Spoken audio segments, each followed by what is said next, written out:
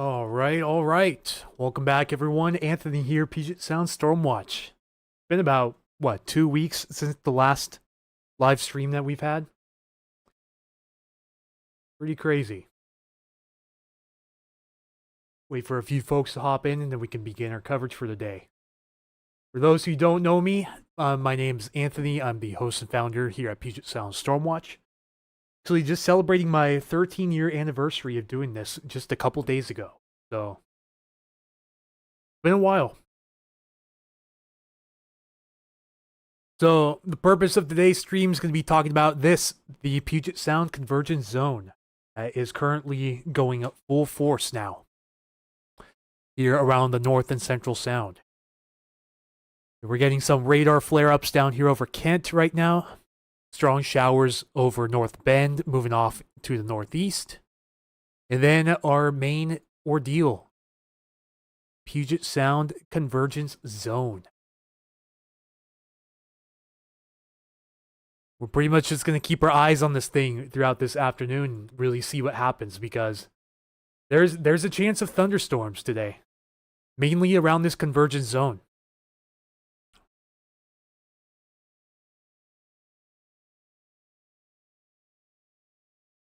And make sure I share the stream.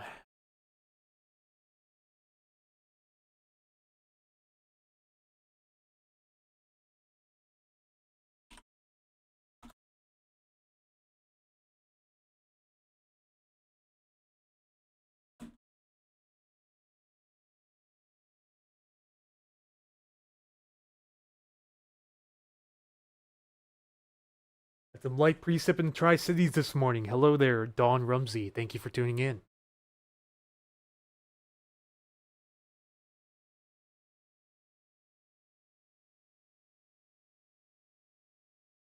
Just gonna post my links over to X and Blue Sky real quick before I forget.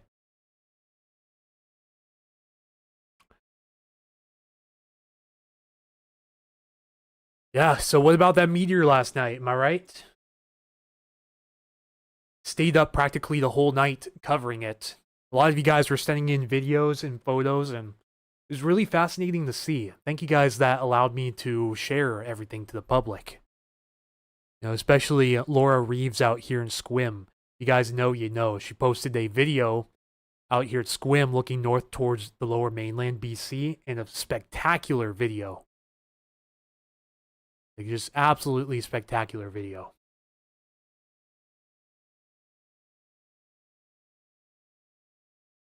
I'm going to pull it up here for you guys real quick for anyone who may have missed it. So anything south of Tacoma and east of Olympia is more than likely not going to get into any action.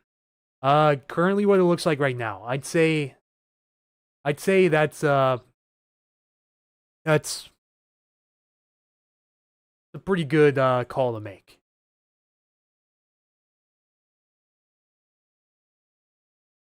So yeah, again, thank you, Laura Reeves out of Squim, Washington, for sharing this video and allowing me to share to all my social media platforms. I've seen there's a few more angles that came out, including a really good one in color too, but I did not get permission from the original poster to share it. It wasn't posted on my page either. It was posted on Ben's page, Washington Weather Chasers. If you guys want to go check out his posts, please do so. But yeah, this is the video I received last night. Again, this is Squim looking out towards the north. Clear as day fireball up in the sky. And a sonic boom heard within a couple of minutes after this too. So the approximate timestamp here is 9:08 and about 49 seconds when the flash peaked. And of course in Pacific Standard Time as well. So satellite imagery, here's a little shortwave trough right now off the coast. This is providing ample lift for the potential for thunderstorms today. It's really just going to give this convergence zone a bit of extra juice when it hits peak intensity, which should be sometime in the next couple of hours. Looking at wind gauges here around the sound, clear as day, westerly surge beginning to fire up here along the Strait of Juan de Fuca, and winds out of the southwest curving the more out of the south. The farther north you go up the sound. So we have winds flowing in through the Chehalis River Gap, as well as the Strait of Juan de Fuca. These are going to merge over Seattle, per se, or surrounding area. And as the flow shifts from more out of the west to more out of the northwest, this is going to bring the convergence zone farther south as the afternoon progresses. We can see this pretty clearly here on the models, too. Looks like all of our 18Z convection allowing models are fully initialized. So this is the HRRR 3km high-res model right here. There's a pretty good idea of what the convergence zone is going to do. This is the last run at 12 p.m. Compare that to what we're seeing now. Definitely, it's got a little bit of work to do, because it's not picking up much down here over the Central Sound on the model compared to what we're seeing on the radar right now. So definitely a bit farther south than what the models are showing, which is why you can't always trust these models in the long run. But this model brings it as far south as SeaTac, maybe even Federal Way in Kent. There's a chance that Tacoma could get in on some of the action tonight, but this is around 5 p.m. tonight. It has a pretty strong, potent convergence zone setting up over the South Sound, moving off towards the southeast. As again, winds are mostly out of the west right now, but as they shift more out of the northwest, this is going to bring the convergence snow farther and farther south as the afternoon goes on. And if we look over the mountains too, this brings heavy snowfall to Snoqualmie Pass. If this is correct, could be getting a nice dump here at Snoqualmie this afternoon. All right, Janelle, thank you so much for the stars. I don't know why Facebook automatically hid your message. That was weird. Elon Ferguson, anything hitting Lakewood area? It's probably going to stay to your north. Really, outside of the convergence zone, the chance for thunderstorms remains pretty low. Will we be getting any wind event? No, not likely. Unless you're directly along the strait or points east of the strait, you likely won't be getting much for strong winds tonight. Heard it in Suquamish. Big boom. Suquamish. Yeah, a lot of people up here in the north end of Western Washington and the lower mainland of BC got rocked pretty good by that meteor last night. Auburn, Puyallup area, there's a chance. It's marginal, but there's definitely a chance. I want to see what the new NAM model shows because I haven't looked at this yet. Compared to what the HER is showing. Yeah, the new NAM brings it even farther south. Not as strong, but places it a bit farther south, directly over areas like Enumclaw, Buckley, Bonnie Lake, and surrounding areas. And then still just has it hanging on here for dear life over the I-90 corridor as we go into nighttime even. And then we're likely going to have the next system come in tomorrow afternoon, and it's going to be a soaker. But no thunderstorms expected with that. Yeah, again, this model I think is doing a little bit better, showing the activity over Seattle right now. I'd say it's doing a better job. Looking primarily at this segment right here. Yeah, I'd say the NAM's got it nailed down pretty good. Maybe underdoing the strength a little bit, but in terms of placement and timing, pretty darn good from the NAM.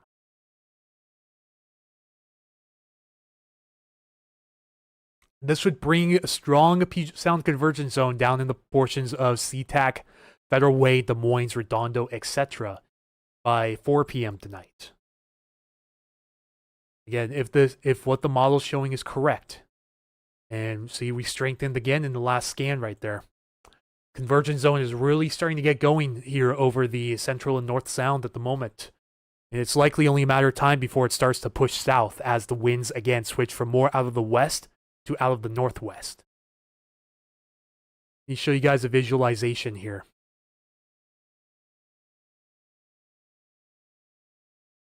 So you got Vancouver Island here, and you got the Olympics right here. So this is going to be a wind tunnel, funnels the winds into the Puget Sound through the Strait of Juan de Fuca here. You got the south end of the Olympics here, and the north end of the Willapa Hills. This is called the Chehalis River Gap. And then you have winds funneling up through the Puget Sound this way in through the gap.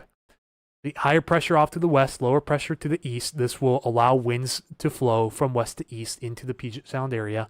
And then you have these converge right about there. That's your typical convergence zone area.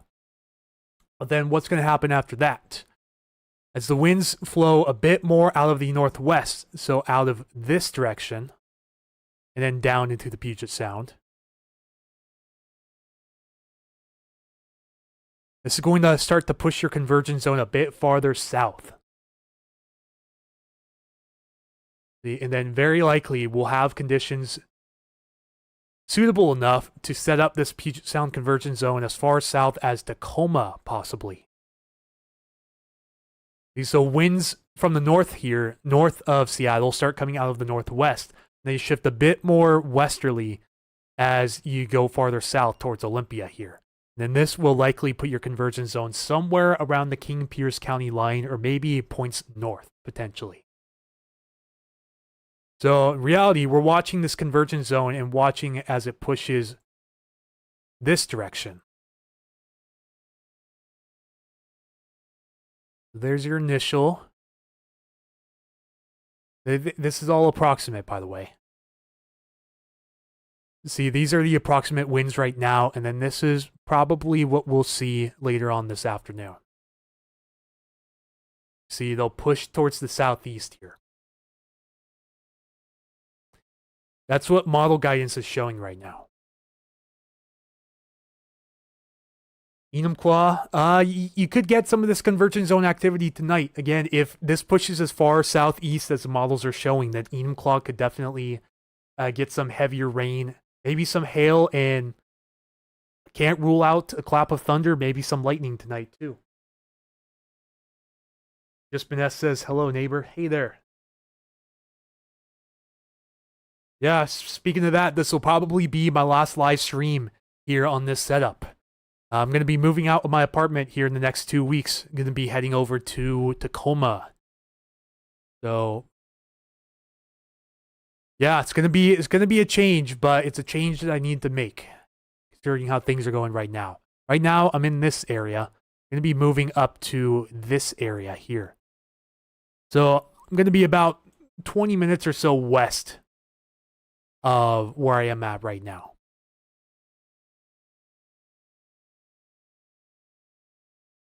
So yeah, I'm gonna miss the small town life living here in Milton, but it's gonna be a very welcome change. Graham today, Graham, you may be a bit far south, but if this convergence zone starts to really push farther south than what the models are showing, then areas like, again, Puyallup, South Hill, Graham, Spanaway could get in on some of the action tonight before the sun goes down, potentially. Approximate time for the convergence to hit around Key Peninsula. 5 to 6 p.m. if it extends that far west. And the direction is likely going to be towards the southeast a bit. So Key Peninsula may miss out on this, assuming it doesn't extend as far west as the models are showing. How's Snoqualmie looking? Hopefully we get something. Yeah, Snoqualmie, you're in line for this. And assuming if you're down in the valley, you probably won't get any snow from this. You may get some hail or potentially some ice pellets, but you really got to be up in the higher elevations. I'm talking the 3,000 plus feet, like Snoqualmie Pass or higher, to have a chance of getting accumulating snow tonight. This will likely result in some brief heavy snow for Snoqualmie Pass. Good luck with the move. Thank you very much. Vashon, yeah, that's going to be one of the areas we're watching too. Vashon is going to be right on the edge of this. Again, if we follow what the models are showing here, this does show Vashon getting hit pretty good here in the next 3 hours. See, this is the simulation for 3 p.m. And you notice how, and it starts over Seattle and then it pushes towards the southeast a bit as the afternoon goes on. And it does depend too on which model you're looking at too. So let's look at the most recent 19Z her here, the hourly runs, and see if it has much of a difference. See, this is pretty crazy right here. This is likely overdoing the coverage quite a bit. We could likely have a convergence zone set up from Gig Harbor area all the way out to eastern Washington, areas like Easton and possibly even Cle Elum. But it likely won't be as strong or widespread as this. We'll probably have some individual showers that are stronger in nature spread throughout this. But again, these models aren't really great at showing precise showers. More so, given a set of initial conditions, this is what it's generating. But again, it's not always accurate on the timing, strength, or coverage of this. It gives you an idea of what to expect. A big step up from the 18Z to the 19Z. If we compare these model times here, let's go to model trend. You're gonna see this has changed quite a bit over the last few runs. See, around, I think the time on this is 5 p.m. Yeah. So 5 p.m. yesterday, it was showing this convergence zone impacting all the way up here in Snohomish County. But as the runs go on, it gradually drags this convergence zone south at the same time. And then just the last 6 runs or so, it's been bouncing it around between I-90 and Pierce County. And 5 runs ago, it even had the convergence zone all the way down over close to Mount Rainier, which was pretty crazy. So the run-to-run consistency is getting better the last 4 runs or so. It's kind of narrowing it down here to between I-90 and the Pierce County line here. So somewhere in this general area, you'd likely see the convergence zone around 5 p.m. tonight. And I like to give a plus or minus 2 hour cushion, because sometimes these events occur 1 or 2 hours early or later than what the model time shows. And just to avoid discrepancy between different models too, because different models usually have different times on this. But I like what the 19Z is showing here. It shows the convergence zone basically smack dab on top of Tacoma, which would give us quite a show this afternoon if it's as strong as it shows here. I'm going to be watching for lightning reports and, hail too. Because when we have setups like this in the spring, we usually get small hail and on occasions thunderstorms with these convergence zones. Just something we're going to have to watch in real time now. So we're basically at that point where model runs don't really matter that much. We're more in the nowcasting period, which is where we watch radar and observe real-time observations in real time.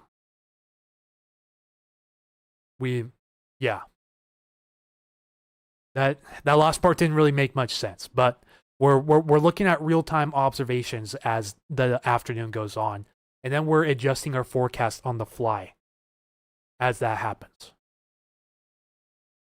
If you guys have any reports from your area, go ahead and send them in if you're watching on Facebook or YouTube. Please feel free.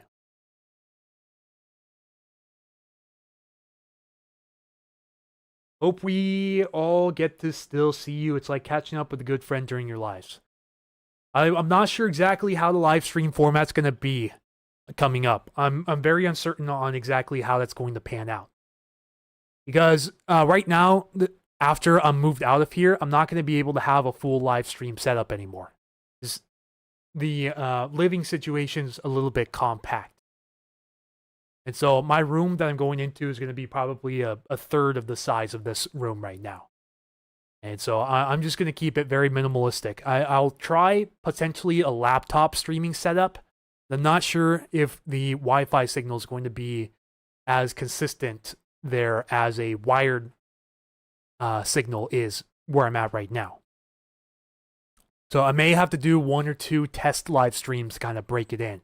Probably just going to bring my laptop, maybe a portable monitor, a webcam potentially, the mic, just have a desktop mic, and then maybe 1 or 2 key lights to keep the area lit up and well balanced. But that's really about it. I'm not even sure if I'm going to be able to have a desk where I'm at. Thank you from Shahalis for putting the time into informing us all. Good luck on the move. Yeah, I appreciate the support. It's not what I 100% wanted to do, but it's what I need to do to survive in the long run.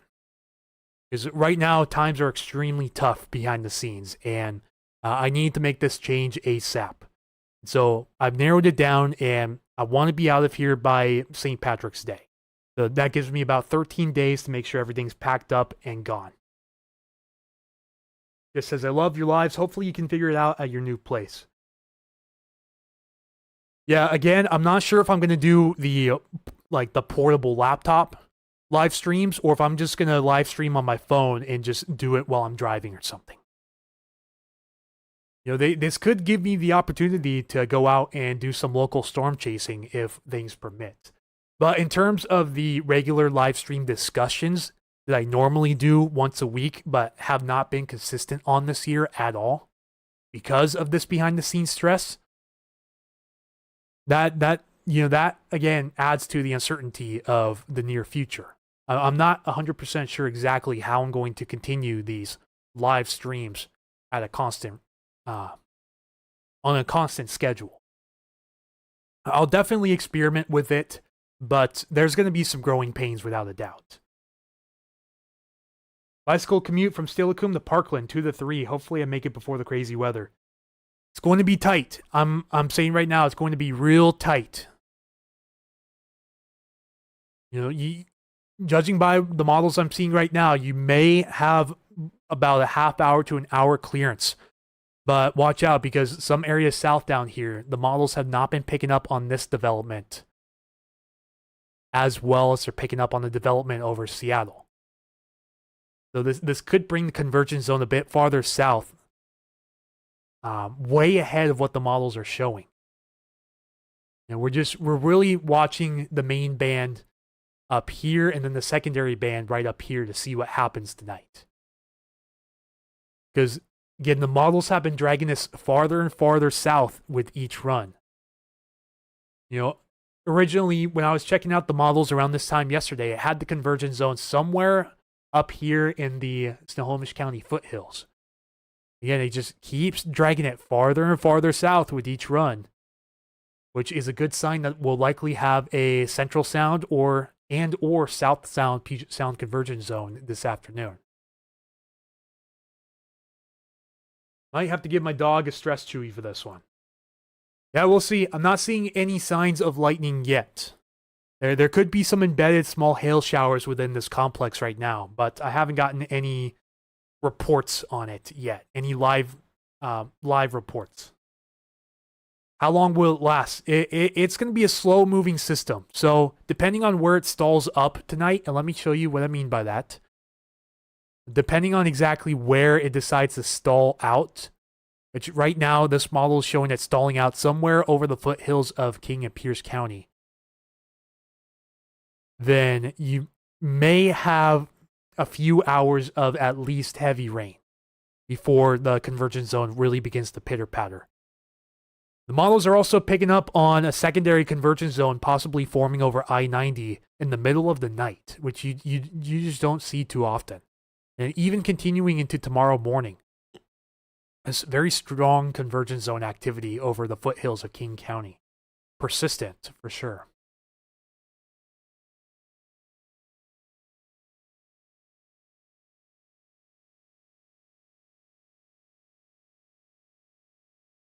That, of course, is just on the HER.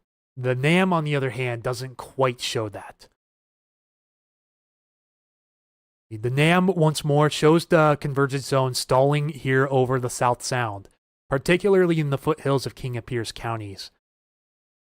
But the timing is slightly different, and the intensity of the convergence zone is also quite a bit different. So depending on which model prevails, if any prevails, then the NAM would have the convergence zone a bit farther south and a little earlier this afternoon, but the HER model would have it much stronger and just a tad farther north an hour later at around 5 p.m.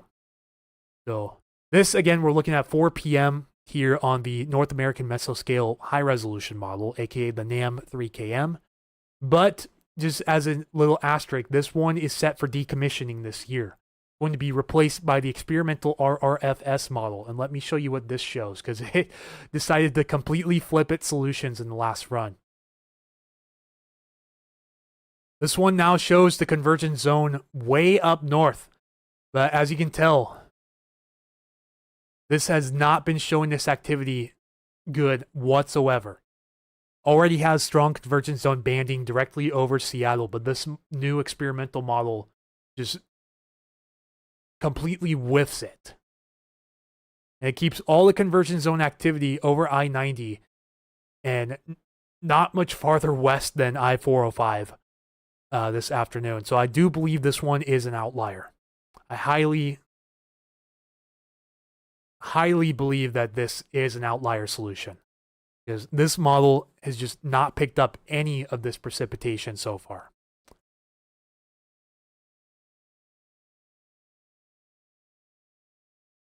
Oh, thank you so much, Brett Kennedy, for your donation of 5 coffees. I didn't even... Was there even a notification? I wasn't even paying attention. I see the coffee bot here on YouTube got it. So, yeah, thank you, Brett Kennedy, for your donation of 5 coffees. I really, really appreciate that.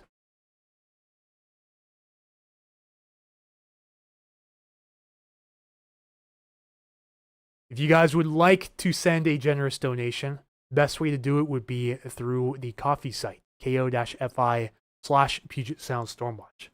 Go ahead and link this in the comment section on YouTube and Facebook down below.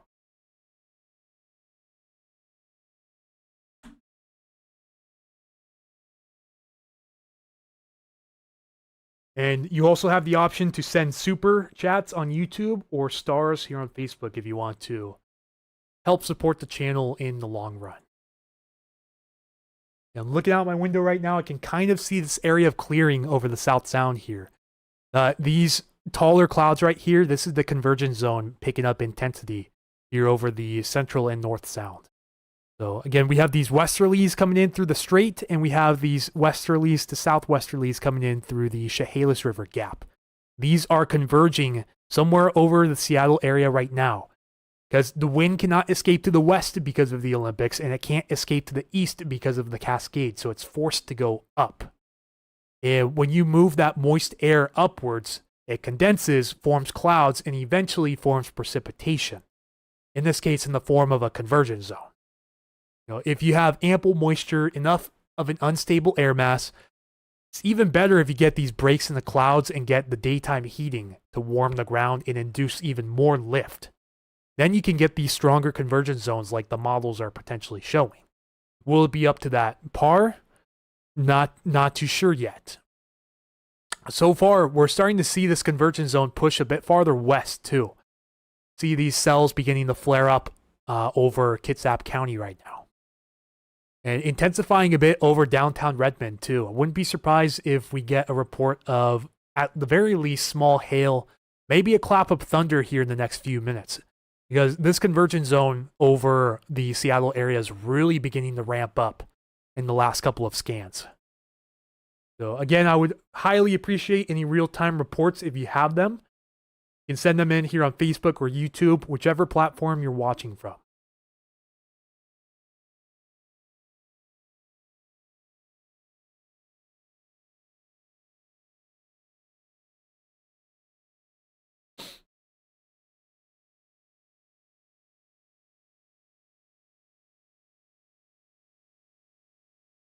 See if I can go back in time here.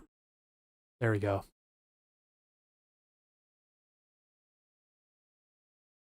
Yeah, sure, let's play back from the beginning. This was at 9:40 a.m. this morning. We had this area of rotating showers coming into the sound. And then you notice the wind shift right behind it.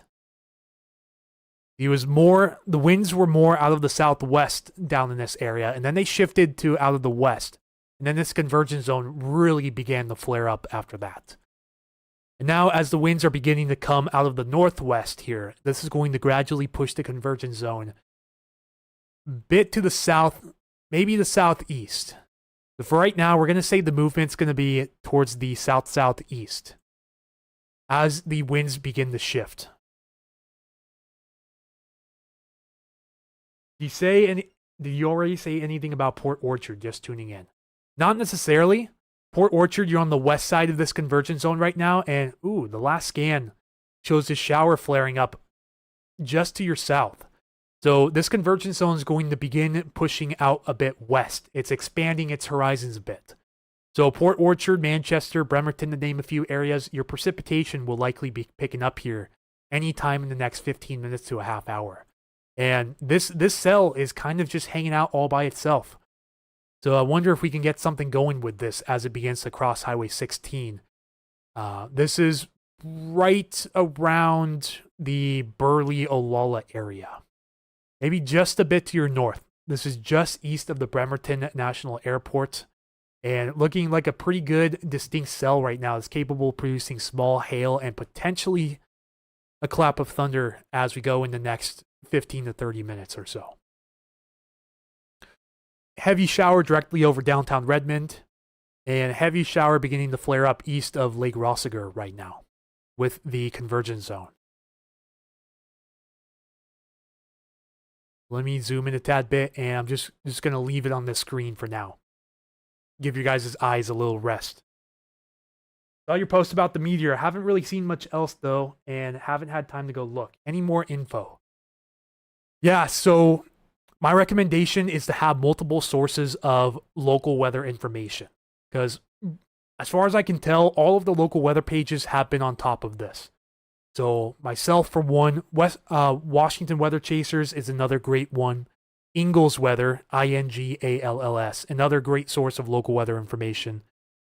Western Washington Weather, a group run by someone who actually lives 2 miles to my north, as a matter of fact. And then there's a couple other small little weather pages sprinkled in here and there. So, but I highly recommend having redundant information so that you don't miss out on something important. In case one page doesn't put something out and the other pages do, you want to be able to expand your horizons so you don't accidentally miss something super important. But here's that Meteor video again. You guys want to watch it. This again was sent in by a viewer out of Squim looking north towards BC. Clear as day fireball with the flicker too. If you've seen a lot of like those dash cam Meteor videos, you know this distinct flicker as the meteor burns up in the atmosphere. There's currently no indications that this thing hit the ground. It's initially looking like it burnt up in the atmosphere before making impact. But if it did make impact, likely way out in the mountains where you won't be able to access.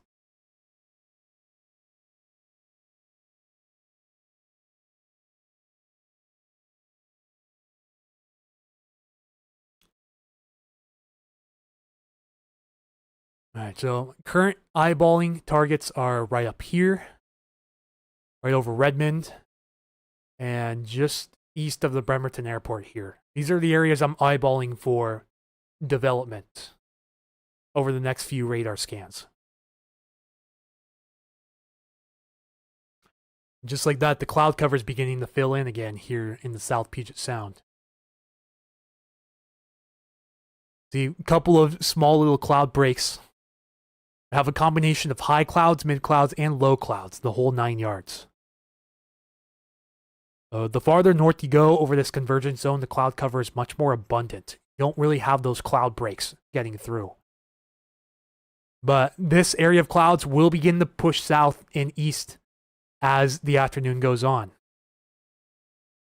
Okay, so if you have any sun breaks, enjoy them while they last. Likely not going to be around much longer.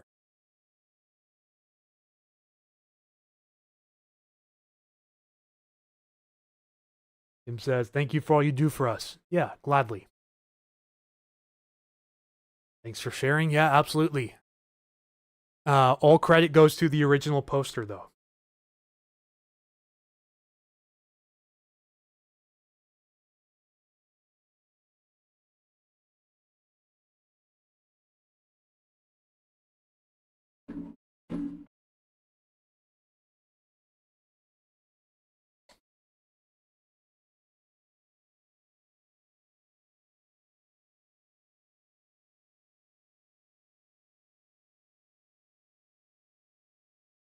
Again, if you guys have any reports of what you're seeing out there, go ahead and send them in.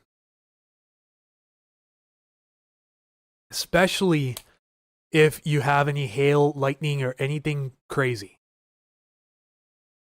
You know, if you see a flood, if you have strong winds, anything that's not rain, really, because who cares about the rain?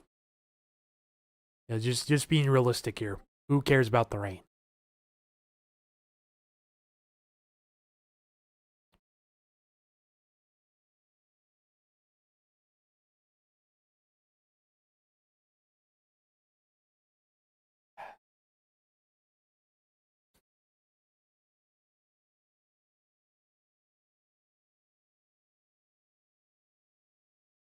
Not expecting any wind with this stuff, right?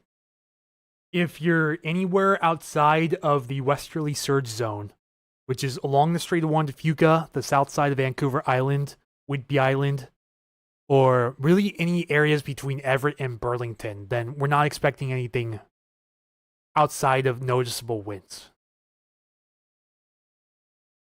Like, you know, we could get some breezy gusts coming down that strait as the afternoon progresses, which could impact some areas like Everett and Burlington and Marysville, Arlington, to name a few spots, especially Whidbey Island. Whidbey is completely exposed to the west. Even then, I'm not seeing anything super major, like not much higher than maybe 45 mile per hour wind gusts.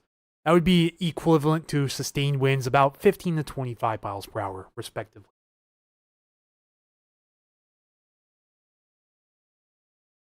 And yeah, we can go check out some model forecasts on the winds too, while we're hanging around waiting for this convergence zone to do something.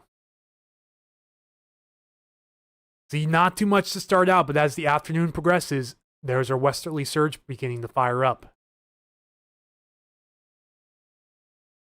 And this would likely peak overnight for areas like Whidbey Island, Port Townsend, and Sequim, to name a few spots. With this model here, the HER, showing wind gusts pretty close to 45 miles per hour at times. And it has some of these winds leaking out into Everett and Mount Vernon as well. The Everett showing a wind gust of 34 miles per hour out of the west-northwest at about 4 a.m. tomorrow morning. But outside of there, just a little blustery at best.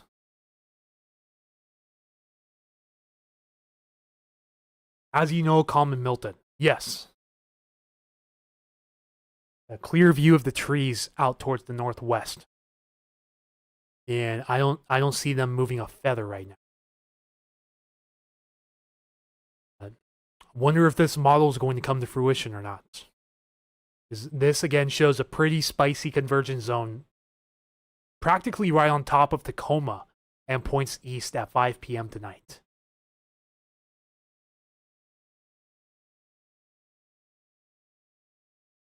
We got a new radar scan in, and this cell out here is looking a bit more enticing. This one appears to be moving to the east right now.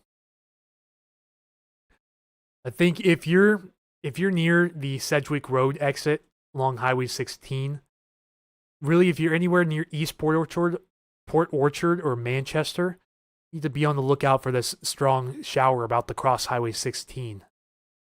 Because that could be bringing small hail as we speak. It's got to be dumping on downtown Seattle right now. Just dumping rain.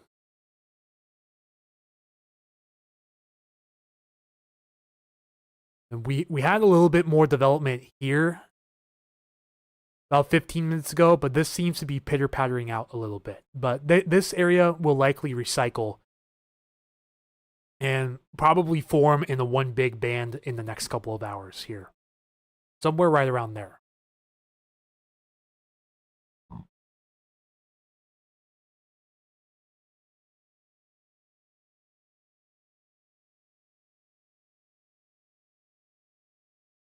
Yeah, so if you have to cross Snoqualmie tonight, I would highly recommend holding off on that.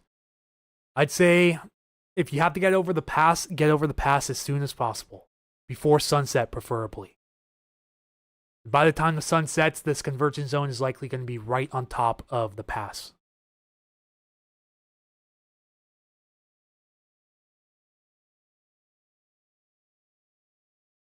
See, there's your pass, and the blue is your snow. Depends on your model of choice, of course. Each one has its biases.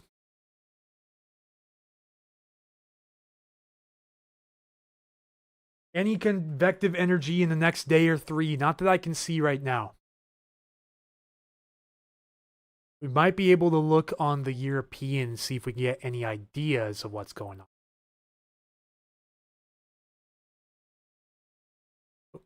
Not the right region, that's Canada.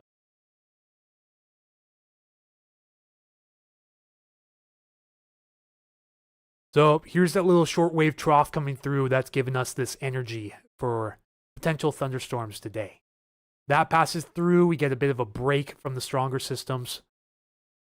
We'll very likely have a wet system clip us tomorrow too, moving out of the northwest. It shows up in the higher res models, but it doesn't show up as well on the shorter range deterministics like the European, for example. See, and then it's even showing the potential for atmospheric rivers to return in the short term. About 4 days out or so, it shows a pretty progressive, short-lived atmospheric river. But that won't bring much for impacts to the area. So I think I saw what looked like maybe a convergence zone somewhere in here. But I'm not seeing any major indications that there's going to be any concerning weather in the next week or so. But once you start getting out past that, then we go into fantasy land here, and these models have been kind of sniffing out potential wind events. Like, depending exactly what happens with this system right here. I could bring a strong enough pressure gradient to bring some strong southerlies up through the Puget Sound, but this would be all the way out into next Wednesday. I don't think this is going to work out like this. This forecast will very likely change. Then a couple days after that, it brings a storm system pretty close to us. But this is pretty weak in nature. We'll have to watch that closely because that's still 10 days out, and any changes in strength or track could bring larger swings to the forecast. And then once we go deep in the fantasy land, 10 to 15 days out, actually looks much drier than it should be this time of the year. That will likely be because an upper level ridge sets up shop near or over our area. That will help block out any of the heavier precipitation systems. So that's just a quick little sneak peek at the extended.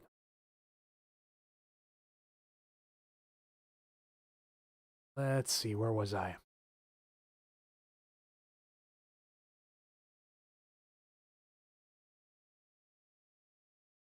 See, models like the NAM show this next system coming in Thursday and Friday.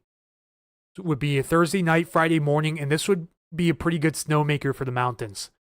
And as usual, your typical cooler rainmaker for the lowlands.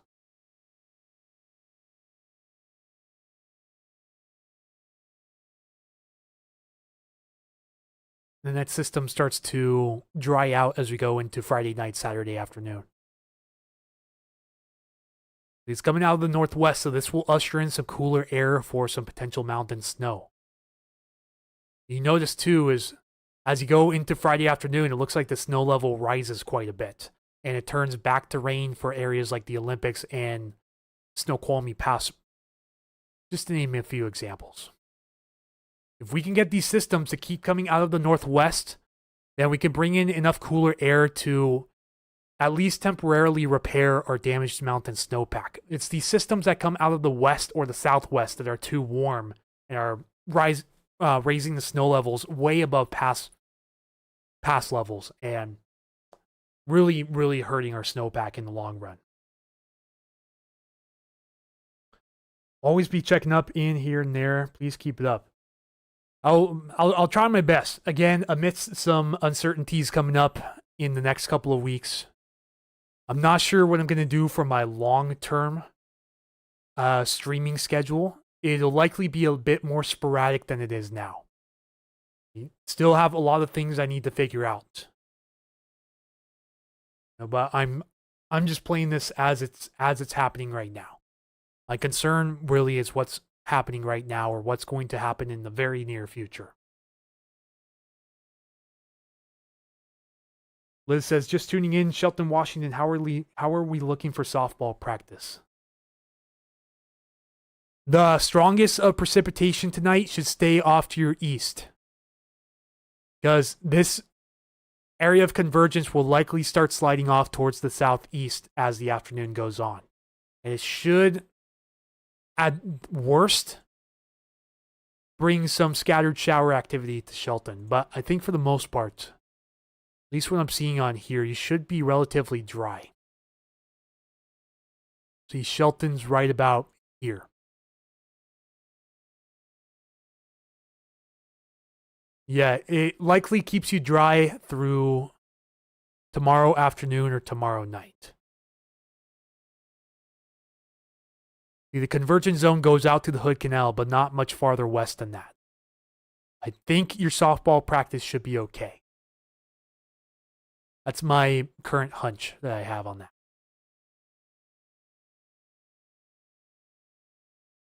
Sure thing, glad to be here to help.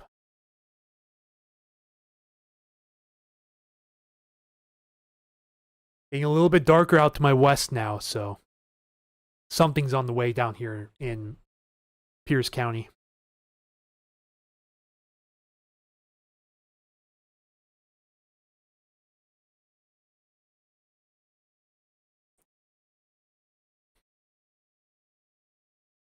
Yeah, this shower that was just south of Port Orchard doesn't look as intense in the last scan, but there's still plenty of time for this to recycle and popcorn, as I like to call it. I like to call these popcorn showers because they pop and then they sort of collapse on themselves and then they pop. They just constantly recycle as long as you have enough energy in the atmosphere to support them. And sometimes these pop enough to where you get a little hail shower or even a clap of thunder or some lightning if you're really lucky.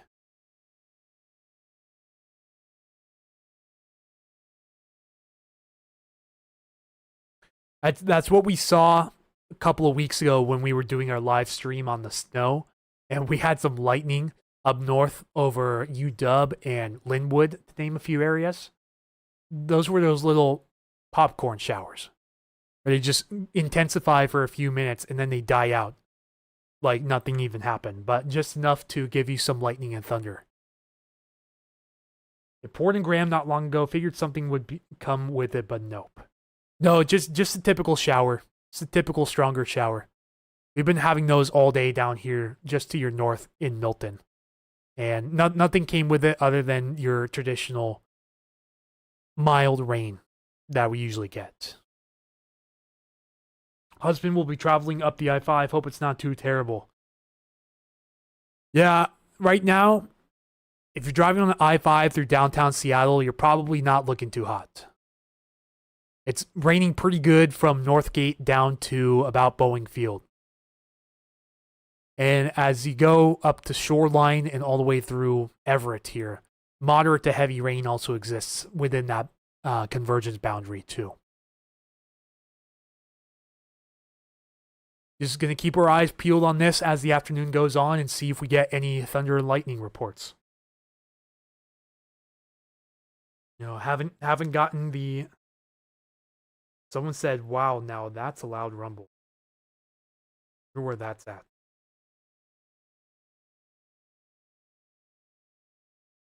Okay, it turns out it was just a train down in the valley.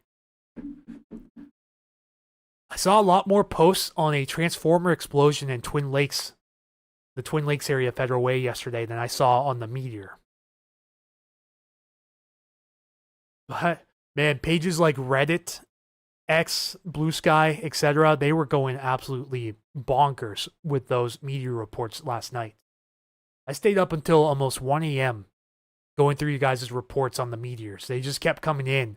And, I mean, I've gained already over 600 followers on my page just because of that.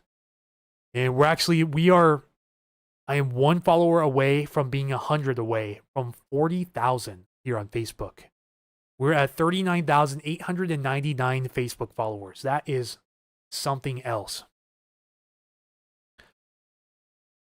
As long as we have a consistent day today, I have a feeling we can hit 40K either later on this afternoon or tomorrow morning sometime, which would be a massive achievement.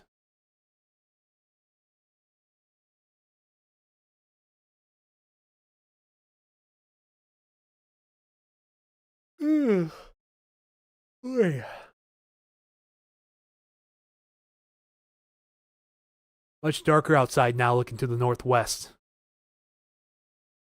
My window is looking towards this direction, so looking at this shower forming over Highway 16 now between Port Orchard and Bethel. Bethel, Burley, Olalla, whichever key city you want to use for Kitsap County down here. It's starting to get pretty dark off to the northwest now. So something's happening for sure.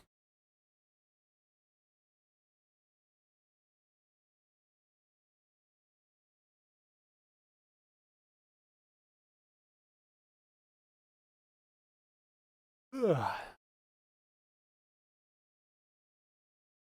Got a new scan there. Looking a little stronger out here near Duval Carnation now. Probably raining pretty good along. Yeah, my dad's up in Federal Way and clouds are looking pretty mean just north of Federal Way. That's what I can see from here in Milton. Probably raining pretty good right now over Highway 203 between Stillwater and Duval right now. Down here in the valley. So wouldn't be surprised if we have some localized small stream flooding between Duval and Carnation, where the convergence zone is stalling right now. And between Woods Creek and Monroe, too, another area of heavy showers showing up here on radar. Not quite enough to get some lightning, but maybe enough to get some small hail. At the very least, a brief, strong downpour of rain. Like, that's the bare minimum we're talking about here is brief, heavy rain.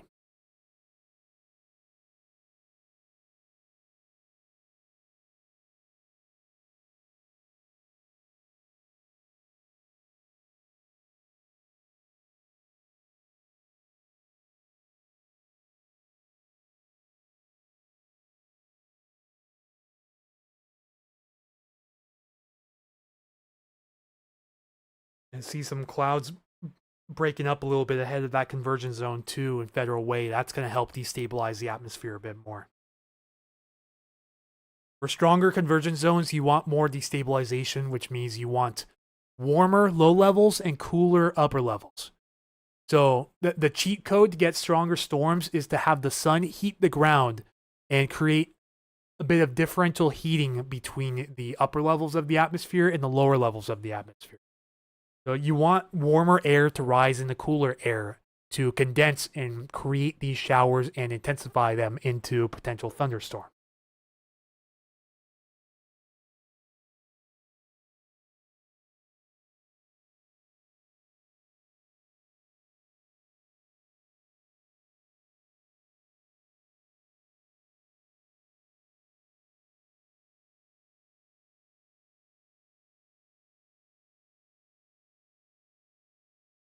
I'm not seeing anything on the lightning maps yet.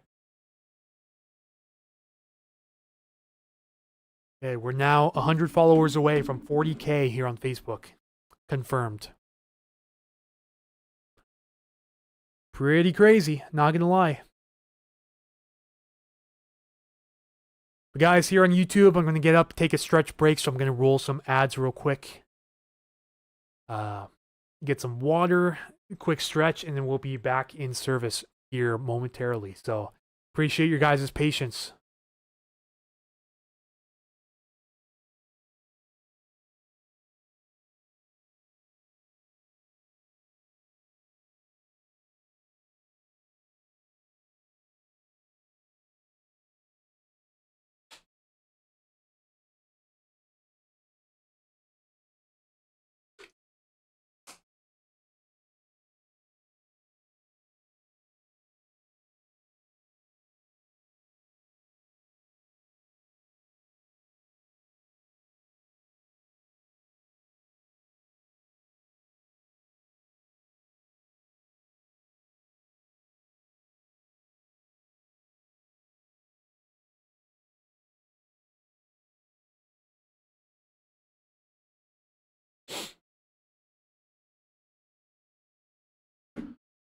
It's for sure a pretty gnarly downpour over Duval right now.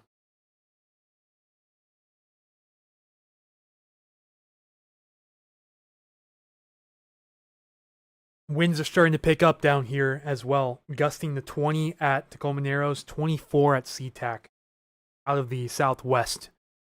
The definite wind shift taking place right now, and this convergence zone is going to begin to slide towards the south as the afternoon progresses.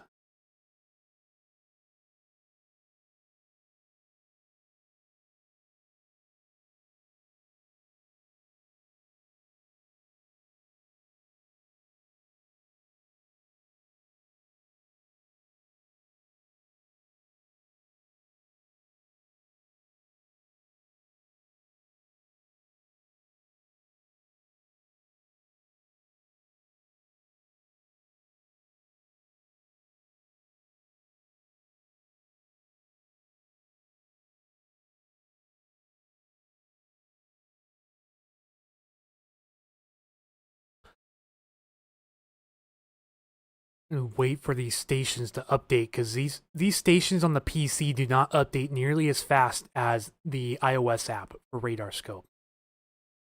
May just have to go back to the current observations.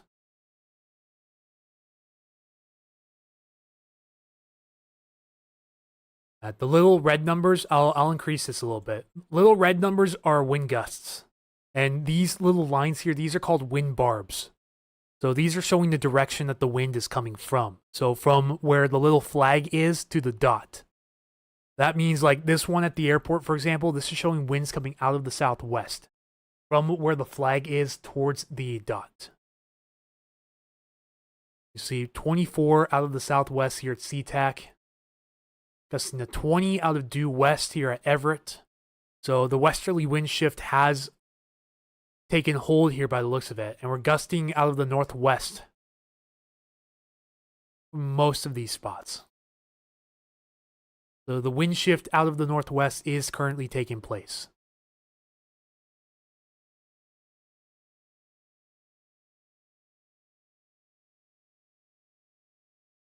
Didn't see any ads when you got up. Well, maybe you're one of the lucky ones. I have the ability to manually run ads when I take breaks. So I just let that one run. Maybe some of you guys got the ads, some of you guys didn't. It depends too if you have YouTube Premium also. If you have YouTube Premium, you won't get a single ad throughout this live stream.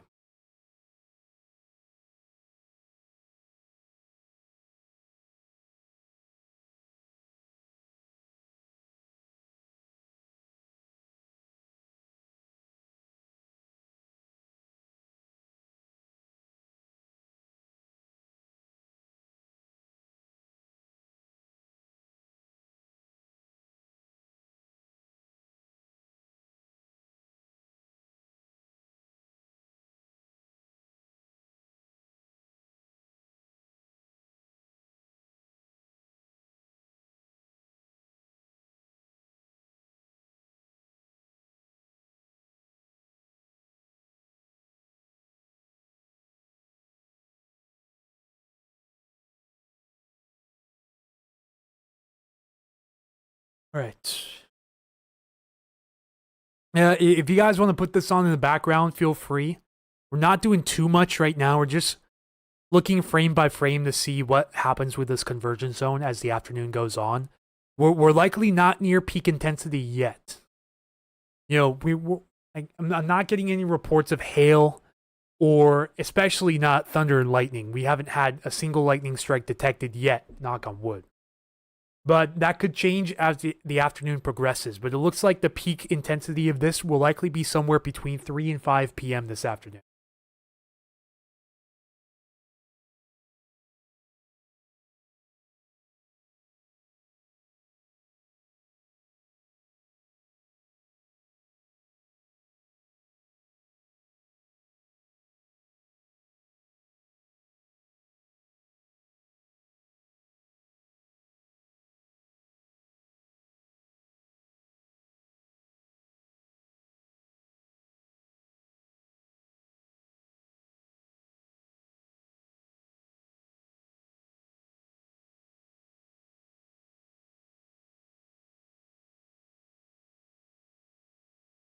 What weather site is this?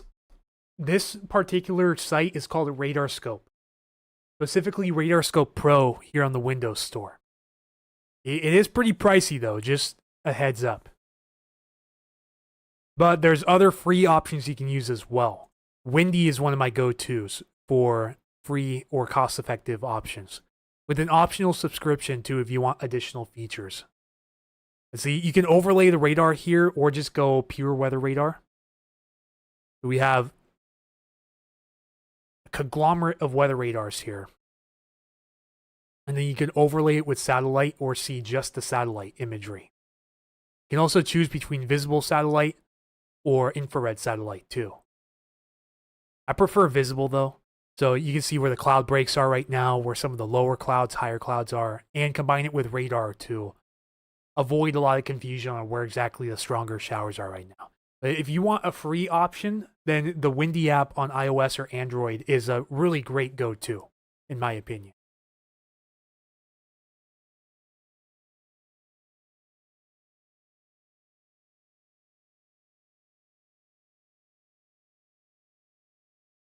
How about the WindBarb map? Yeah, the WindBarb map, this one is through the National Weather Service. And the link for this is right here. I'll post it on YouTube for you. Just a heads up, you'll see something completely different than this when you first go on the site. You'll likely see something like this, where you'll see the hazards and the warnings. You can't really see it behind my webcam. You can disable the layers and then go over to a tab that says observations and then enable surface observations. And then you'll likely see something like this. And you can play around with the parameters as well. And you can change the density too. So if you want to see more stations as you zoom in, then increase the density up towards all. Then you'll see all of the applicable stations that are linked with the NWS. Also look at individual parameters too. You can't see the drop-down menu right now, but I can select something like wind gusts, for example, in the drop-down menu. And it'll show you all of the maximum wind gusts in the last recording period for each station. In this case, it's usually between every 5 to 15 minutes, depending on the station. You can also see something like max wind gusts, for example, since midnight. And you see we had like 31 down here in Enumclaw, 35 at the Tacoma Narrows, etc. This one's wrong, by the way. That station has been acting up ever since it lost power in the December windstorm. Just a few things you can look at if you want to toy around with this site. Yeah, sure thing, Dobbler Dave.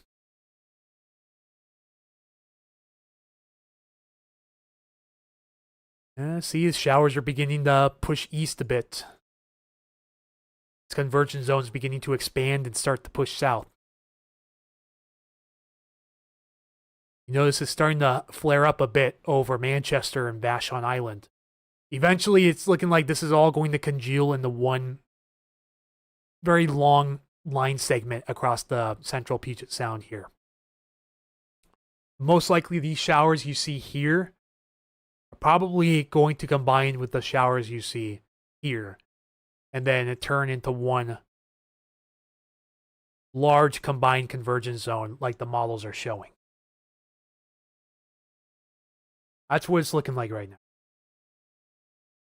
Is that swath of heavier rain expected to come through Auburn? I'd say very likely, yes. It's gonna take a couple of hours for it to make its way south down here, but every model I've seen shows Auburn getting impacted with some sort of rain tonight.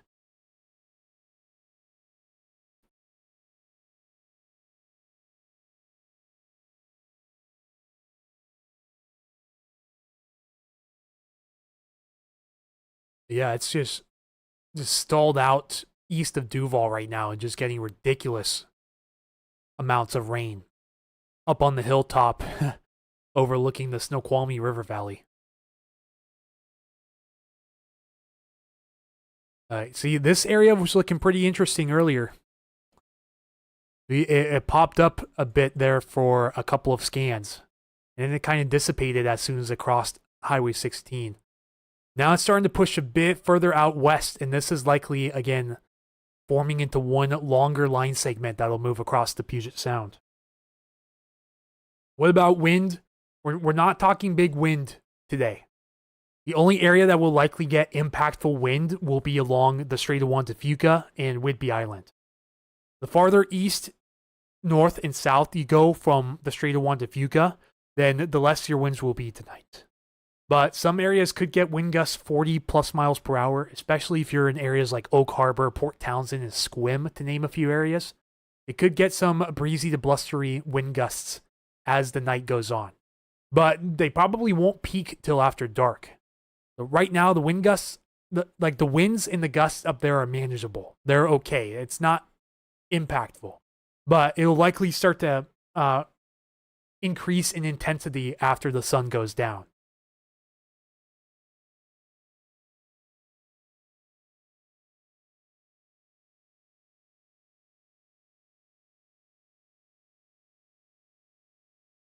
Yeah, elsewhere around the sound, just seeing a pretty light breeze at the moment.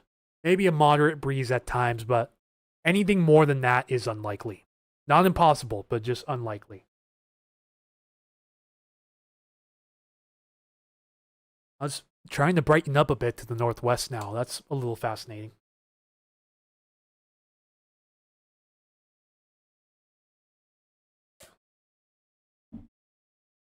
But keep our eyes on that as the afternoon goes on. In the last few frames, you can definitely start to see this convergence zone expanding off to the west. There was nothing there.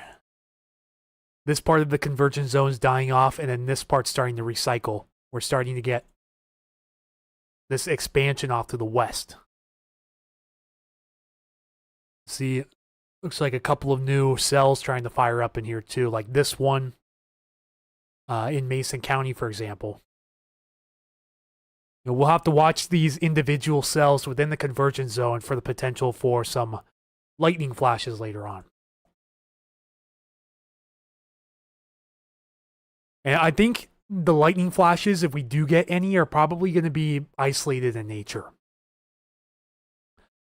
There was better confidence yesterday, but confidence seems to be decreasing as time goes on. I can show you the approximate forecast for lightning flashes too. And we have new imagery coming in from the most recent HER model. It's still showing an impactful convergence zone over the South Sound tonight, around 5 p.m. You compare this to the last 3 runs, for example. This was 2 runs ago. This was the last run, and this is the current run. So the run-to-run agreement is increasing as we get closer to 5 p.m. It's showing the convergence zone in around the same area, around the same intensity, at the same time. This is what we want to see if we want to make a reliable and accurate short-term forecast for this.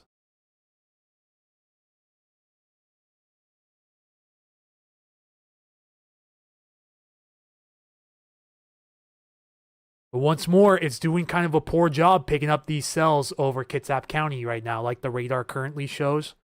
Models are not doing a great job picking up this this lift going on over here right now.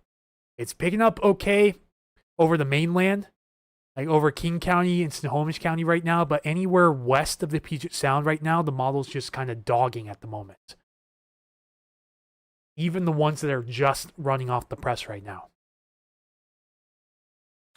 What's going on in Bellevue right now? Not too much. Bellevue, you have rain in the vicinity, but nothing more than that at the moment. Heaviest of rain is off to your east, and we're watching some development off to your west right now. Which all of this should begin to push a bit farther to the south-southeast as the afternoon continues. So we're watching for this to become a southward mover.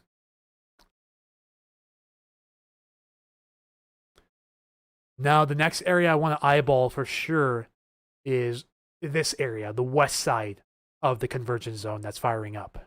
This looks like it has the best shot to produce some hail and maybe some lightning if we're lucky.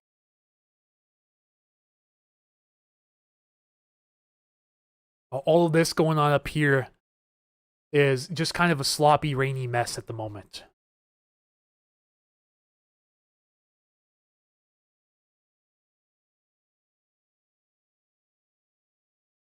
And just to take a wider look at things right now, what's going on at the moment.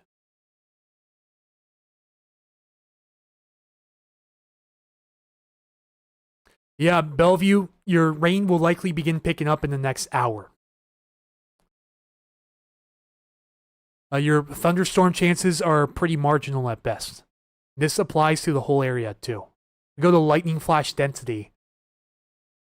This is predicting the lightning flashes to pick up as we go into the afternoon time, mainly I-90 southward, with really good chances of lightning over I-90 in the next 2 to 3 hours. So this is just something we'll have to keep our eyes peeled on.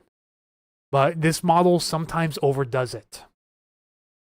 Even though it's showing potentially strong storms and lightning, usually it overdoes it most of the time. So for all we know, this could just be a tease and it could be a whole whopping nothing burger. But the model consistency is increasing and it's showing these stronger convergence zones more frequently as each model run comes out. So I kind of have a hunch that maybe we'll potentially have 1 to 2 lightning strikes detected, maybe even more than that. And even then, that's kind of on the higher end of things. You know, that's me being optimistic in this situation. It's starting to get dark again to the northwest, so something's going on. Again, this is the new HRRR model run, valid at 5 p.m., and it shows a decent convergence zone over the South Sound, impacting areas like SeaTac, Renton, Vashon Island, Gig Harbor, Tacoma, Federal Way, Des Moines, Kent, and Snoqualmie Pass also. Snoqualmie Pass, this will be in the form of heavy snow, most likely. Enough to probably cause a few inches of accumulation to build up on I-90. Getting a little flare-up down here, too. Yeah, see, that was nothing and then was something.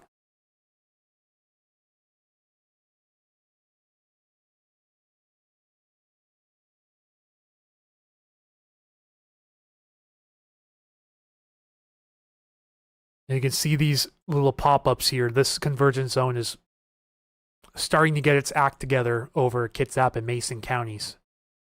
It's only a matter of time, most likely, before this becomes one huge congealed line segment, like the models are showing.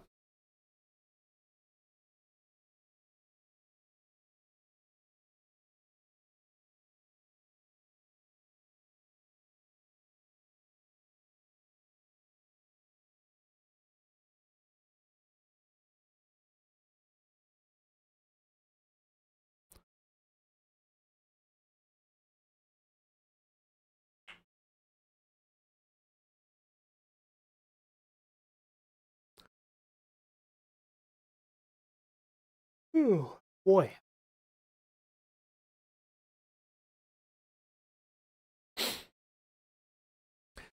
For anyone who may be new, welcome in. My name's Anthony. This is Puget Sound Stormwatch on Facebook and YouTube. Have a lot of new fans jumping on to Facebook after that Meteor last night. Several hundred of you. So if you guys haven't tuned in before, I usually do these live streams on a regular basis. I did them more on a regular basis last year. Kind of a bumpy start this year. And things are looking pretty uncertain going into the next couple of weeks. So this may be the last live stream I do in this studio, aka my own apartment. I'm gonna try to work around the kinks and hopefully get you guys the regular content again. Just pick up where I left off before.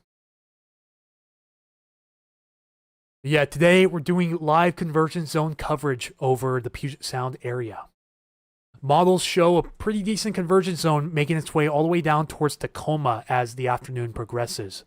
In the next 2 to 3 hours, we're going to watch for the southeastward propagation of this convergence zone towards areas like SeaTac, Federal Way, and Tacoma, possibly. And with the potential, too, the area is included in a day 1 risk of non-severe thunderstorms. So there is a very small risk of getting a thunderstorm over western Washington as the night goes on, but not a guarantee. So if you're expecting thunderstorms, expect disappointment too. It probably won't happen for you. You may have to be one of the lucky ones tonight. It really depends on if the model guidance is correct or not. As the models show a very long and stout convergence zone making its way over to Tacoma by around 5 p.m. or so tonight. But if that actually happens, we'll have to keep our eyes peeled on this in real time to see if the trends match what the models are showing. Otherwise, we're going to have to change the forecast, like completely change it up with little to no notice and go from there. Which is frustrating, but it happens all the time. It's human nature, pretty much.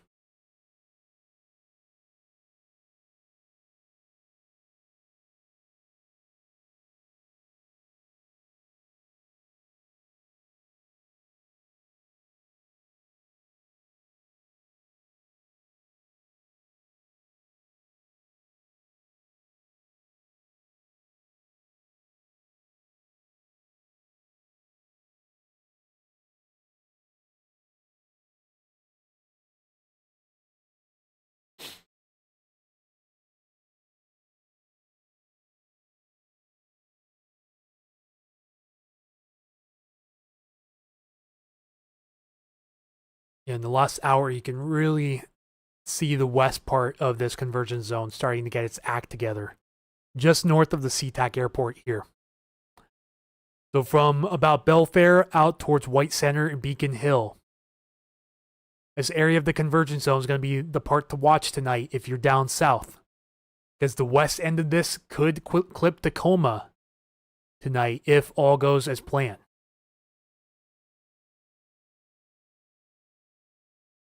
It really depends if the west end of this can start to flare up.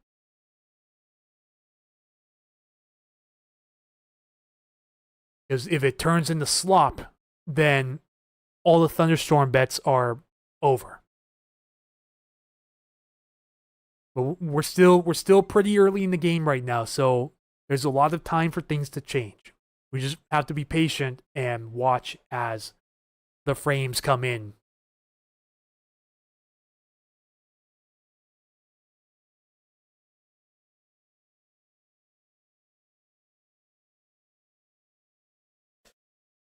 Breeze is starting to pick up again here, Milton.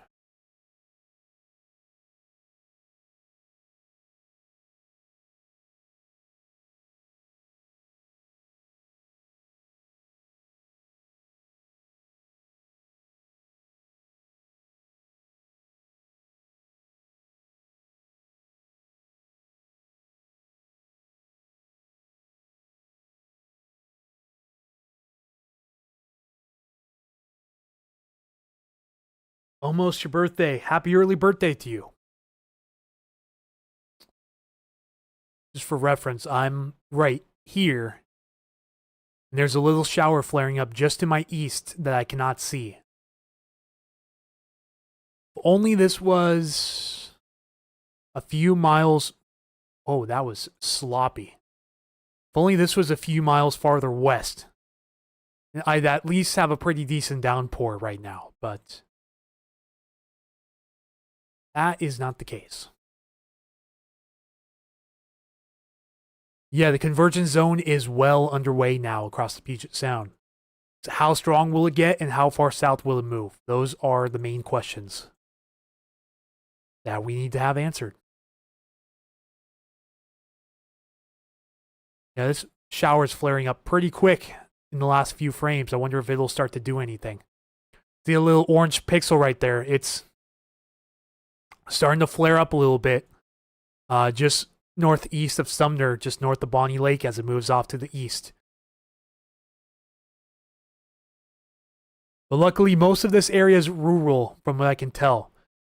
Highway 164 goes through here, the White River Amphitheater somewhere in here, and then Highway 169 is right about here. So moving between the cities, go figure. Then it will move harmlessly off into the foothills and likely spend the rest of its life over zero population. This is probably the strongest it'll get unless something surprises me in the next few frames.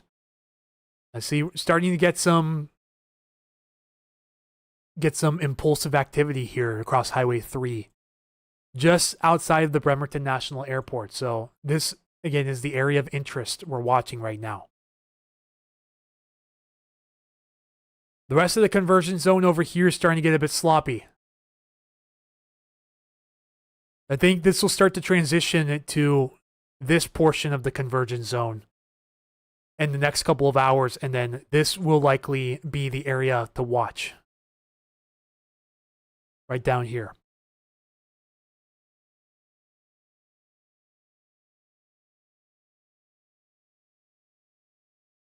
Three more months until hurricane season starts. That is true. Good thing we don't have to worry about that here.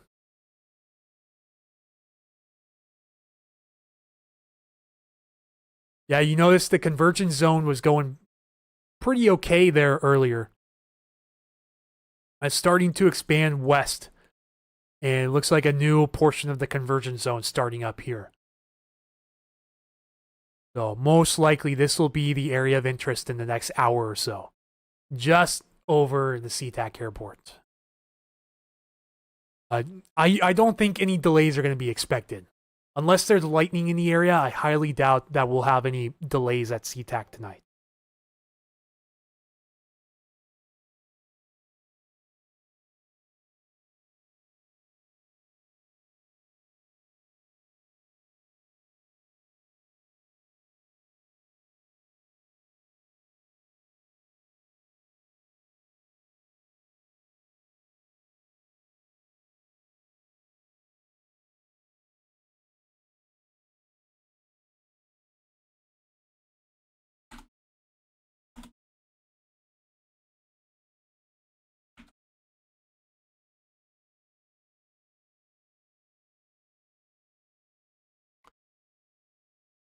Of course, this shower's like maybe 5-6 miles east of me, and then it starts to flare up. Just my luck down here in Milton. It's not anything major yet, but we are seeing some development south of the convergence zone. Down here over the South Sound now. And you can tell already, this is becoming much more organized from Mason County over to I-5 here. So starting to switch away from the foothills of Snohomish and King County, starting to shift down towards more of the Central Sound I-5 corridor area.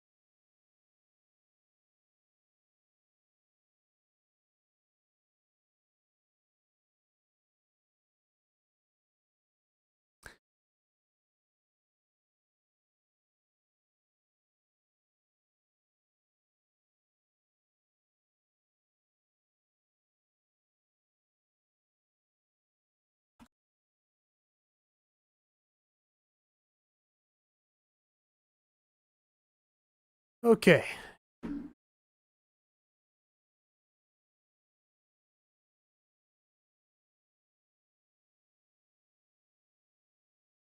Seeing a few photos come in from around the area. Looking pretty interesting off to the west here. See some pretty interesting cloud formation, so let's see what happens.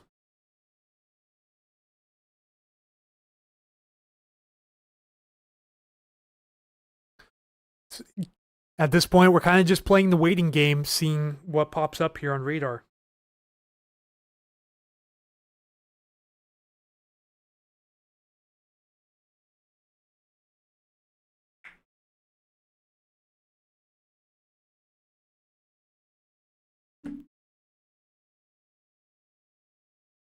Well, now it's getting really bright outside now.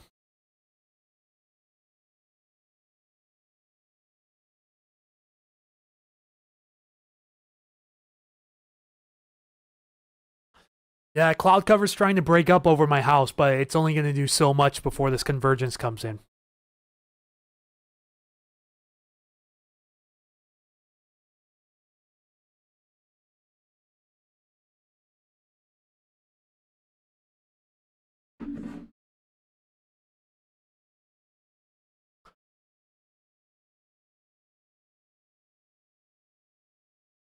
Go look at some current observations again.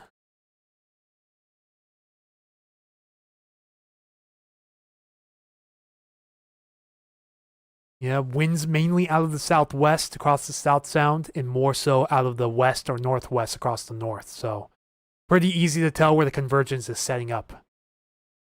Right across the Central Sound right here, where those northwest and southwest winds are clashing.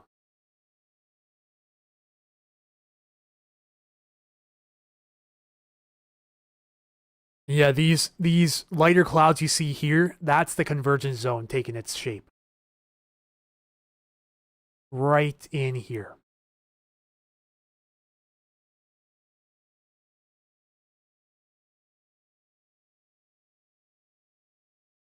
Then this swirl here, this is our shortwave trough that's given us ample instability or the potential for thunderstorms. It's really the MVP of the thunderstorm conversation right now. See, that shower's still trying to hang on here as it crosses over Lake Tapps. Then starting to get some increased activity here just northwest of the SeaTac airport at the moment. This is basically right over Normandy Park and White Center. We're still kind of watching this new area of development here about to cross Highway 16, just south of Port Orchard. A couple of flare-ups I want to keep my eyes on in case we get some reports of hail or maybe even some thunder if we're lucky.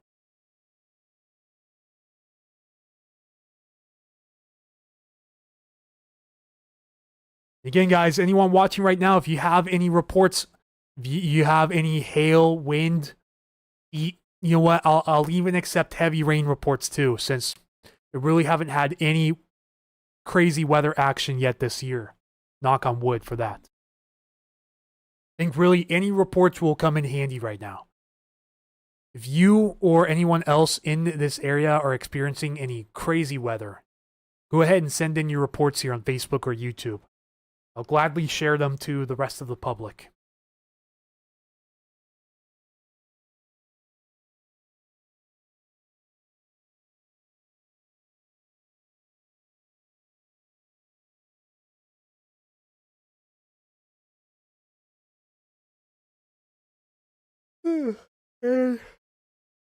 There's the breeze picking up again.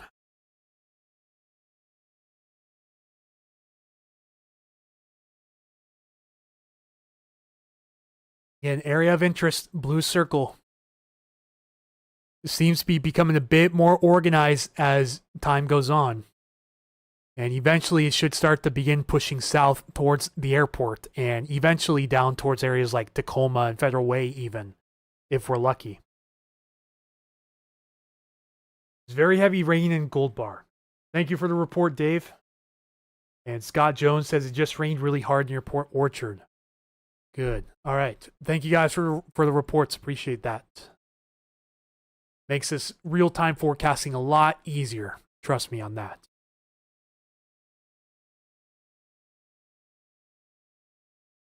We're just kind of hanging out, waiting to see what this convergence zone does, because it's still, again, according to model guidance, is still pretty far from hitting full maturity.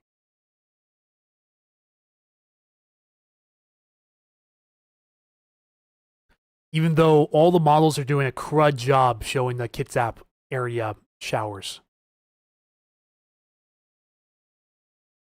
And see, this really doesn't show anything.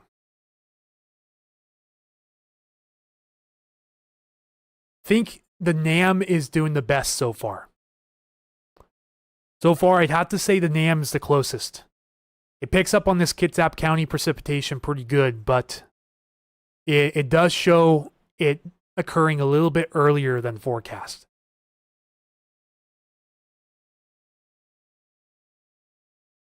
And you see, even the NAM gradually brings us down south towards SeaTac, Federal Way, Des Moines, and surrounding areas too. This would be by 4 p.m. if that were the verify, and then likely over King and Pierce counties by 5 p.m.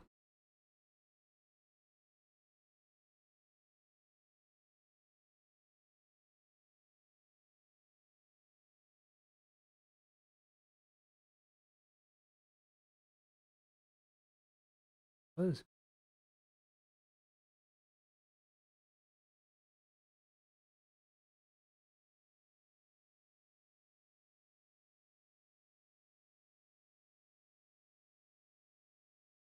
cloud formations look pretty interesting over the Puget Sound right now.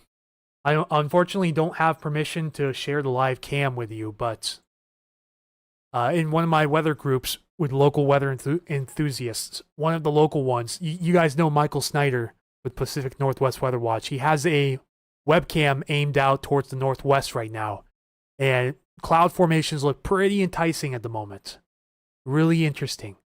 But I do not have permission to share it on my streams, unfortunately. It looks like this area is really starting to ramp up its activity. I want to see if we have any visible rotation up there, which... Not seeing anything too substantial right now. You know, no noticeable wind shifts that I can see, which is good. But this shower down here is just kind of meandering on the county line right now.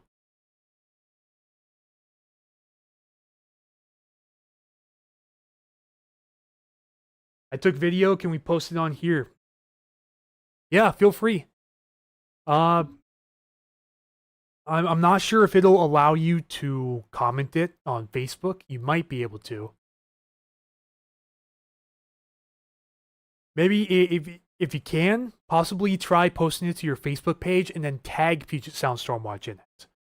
You can tag me, or you can also send the page a direct message, and I can show it from there too.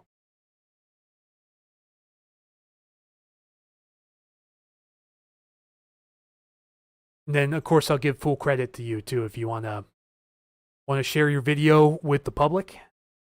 It won't. Okay. Weird. What you can do too is I will attach my email on Facebook if you want to email it. And I should be able to pull it up from there.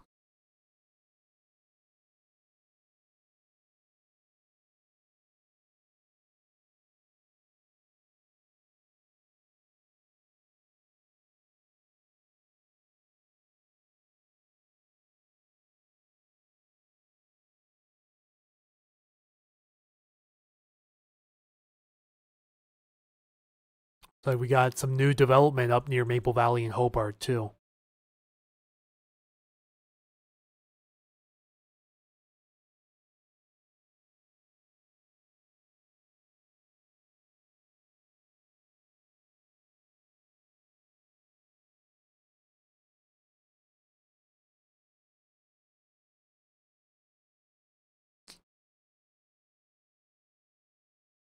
And we need more live streaming webcams around the sound, I'm telling you right now. Traffic cams aren't going to cut it.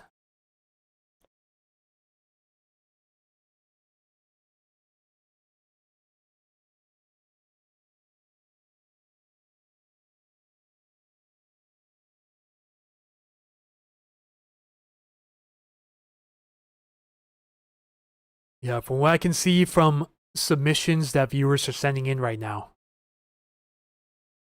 This is going to be the area of interest, 100%. Just now jumping in, can I have the spark notes of what's going on? Hey there, Ashley, welcome back. So, currently just watching some of these showers flare up down here in the South Sound, but not doing too much. The area of interest right now is the convergence zone across the central Puget Sound area. So, we're watching some of this activity earlier over the North Sound and the Central Sound, but that is kind of pitter-pattered out and is transferring a bit farther west now. And then forecasts show, and it looks like it's starting to do it here shortly, that this convergence zone is going to begin to slide southeast towards Federal Way, Tacoma, and surrounding areas. But the main area of interest is definitely this line right here. It's looking like these two are going to congeal into one extended line segment and then slide off towards the south or south-southeast. Kind of like this. And ETA is about 5 p.m. for Tacoma.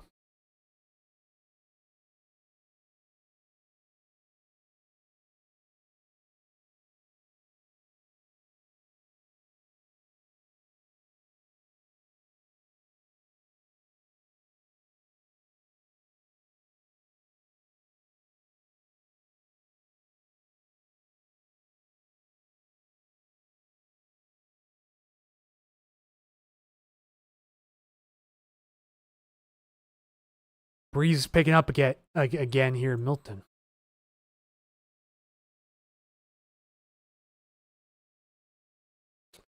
Yeah, there's some rising motion in the clouds from what I can see.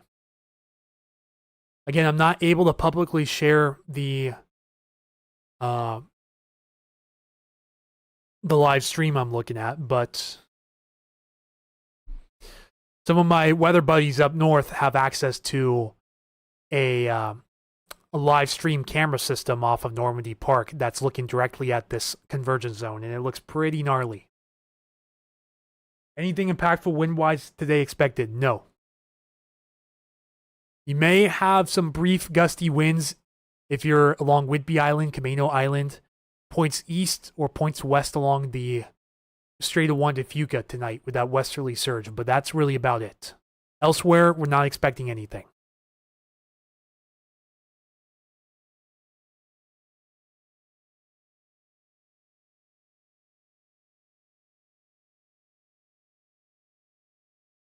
Sun's still trying to break out down here over my area.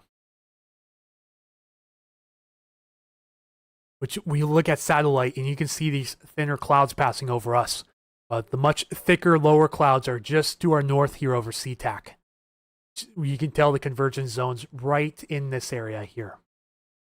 Scott says email sent. Okay, I'll be on the lookout for it.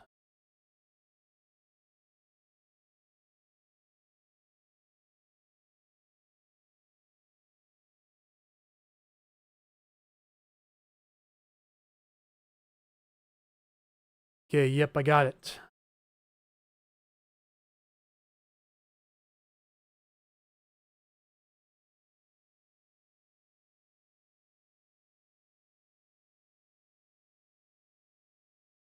Let's see if I can open it.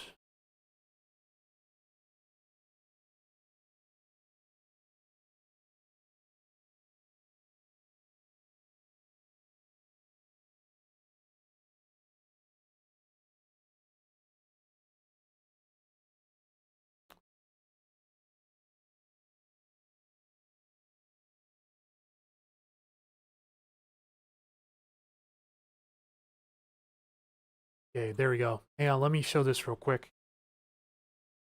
Thank you, Scott Jones, for the video submission. Let me play this for you guys real quick. Scott took this video of the heavy downpour. You see exactly where this is. This is near Port Orchard. This was with the area of showers coming through earlier. Click wheel video of the heavy downpour again near Port Orchard. Thank you so much, Scott Jones, for your video submission. Really appreciate that. And if you guys want to send in videos of the weather, photos or videos, go ahead, let me know. And give you guys an email to send it to, or you can just direct message me on Facebook, or also tag me in the post and I'll share it too. If you post publicly, you can tag Puget Sound Stormwatch in it, or you can DM your videos and photos to the page. That would be the best way to do it. Otherwise, feel free to request my email, and I'll gladly send you an email to send in your videos and photos.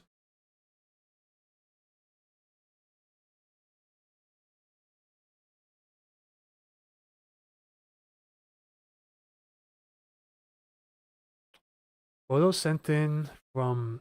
Okay, here, I want to show this too.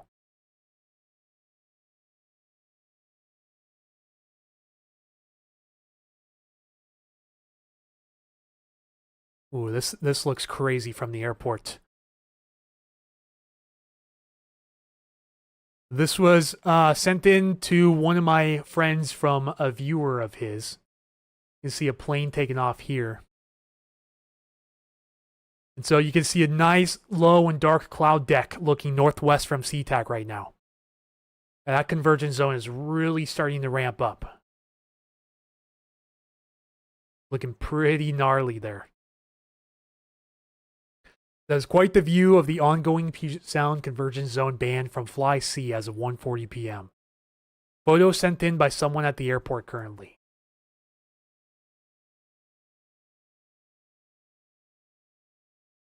Pretty cool.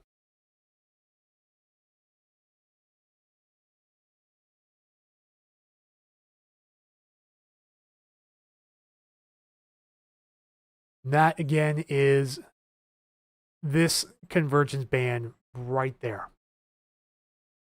Christy Eld says definitely hitting Issaquah. Okay, perfect. Thank you so much for the report.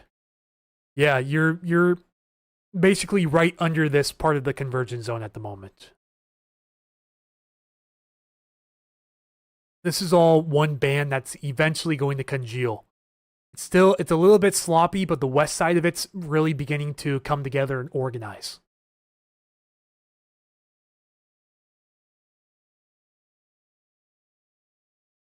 And once more, this is expected to begin to slide south as the afternoon progresses. South and east, most likely. So we'll be watching for areas like Tacoma and Federal Way to potentially get in on the action this afternoon.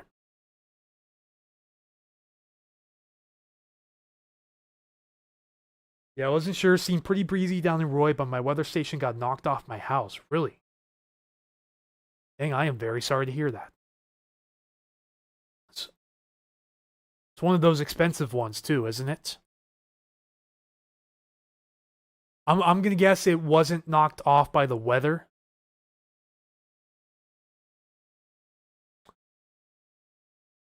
I had to take a gander at that.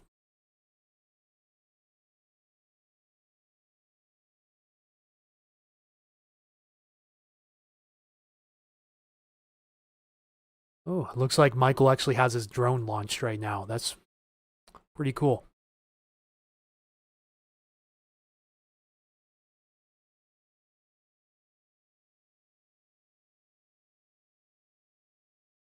Yeah, convergence zone is basically directly over Burien right now. Just a hair north of Burien. Is really beginning to push south here shortly.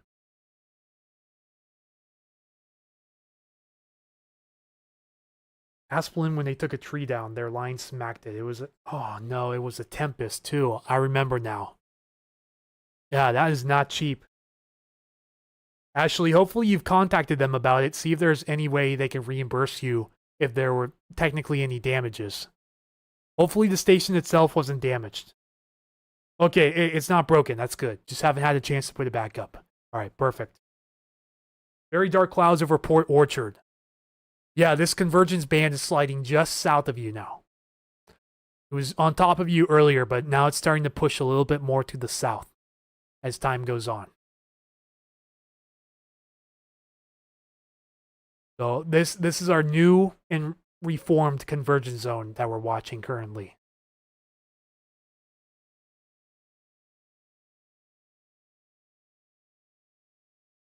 It's trying its best to work its way south, slowly but surely, but it's having a little bit of trouble moving south and east at the moment.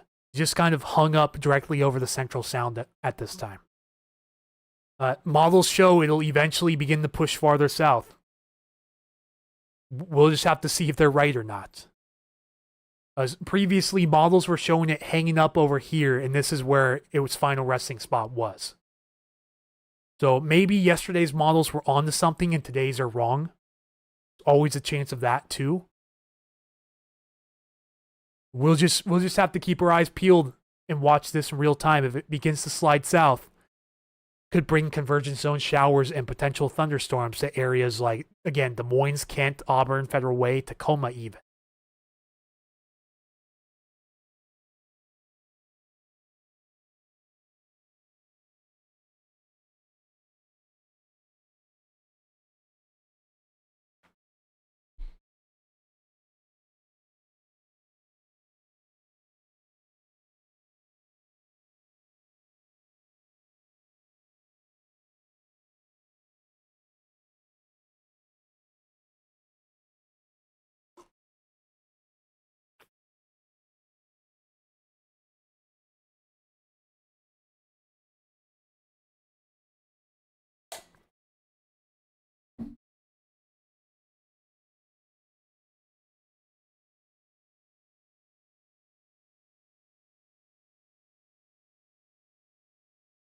All right, we're back up to over 2,150 subs on YouTube. Thank you guys so much for your subscriptions.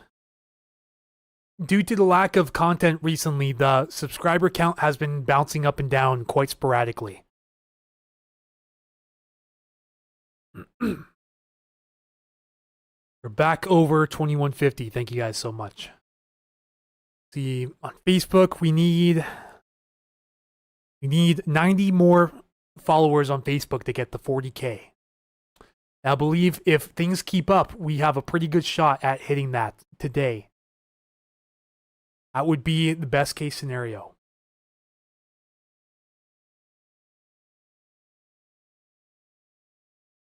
Winds are starting to pick up a bit here in Milton too.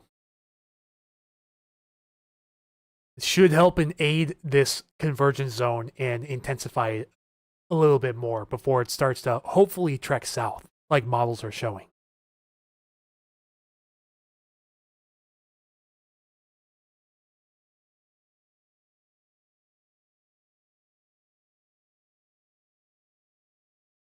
Okay, brand new scan.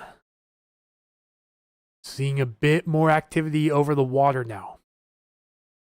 So south of Manchester, over the north end of Vashon Island. Seeing a few spikes in radar reflectivity now, so likely, at the very least, just heavy rain. But who knows, if you guys are lucky over there right now, you guys could get some hail and maybe even a clap of thunder. But I cannot make any guarantees.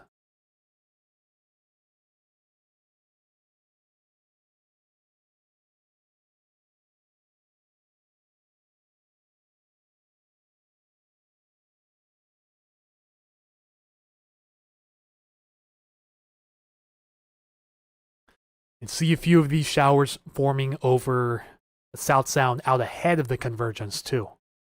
These are starting to lose steam.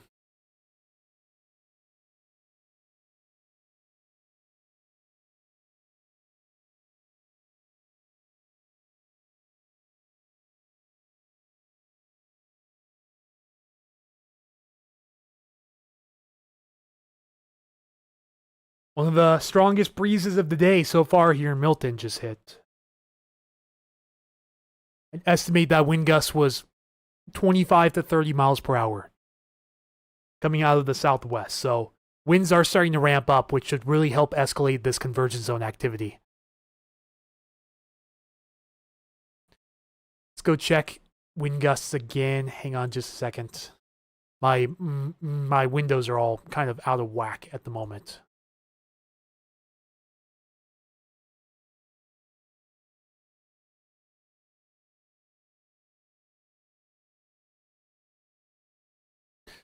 Now we're gusting to 21 at Tacoma, 20 at the Tide Flats, 22 at SeaTac. So again, nothing major, but enough to kind of notice that it's getting a bit windier than it was before. You're 23 at Shelton, 22 here at Olympia. So wind's getting a bit breezier. Again, nothing major expected, but noticeably breezier than it was prior.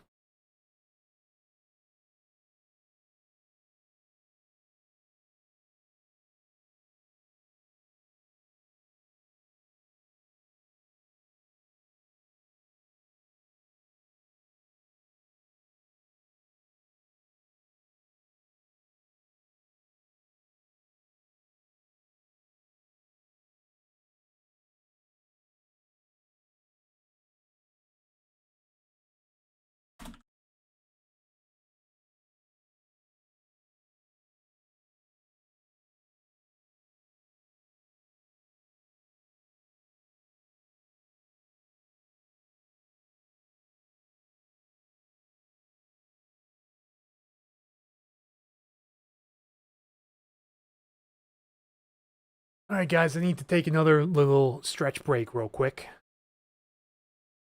I'm going to go ahead and roll the ads again here on YouTube. Be back here in a moment. I'm going to leave it on the radar for right now. Radar should automatically refresh. Okay, now it's starting to intensify again out here over Hobart. But the little shower over Black Diamond is starting to lose strength. But the new shower forming east of Hobart starting to gain a little bit of strength. I'll be right back, guys. Just got to take a stretch and refill my water, and we'll be good to go.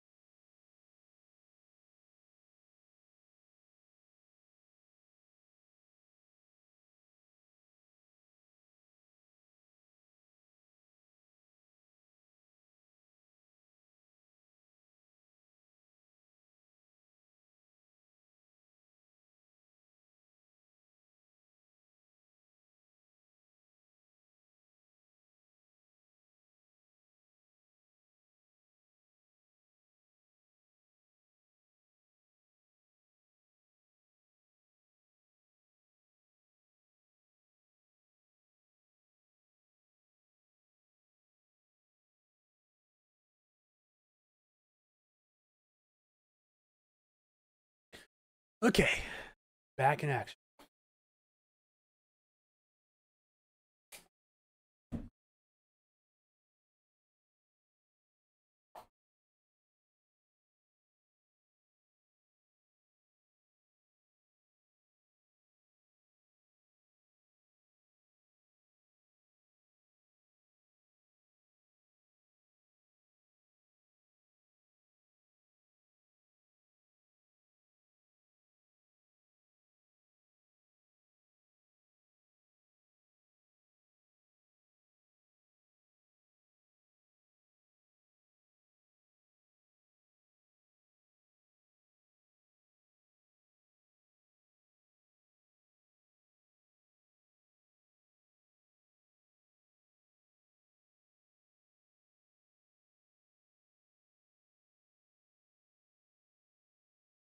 Again, if you guys have any reports to send in, feel free to send them here on YouTube and Facebook.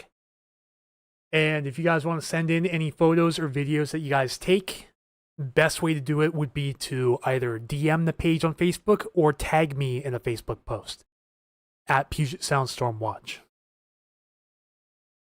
If you're not able to do that and want to send it in via email, I will gladly send you my email, and you can submit photos and videos via that direction.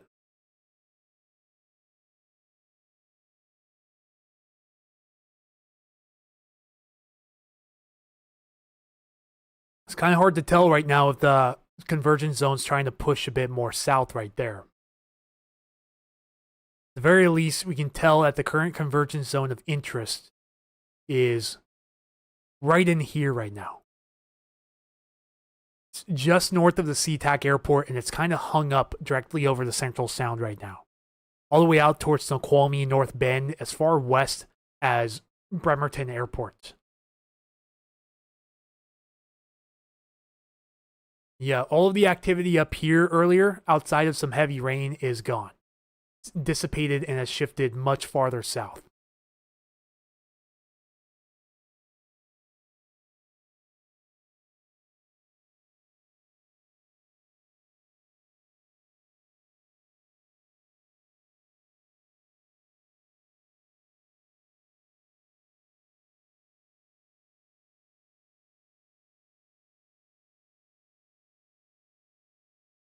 Again, current wind gusts around the area. Nothing too crazy, but noticeably breezy. And if you're tuning in and didn't see the Meteor last night, I'd like to thank one of my viewers out of Squim for submitting this video and allowing me to share to my social media sites. This was at around 9:08 p.m. last night, looking north towards BC. Textbook flash from the meteor breaking up, likely breaking up in the atmosphere. There's no confirmation on whether this hit ground or not. But thank you so much, Laura Reeves, if you're watching, for submitting this video.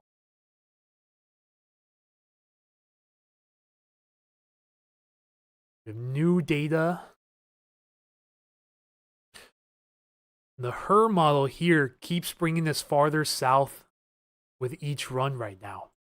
At 5 p.m. now, it has the convergence zone directly set up over my area, which would be pretty fascinating to see.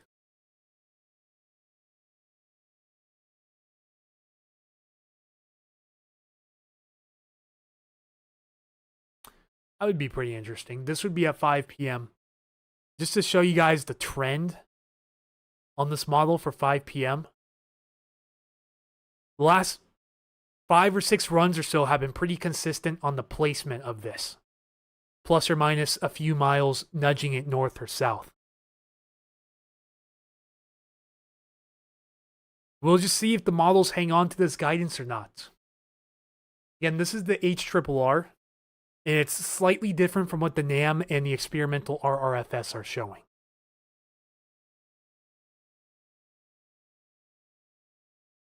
It seems like the HRRR or the HER is starting to adapt to the placement of this conversion zone as time goes on, because it runs on an hourly basis. Yelm area. So you likely will not be getting this. This will likely be too far north and east of the Yelm area. But that doesn't mean you'll get shower activity tonight or not. That doesn't mean you won't get shower activity. There's some showers down south of you right now, but in terms of the fun stuff, it's currently well north and east of you and is expected to stay north and east of you as it begins to move southeast tonight. In terms of wind, we're not seeing any wind impacts right now. Likely be breezy, maybe borderline gusty from time to time down there, but no impacts expected.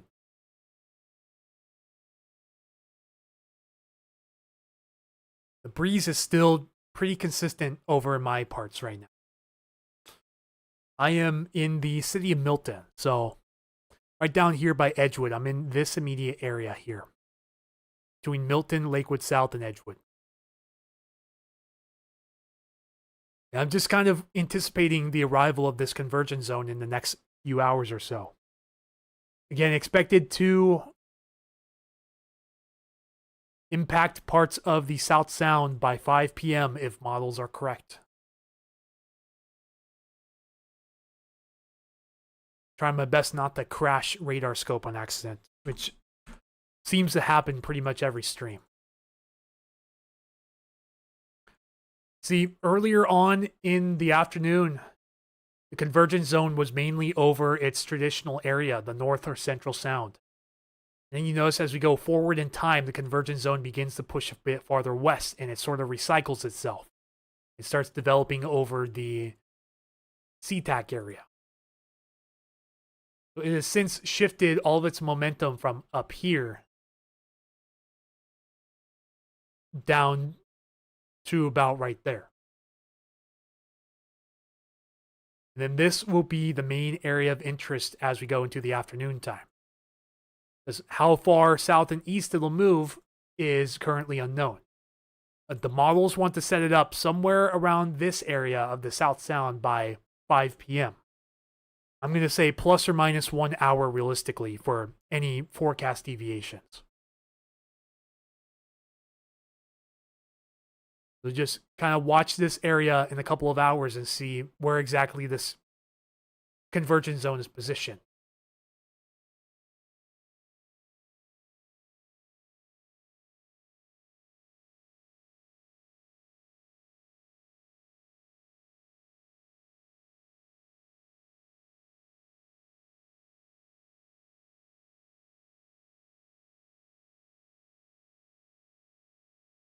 It looks like, yeah, we do. Looks like we have maybe another convergence zone forming up north, too. This is called the Vancouver Island Convergence Zone, and it's a slightly different setup than the Puget Sound Convergence Zone. This is where winds merge from the Strait of Juan de Fuca and the Strait of Georgia. Normally down over North Snohomish County, Island County, and Southern Skagit counties. Sometimes it sets up right along Vancouver Island or the San Juan Islands also. So that'll be another area of interest to watch as the afternoon time goes on. Right in this general area here. So we have convergence from the Strait of Juan de Fuca and the Strait of Georgia. We also have convergence again from the Strait of Juan de Fuca and the Chehalis River Gap just south of the Olympics. So 2 areas of convergence to keep our eyes on. But of course, the number one area of interest right now is the Puget Sound Convergence Zone right down here.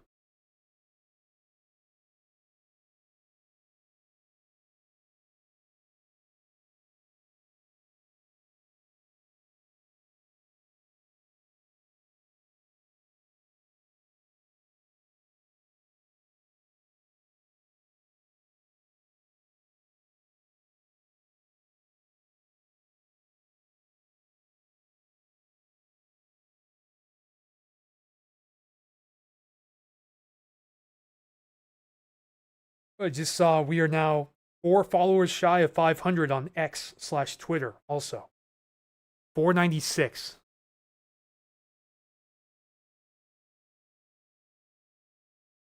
Doing pretty good. If things keep going as they have been going the last 24 hours, we may hit 500 followers on X before the day's over. That would be a huge achievement. For sure.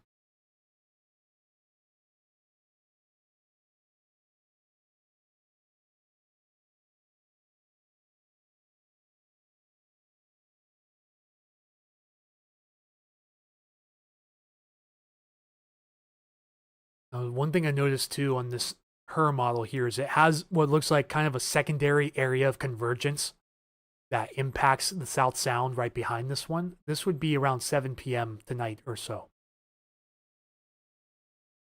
It's been pretty consistent with these solutions in the last few model runs. It seems to be narrowing down the time and position of this convergence zone bit more accurately on an hourly basis. Like the precision between the model runs is increasing. But in terms of accuracy, we can't really see that until the convergence zone is on top of us at this time. That'll help us determine was this model accurate or not. But the precision between model runs is increasing. So the variation between the model runs decreases and precision increases.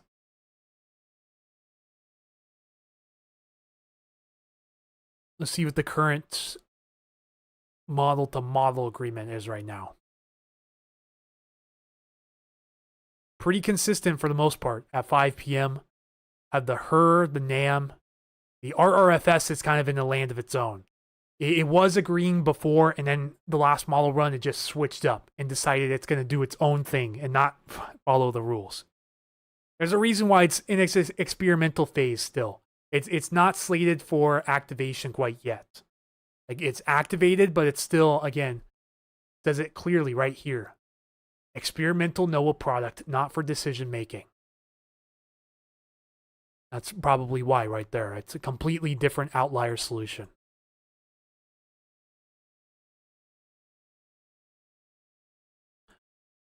So this thing's starting to make a little bit of a push down to the south now. Slowly but surely, I do see it starting to push south. The last couple of frames right here, if I go back and play that. I go forward 3 frames again. Well, 5 frames, I guess.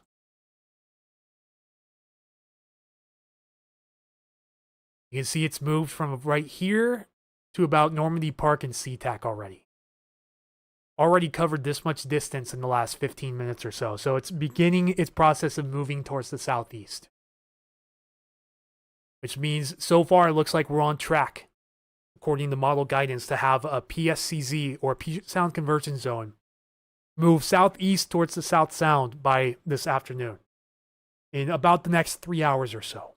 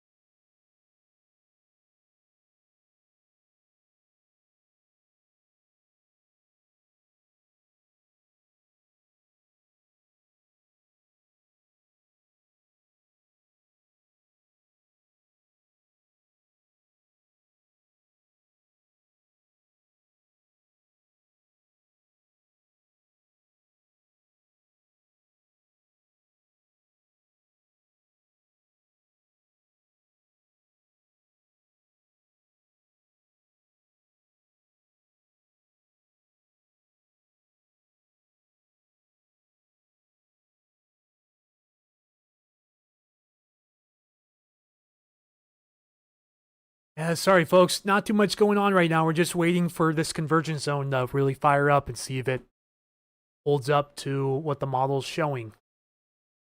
Would be a pretty strong convergence zone over the South Sound in the next 3 hours or so. I think until then, it's probably going to be kind of a sleeper stream. But if you guys have any reports on what's going on in your area right now, feel free to send them in.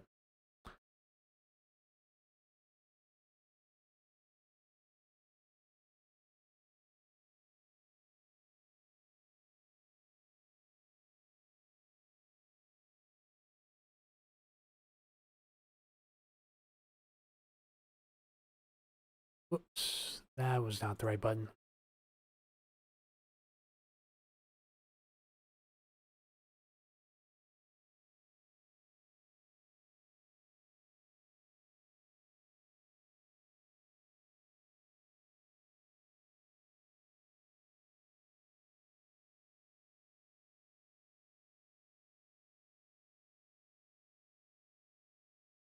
Lightning detected. Boom, we got lightning. Oh yeah, here we go. We have lightning detected with the convergence zone now over the Puget Sound.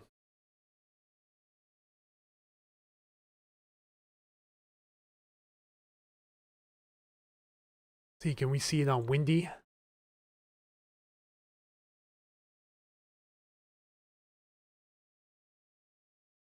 Okay, did anyone hear thunder over the Puget Sound? Because if you did, you're not going crazy. Fortunately, my lightning layer is not loading up as well as it should.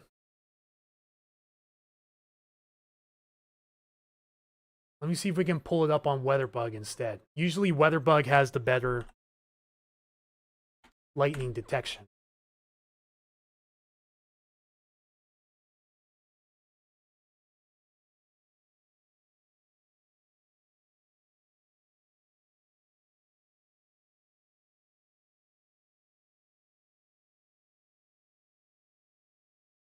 Yep, there we go. WeatherBug's got it.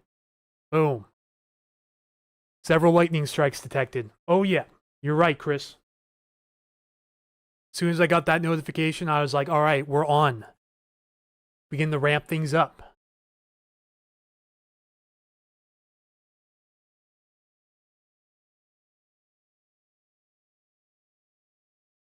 And make a post on that real quick.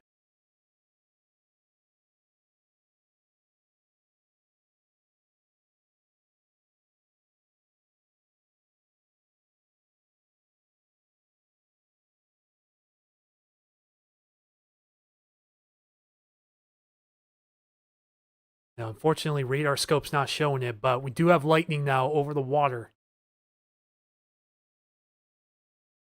Actually, we had one lightning strike over Burien, a few of them over Vashon, and quite a few of them over the water.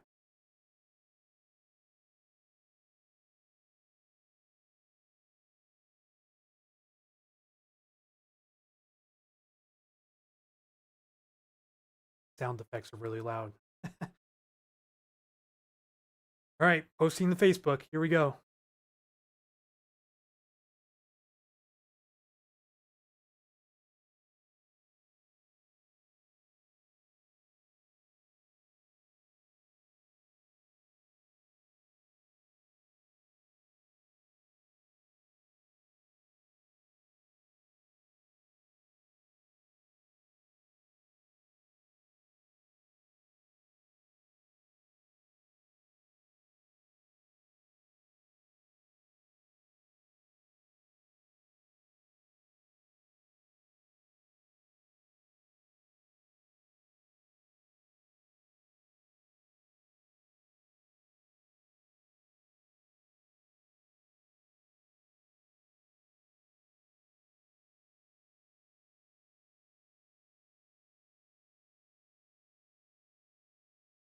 Let's see if we have any new ones. This isn't even the proprietary lightning map.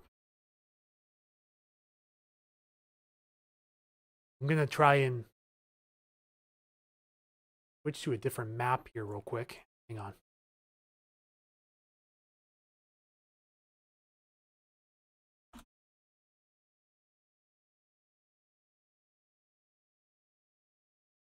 There we go. That's the one I wanted.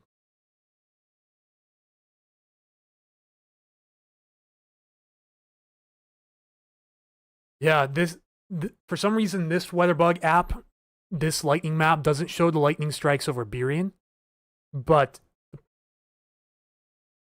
ooh, no, that's a car. I thought I heard thunder for a second. I was kind of hallucinating about that, but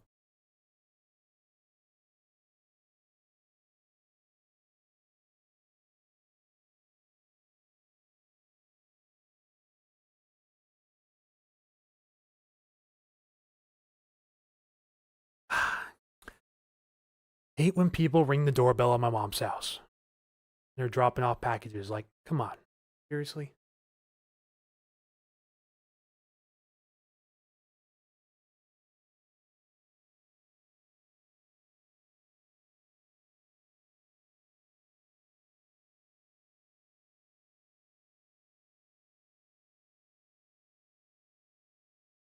Okay, I gotta focus on making this post before I lose track.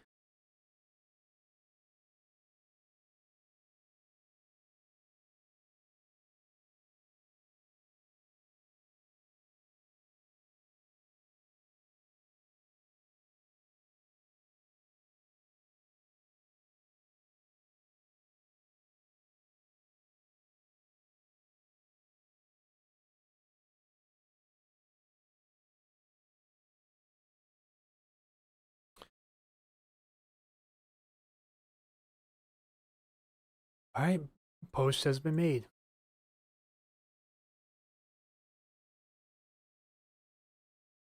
Storms approaching.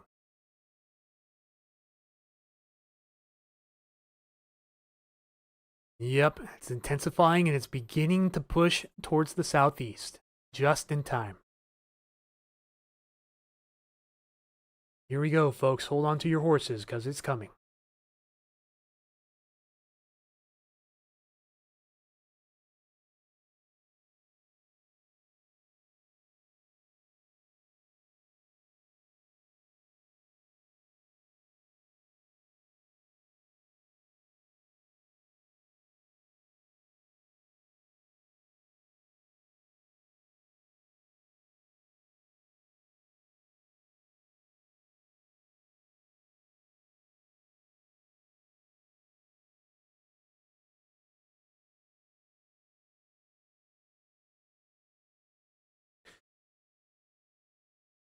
Someone just asked, is it moving towards Burlington? Nope, it's moving the other direction.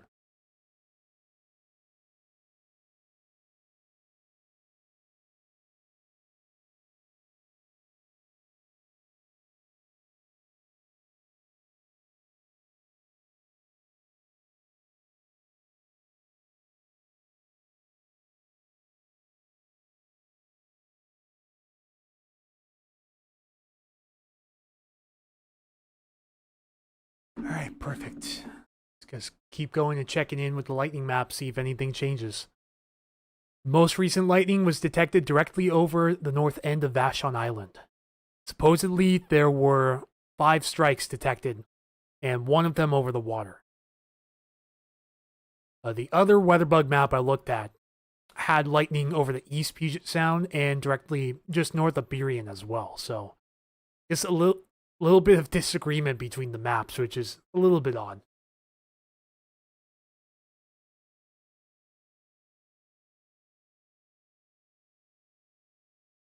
Of course, Windy's acting up, go figure.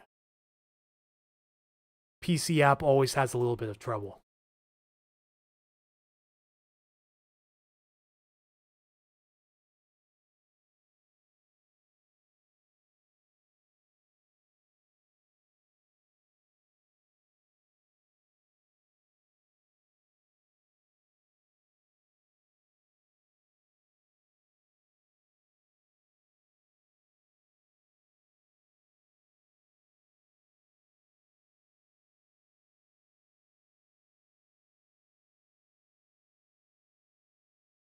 So just saw a flash 2 minutes ago at Kayak Point. Yep, that lines up.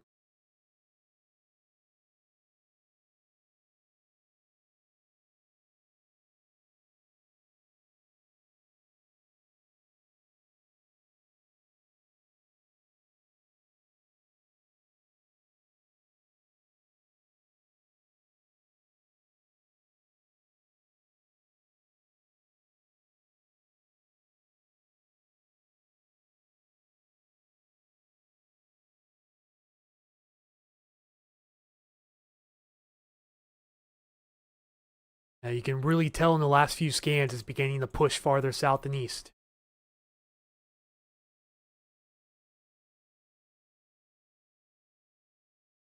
Right about there. Now, right on top of the SeaTac airport. So, lightning in the area. I'm not sure if there's any delays at the moment.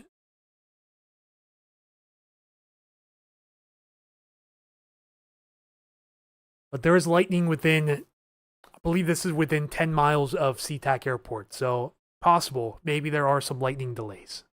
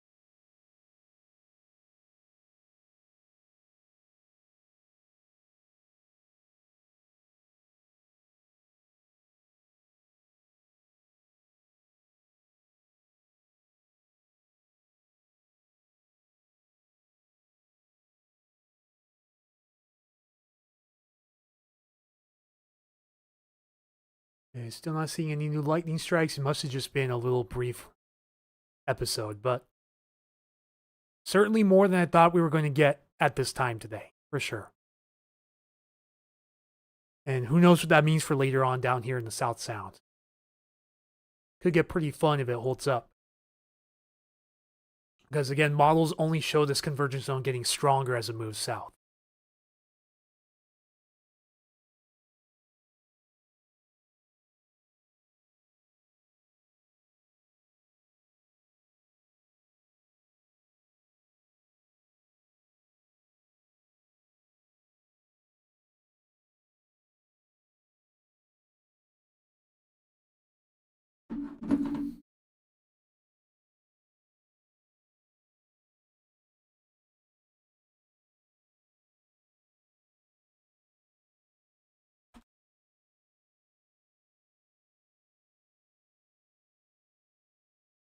I mean, Everett want to see storms before they come up. Nope, it's only going down. Like winds are out of the north now at Everett Payne Field.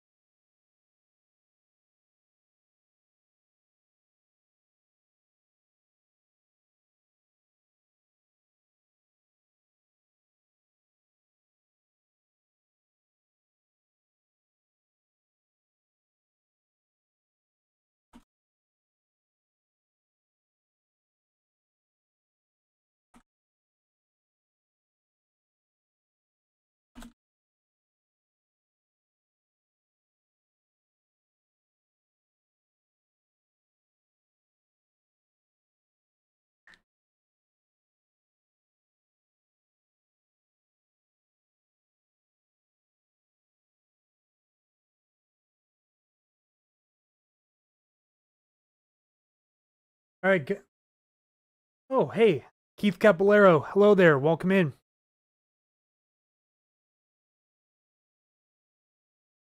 Yeah, as you probably heard, Keith, we're kind of just watching this convergence zone as it approaches the South Sound. It's beginning its trek towards the south and east now. For a while, it was hung up over one area. Now it's beginning to make that push towards the south and east. Currently camped out almost directly over the SeaTac airport right now. It has a history of producing lightning over Vashon Island, as we see here, but this was within the last 15 minutes or so.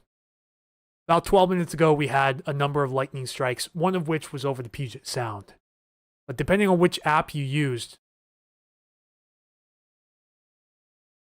it's picking up some over Burien and the water, too.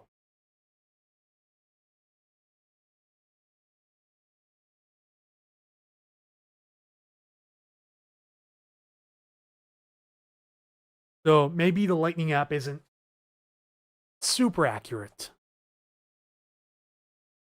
And depending on which map you use here on WeatherBug too, the Storm Tracker map shows differently than its proprietary lightning tracker.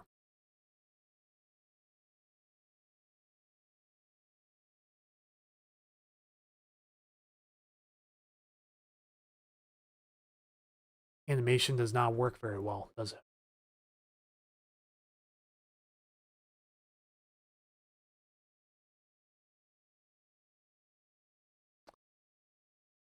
Yeah, no new lightning strikes since then. It's been about 14 minutes now.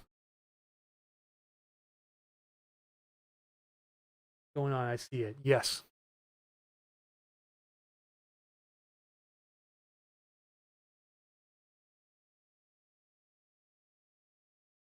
Yeah, maybe we do. Someone pointed out we may have had a second convergence zone form. I see it. We have the primary area of convergence and then a secondary area of convergence up here as well. This is the one we're really going to watch here because this has a history of producing lightning in the last 15 minutes or so. Just as a heads up.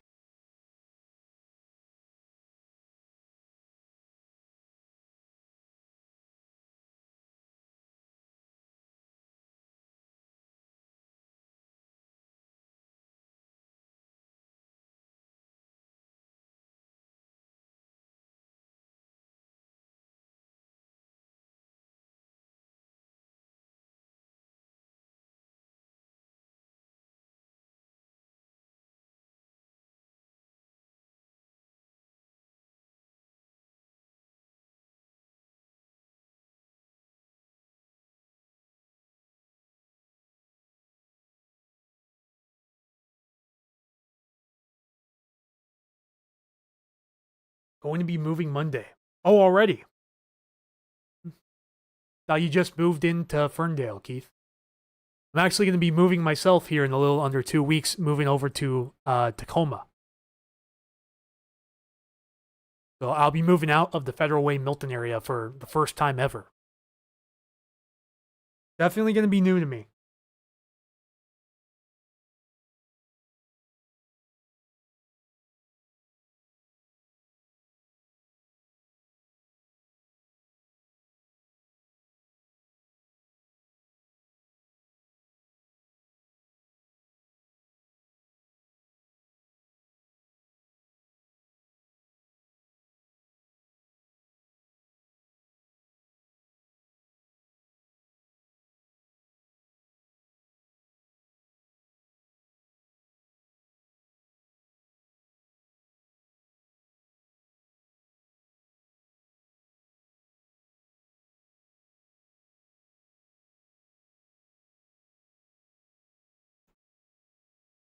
Now this area is really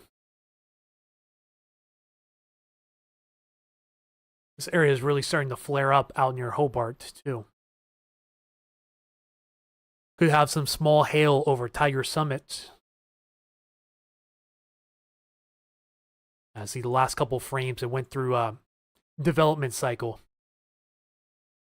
So Tiger Summit's right about here. Wouldn't surprise me at all if we have some hail in the vicinity within that little isolated cell on the east side of the convergence zone.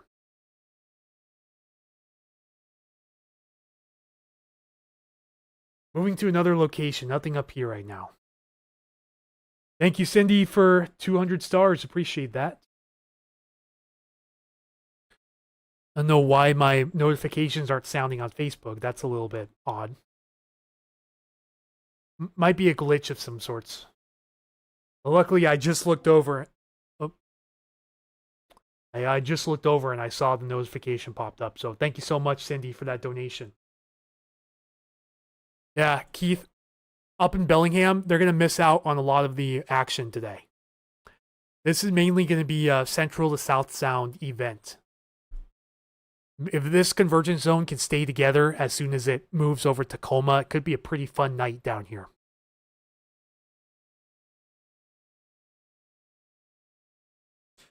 Reports of small hail up in Seattle.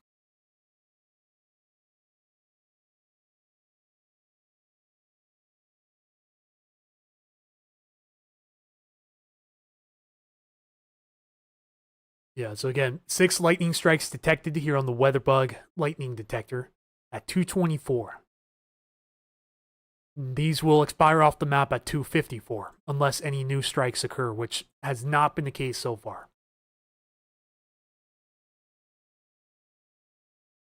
Windy's lightning detector also isn't doing too hot picking stuff up right now.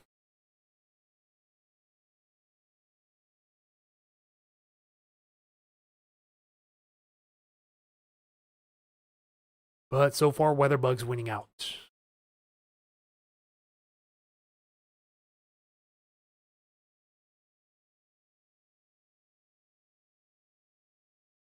Cindy says, "You're welcome. Thanks for all you do." Yeah, of course.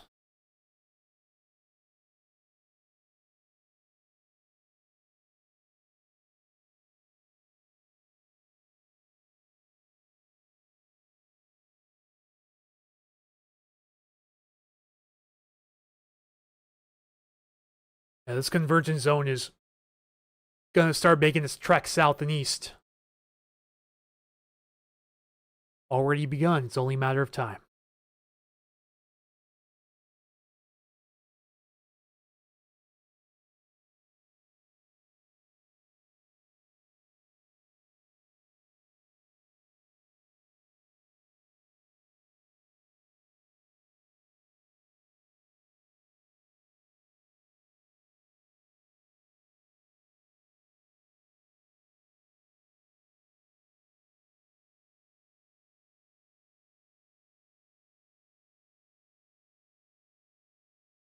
Okay, we're now only 82 followers away on Facebook from 40,000. That is just nuts to think about.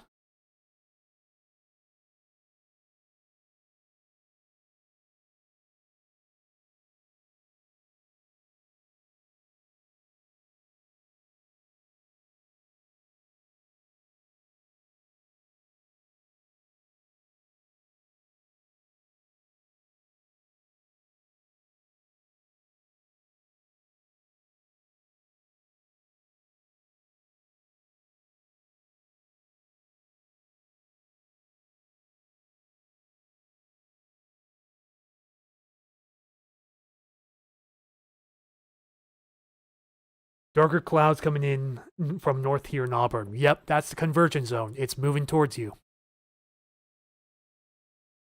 Trying to set up a phone streaming application so I can put my secondary phone in the window and stream it to the PC as it's happening, but having a little bit of trouble setting that up.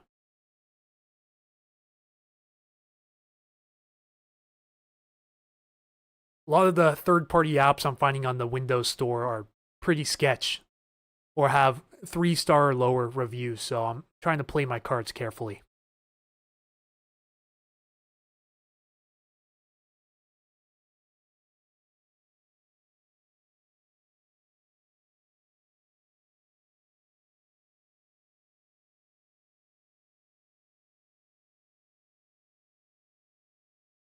Been posting PowerPoint presentations on my YouTube channel. I'll make sure and go check those out. I know I told you I would go look at your YouTube channel. I don't know why I haven't done it yet. So, sorry about that. One of these days I will, for sure.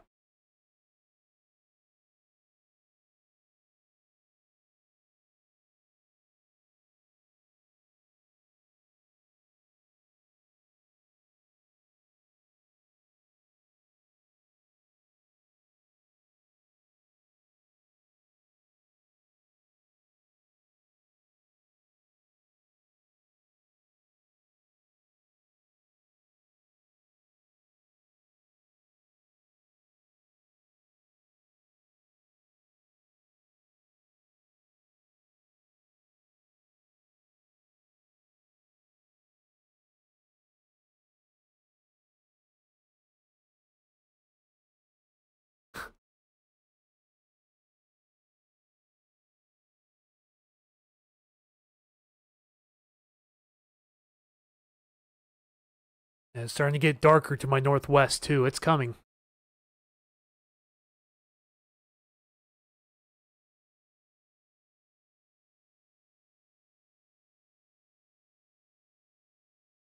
Wind gusts beginning to pick up just a tad bit around here, but nothing too crazy.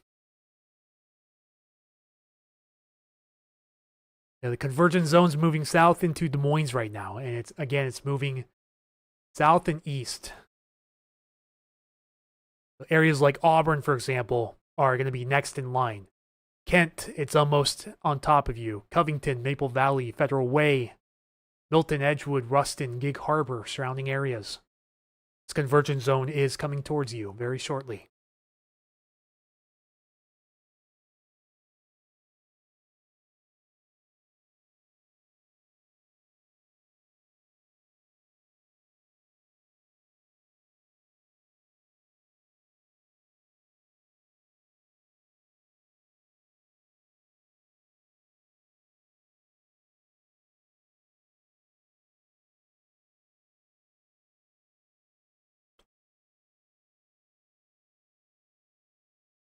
Yeah, guys, let me know if you have any wind, hail, or lightning, anything similar to that. Go ahead and give me a buzz here on YouTube and Facebook, and I'll relay your reports to the public.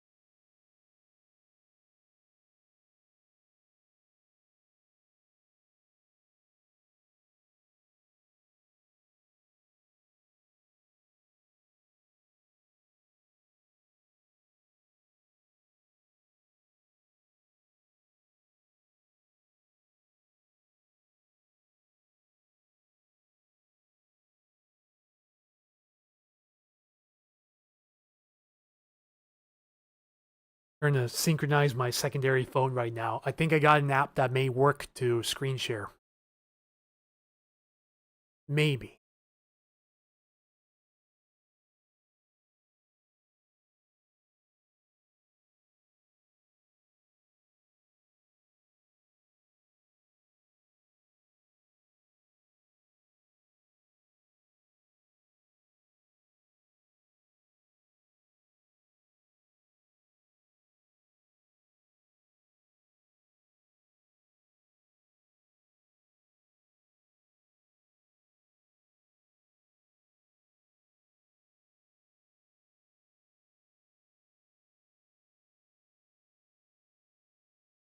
Starting to get darker. Here it comes.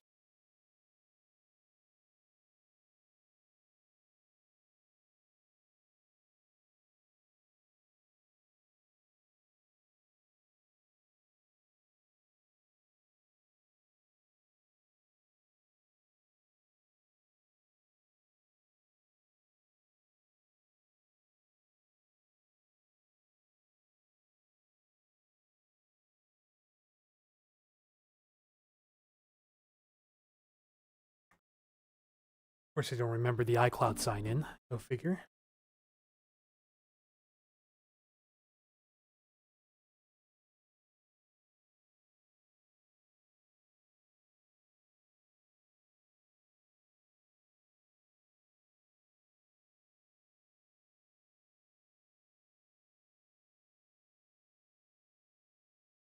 There we go. Got it.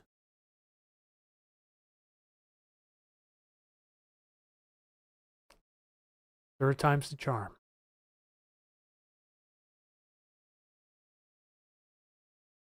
Starting to push farther west, too. Let me verify that. Yes, it is. I need some new development on the west side, too, and it's starting to make a mad dash down here. Now we're watching the leading edge of this thing push all the way out towards the Hood Canal again. And this is the main deal coming our way.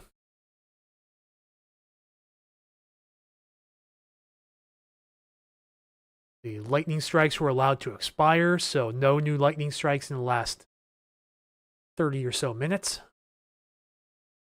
But we'll keep our eyes peeled in case something comes to fruition.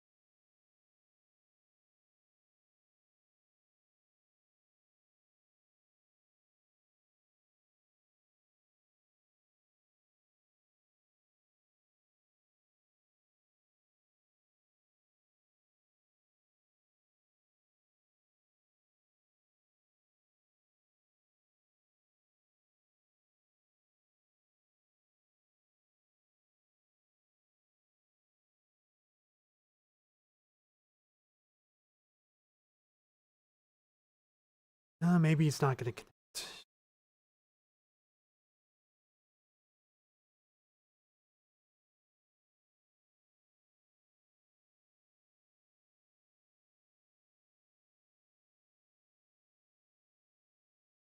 Try this one more time.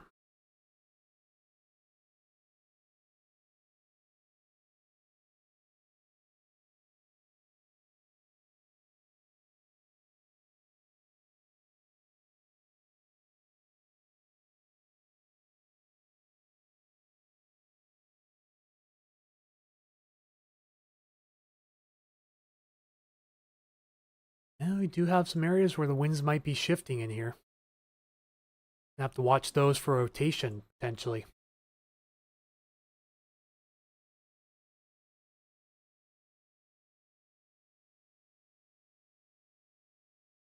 Yep, here is our Puget Sound Convergence Zone.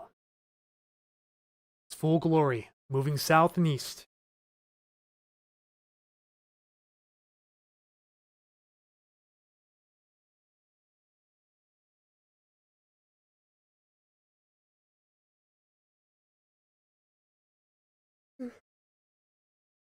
He says, might be heavy rain, some strong wind, and hail. Heavy rain at the very least, yes. This convergence zone has a history of producing lightning over Vashon Island, though.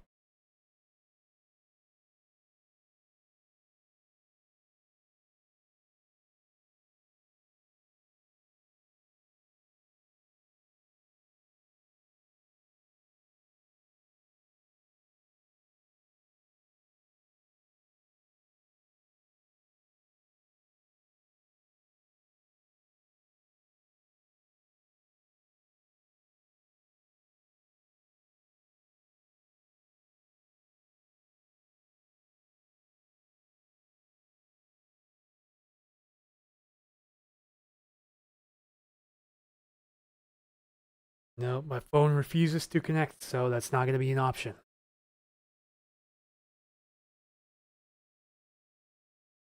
No, actually, never mind. Maybe we have something going here.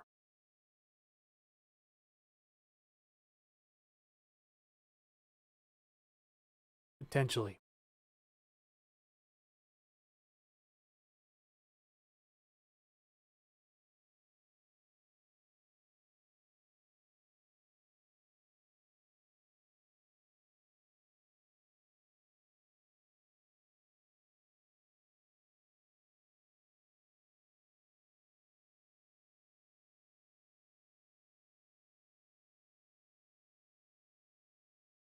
Never mind. It's not going to connect. Oh well. Try again next time.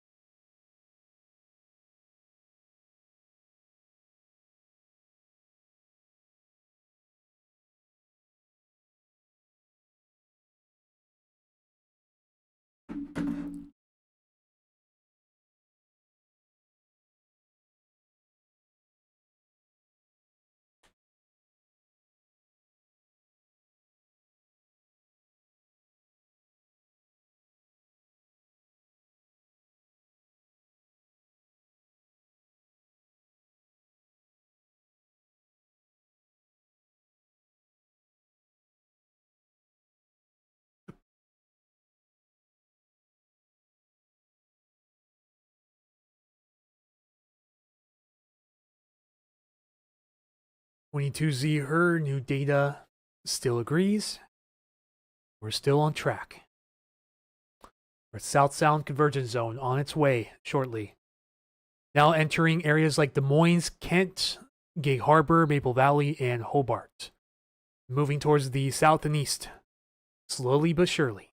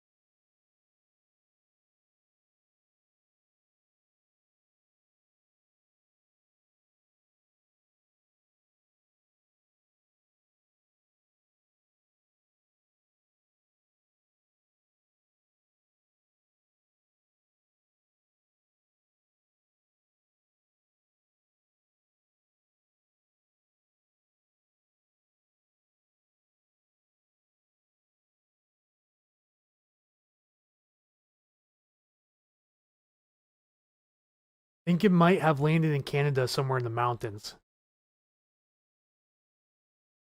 Yeah, if that fireball did land, it wasn't anywhere near civilization. But judging by the flickering I saw, there's a good chance it may have burnt up in the sky. At the very least, it would have fragmented into several smaller pieces, one or two of which possibly could have impacted land, but it would have been, again, way out of civilization. But absolutely zero confirmation as of now whether or not uh, a meteorite actually made impact with the Earth.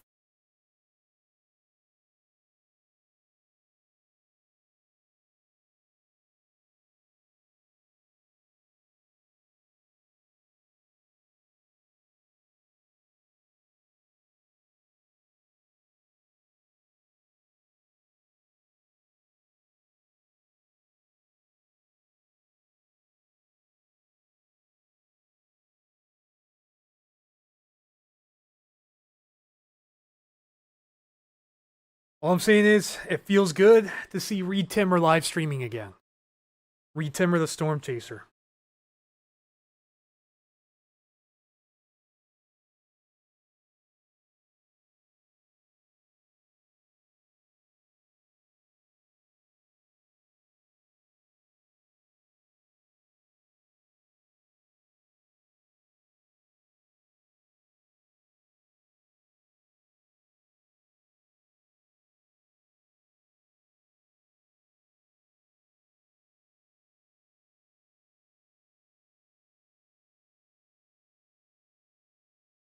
Right. Get a new scan here on the radar. Hopefully we do have one.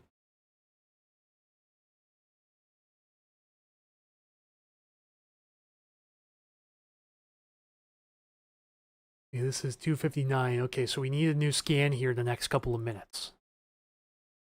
It's looking like the rest of the South Sound will probably get this sometime in the next hour and a half. So really anytime between 4 p.m. and 5 p.m. It's looking like the ETA for... Oh, there's the sun coming through.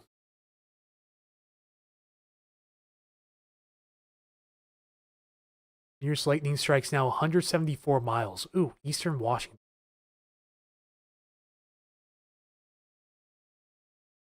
Yeah, gusting up to 28 now at Tacoma Narrows. So those westerlies are starting to kick up.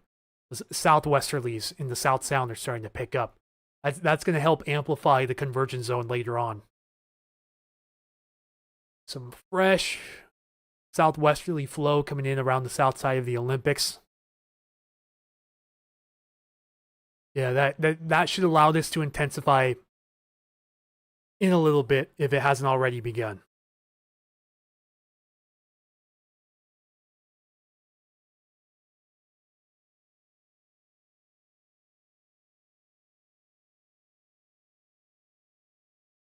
Hey, it's going to be about time for a snack break, folks. Been going for almost 3 hours and haven't had a single bite to eat. So I think let's change that real quick. Say it was 10 to 100 centimeter size rocky asteroid fragments. Surprised something 10 centimeters in width would survive the Earth's atmosphere, you know? I mean, I know it happens from time to time. It's surprising every time it happens. You just don't hear about it too often.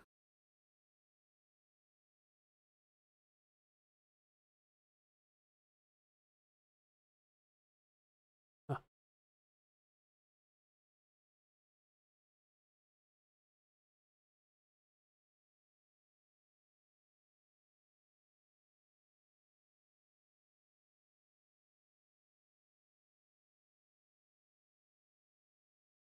All right, be right back, folks. Gonna go get a snack to eat real quick.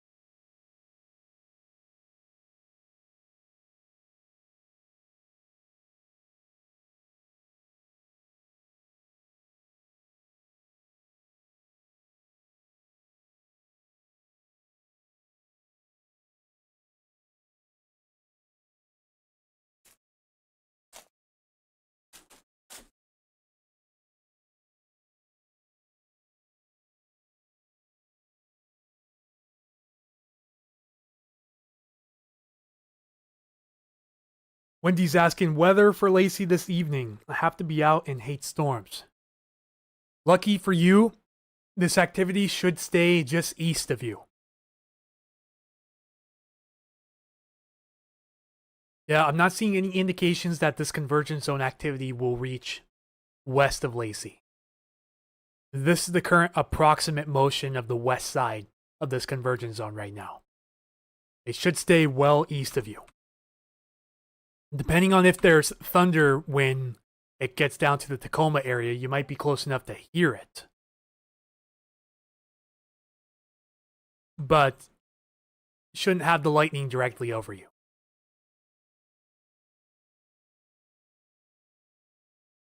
Yeah, judging by what I'm seeing here, looking like it's moving kind of like this. So you may only have showers, probably nothing more tonight. Luckily for you.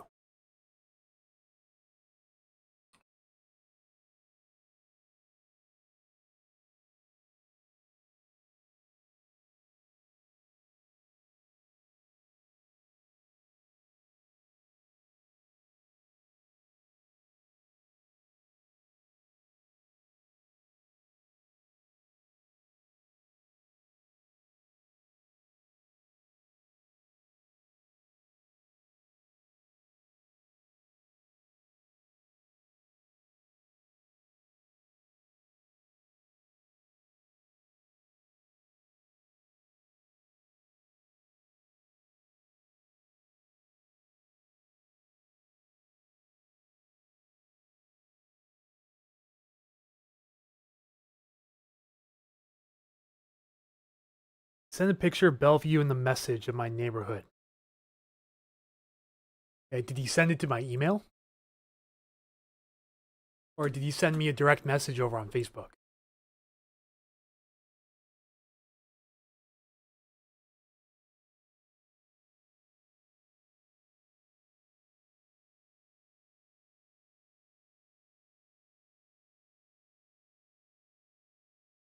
All right, hang on. Let me check my Facebook messages, see if I got anything. Oh, yeah, there it is.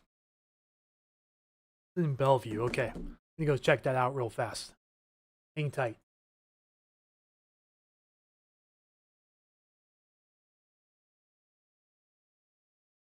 Yeah, I didn't see the notification for it.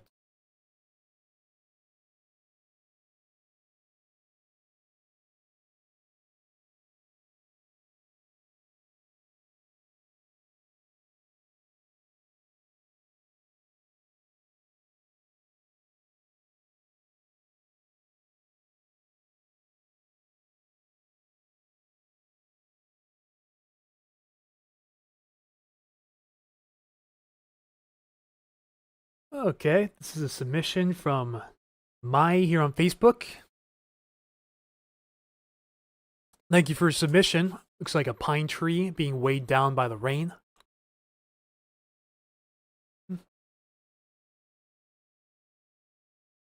Thanks, appreciate it. Try not to be nervous. Okay. Yeah, I'm not seeing any indications that there'll be any thunderstorm activity. Really anything more than showers down south there tonight. You know, for all we know, we may have already gotten the thunderstorm activity that we're going to get for the rest of the night over Vashon Island and the Puget Sound. We're just kind of standing by till about 5 p.m. to see what goes on with this convergence zone. I have the window cracked right now, and I can definitely feel the air temperature decreasing as this comes in. So that's how you know something's on the way for sure.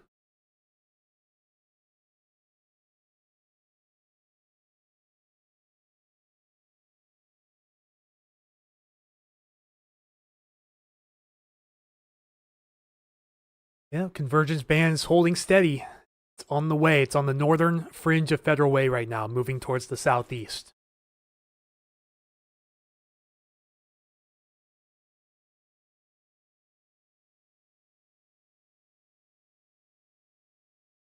I'm right down here, just kind of standing by, waiting to see exactly what happens once this approaches my area, but should be sometime in the next hour. So I'm hoping by 4 o'clock, we're at least on the leading edge of this convergence zone.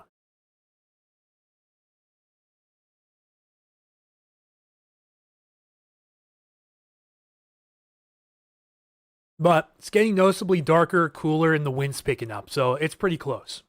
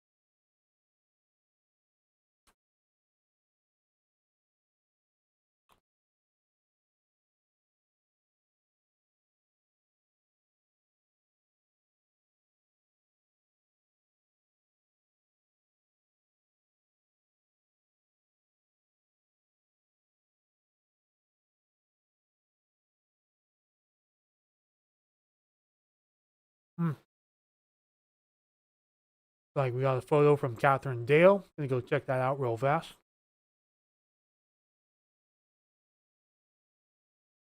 Came across your page and read it.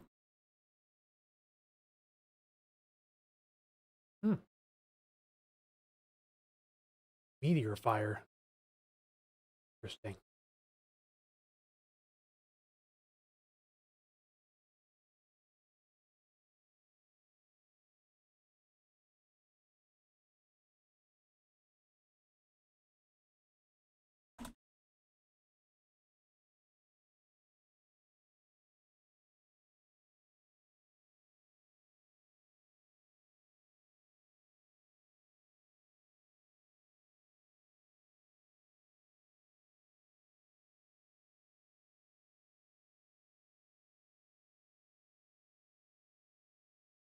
I get nervous about it too. Yeah, it's completely understandable. A lot of people get nervous about thunderstorms around here. You know, as a little kid, I used to be nervous about storms too, and I swear we got more storms back in the mid 2000s than we do nowadays. Like, I swear by it. Even the windstorms appeared to be much more frequent in the 2000s and 2010s. We really haven't had that signature windstorm in the last 20 years.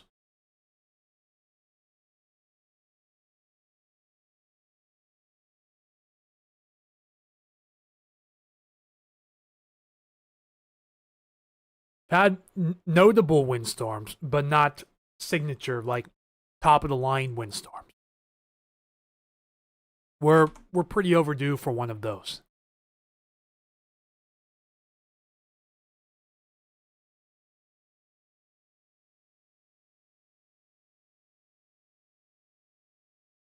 Should be getting a new scan on the radar here in a minute.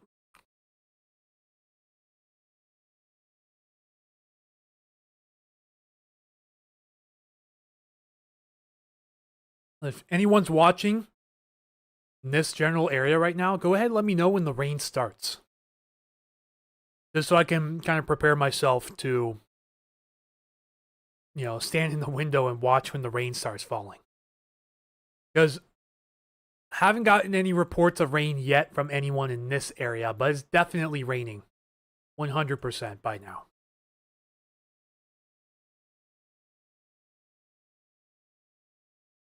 Don't know how it always ends up. I watch your streams when I'm on the way to the emergency room with one of my kids.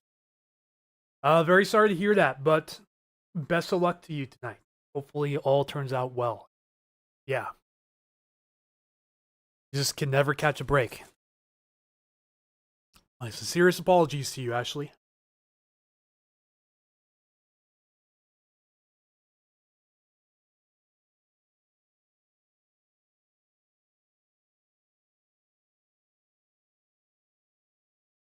One of these days when I eventually get my streaming setup completely put back up after it gets taken down. For those who don't know, I'm moving out of my apartment in the next 2 weeks, and my streaming setup is going to be a shell of itself. Likely going to be transitioning over to a laptop setup, and I'm not even sure if that's going to work. But the plan is that where I'm moving to, my family's likely going to be buying some property somewhere in Pierce County in the next 6 months, hopefully. So, not sure exactly where we're going to be looking at, but potentially southern Pierce County. And then that way, I'll be able to hopefully restore my streaming setup and hopefully, put some IP cameras outside in all directions, or just a pan tilt zoom camera to look around and just, be able to pull that up on stream and we can see what's going on right outside my window. Right now, I don't currently have access to that technology, or else I'd be showing you guys a current look outside the window as well. I've attempted AirPlay software and just use one of my streaming phones like this and just cast it via AirPlay, but been having some trouble with that. Even my newer iPhone 13 Pro Max just refuses to connect to a Nowcasting application on PC. That's really the only way I can think of right now. Otherwise, only other way I'd be able to do it is to have a camera outside here in the window and then run a long HDMI HDMI cord into a capture card in my PC. Again, I don't currently have access to any of that material. Like,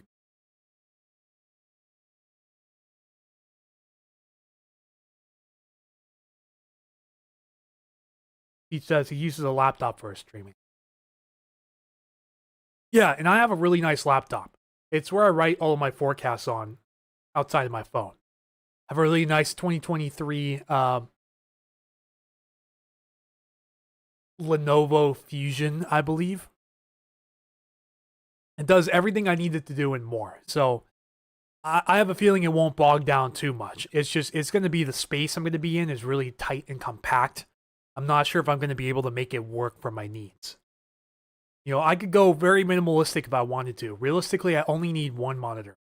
I just kind of have 4 as overkill in my current setup. But we're going to be cutting that back once I'm out of here for sure. It's only a matter of time. 2 weeks, less than 2 weeks now.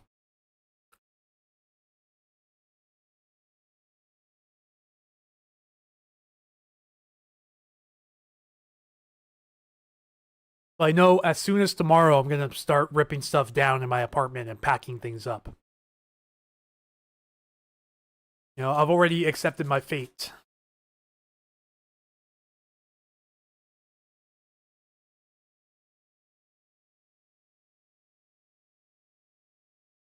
Let's see, do we have any new lightning strikes? Don't believe we do. And we do not.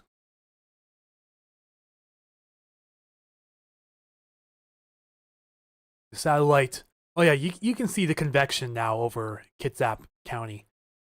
See this little shadow being casted by the cloud right there? That's a pretty tall cloud top. That's indicative of pretty robust convection or rising and falling currents. So this convergence zone is starting to get amped up. You can tell approximately where that is. Like, probably this little cell right here would be the closest one to that. Showing some signs of strengthening before it makes it down here. No lightning in the last 30 to 45 minutes.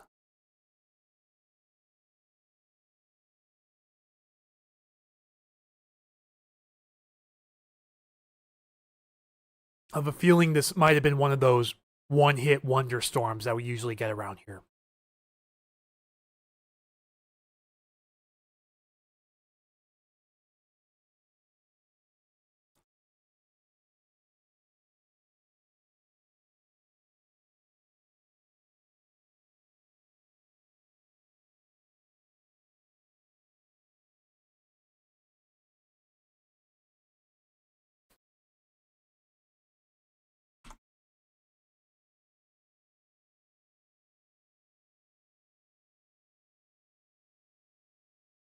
Trying to see if there's any signs of rotation, which I don't see. Might be a little bit of rotation in there, but not seeing any major signs of low-level rotation, which is good. I think the last thing you want to hear about right now is, oh, funnel cloud reported over Tacoma. Now that's gonna it's gonna rattle some nerves. The leading edge of precip is just to my north now. It's probably gonna start raining here in the next 15 minutes or less, if it hasn't already.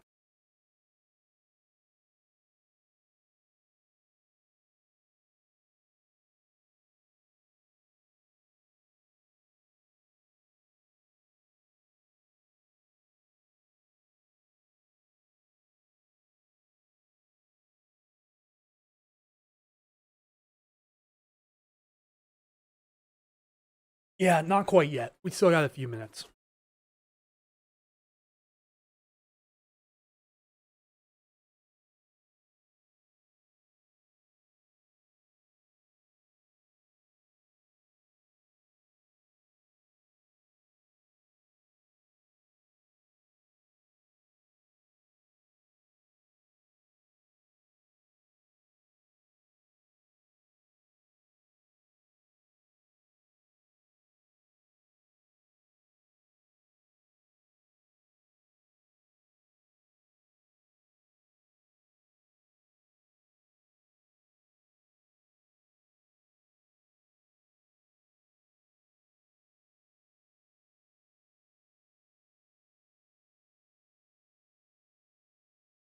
Yeah, you can tell where the convergence zone is because the clouds are towering over the rest and casting a shadow on them.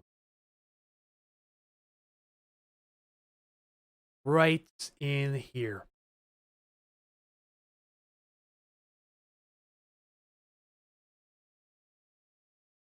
Oh,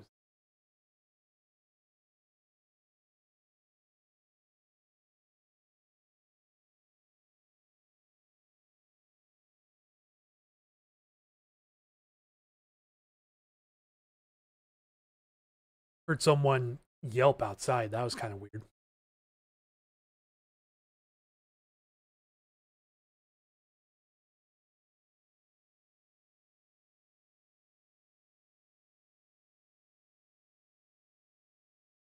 The convergence zone is still holding on, but it's not nearly as strong as it was earlier. We probably need a little bit more of a southwesterly wind surge up through the southwest interior to really get this thing going again.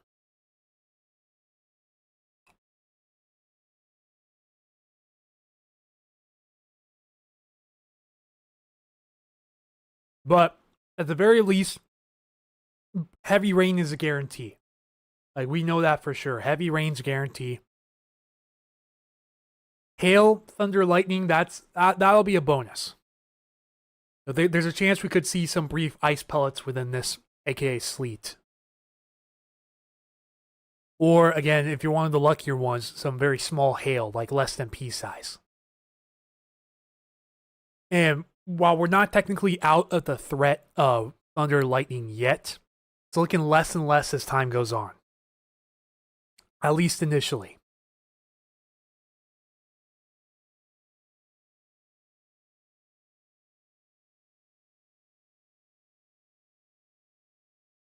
There's the sun trying to come through again.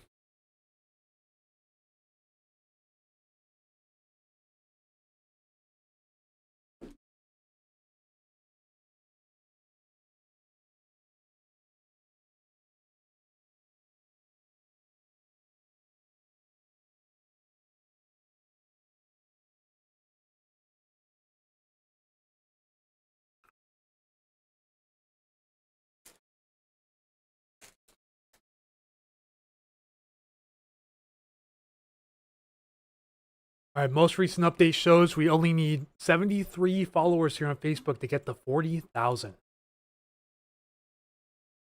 So can we make that possible tonight? You guys can do me a favor, share the stream and share the page to your friends and family. You guys want to see additional coverage like this in the future and help out Puget Sound Stormwatch, that would be the best way to help out behind the scenes.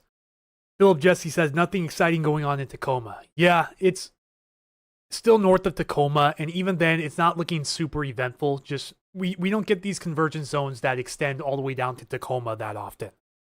Like, more so, the cloud formations are a bit more exciting than what we're seeing at the moment. We did have some lightning over Vashon Island and parts of the Puget Sound earlier, but that has since ended an hour ago.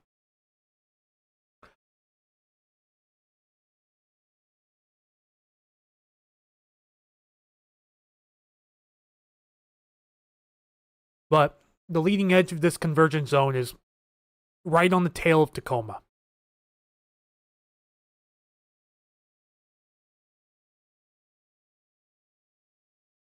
Yeah, it should start raining here in my locale here in the next few minutes.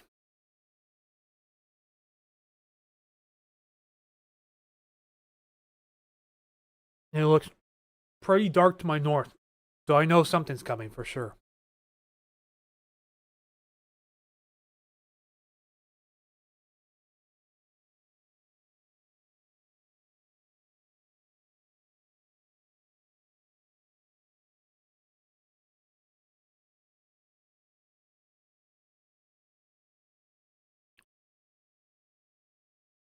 Yeah, if anything gets crazy, feel free to let me know. You know, if your area starts flooding, if you hear thunder, if you see lightning, if you get hail, strong wind, just feel free to send in those reports. Helps out a ton.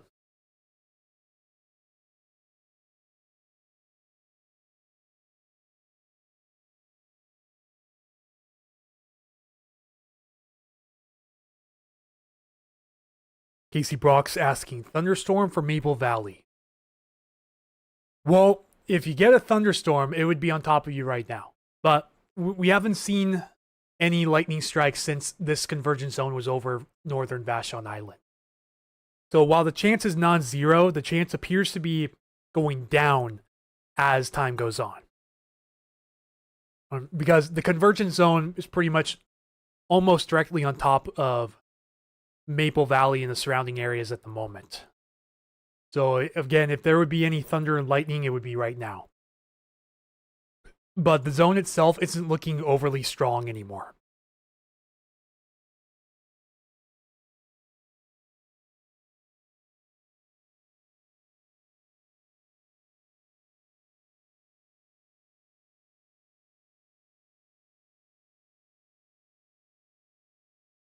Of course, lots of time for that to change, though.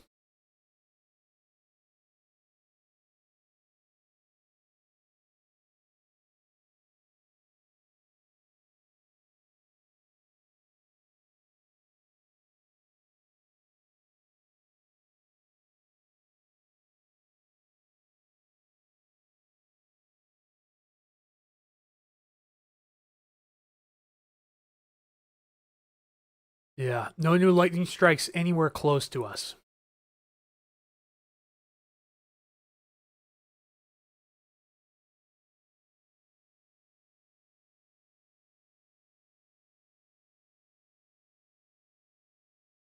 All right, rain has officially reached my area. It just got cooler again, so. Sun's kind of peeking through from the west, but I think I did just hear the pitter patter of raindrops begin outside my window.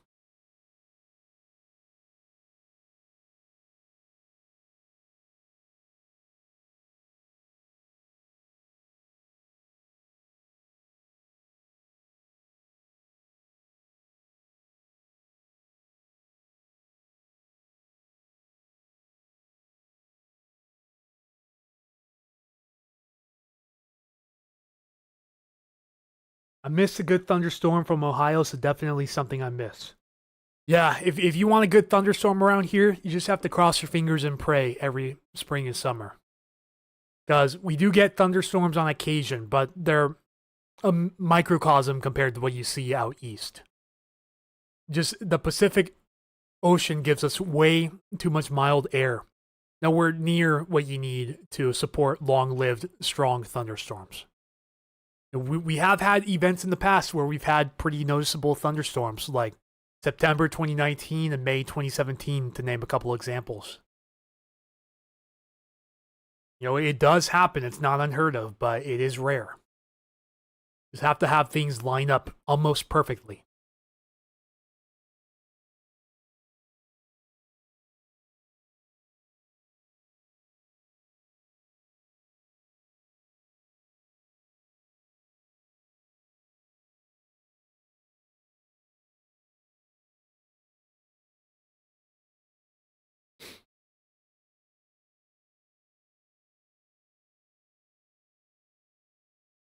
Getting really gray to the north.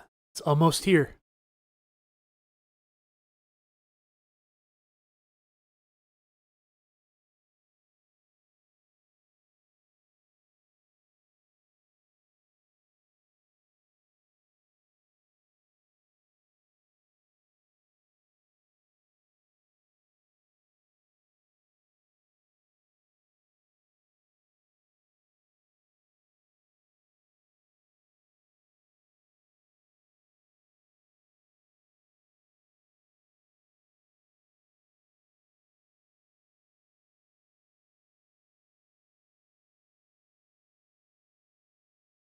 I'll just show my approximate location just for the stream's sake.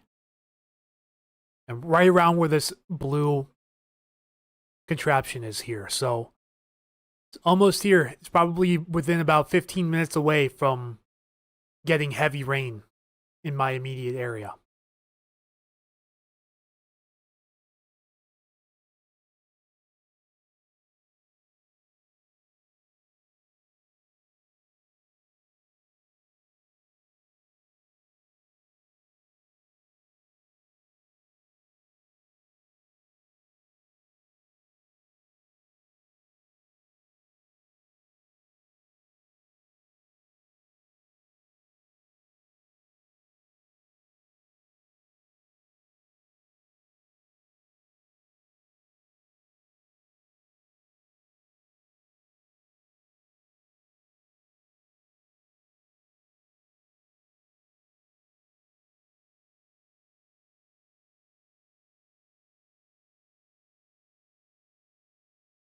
Rain just starting. Pack Highway in 272nd, Des Moines. Thank you for the heads up. Yeah, the heaviest of rain is directly over Maury Island right now. But there are some pockets of heavy rain here and there within the convergence zone itself. It's going to start out light ahead of it, and then turn to moderate, and then likely heavy at times.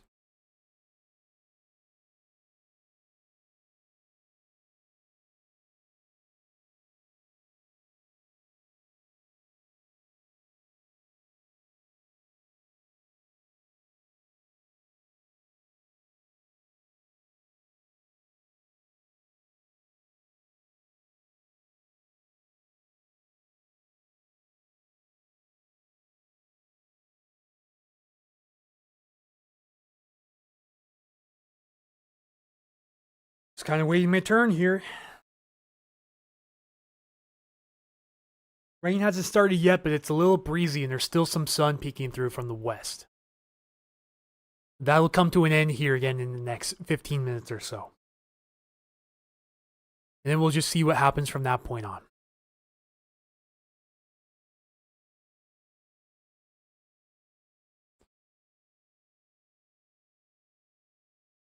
And heaviest rain is moving over Maury Island right now. Right towards my direction, too, which is perfect.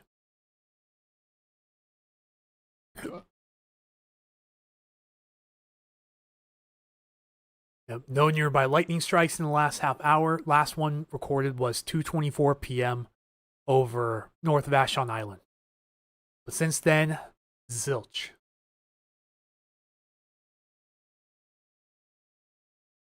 This convergence zone isn't doing too much outside of producing rain at the moment. You can start to see the higher clouds here on infrared satellite. This swirl here, this is our shortwave trough that made landfall. The nice little, what they call a vorticity maximum that moved through is causing an unstable air mass to form over our area, which is allowing or helping this Puget Sound convergence zone mature. Yeah, you can see in the shadows here, you can see exactly where the higher cloud tops are. This is where the peak of the convergence is, right over the central sound here.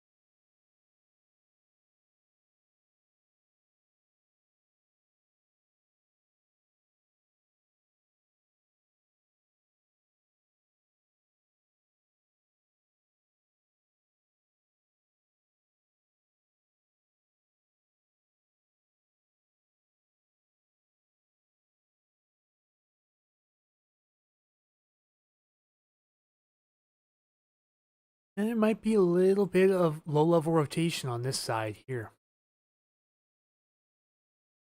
It's like just a tad bit of rotation on the west end of this convergence zone. So I wouldn't be surprised if maybe a lucky person sees a funnel cloud. Outside of that, I'm not seeing any other signs of low-level rotation. But the best area is going to be right over the Purdy region right now. The shower appears to be strengthening over Maury Island as it closes into Federal Way right now. Because again, these showers are moving towards the southeast. They're not moving very fast either, so I wouldn't be surprised if we get some areas of ponding and maybe some localized flooding of low-lying areas. The slow-moving nature of this convergence zone. It's kind of moving like this right now. Moving slow towards the southeast, more so the south-southeast direction. So Tacoma, Federal Way, Edgewood, Milton, Fife, surrounding areas. Your time is coming up very soon.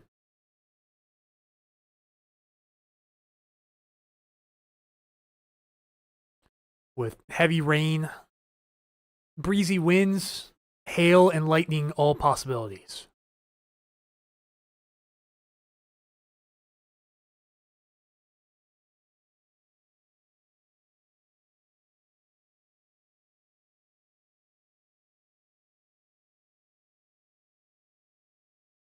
Breeze is picking up, but no rain yet here, but it's literally a couple minutes away.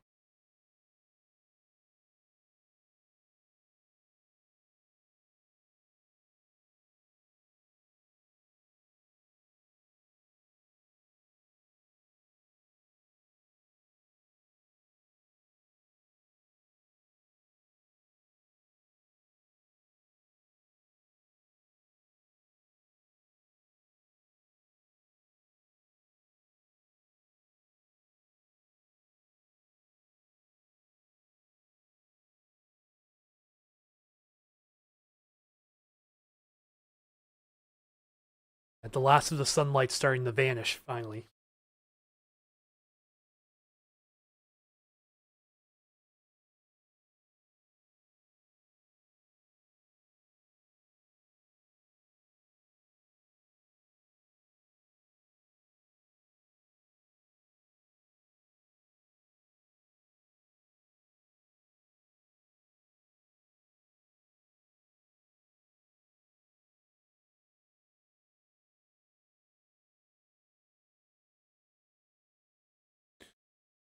All right, 71 followers away from 40K. Only 71. So close. So close.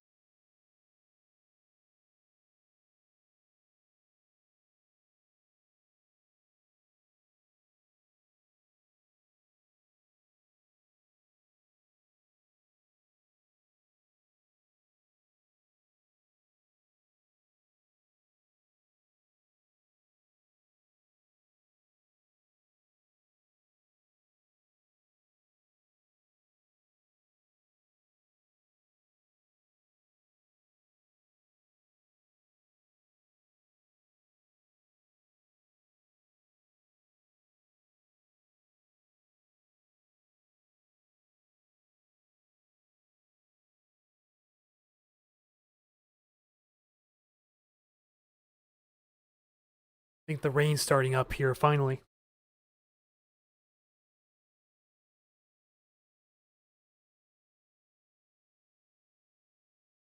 Lost some strength on that shower over Maury Island.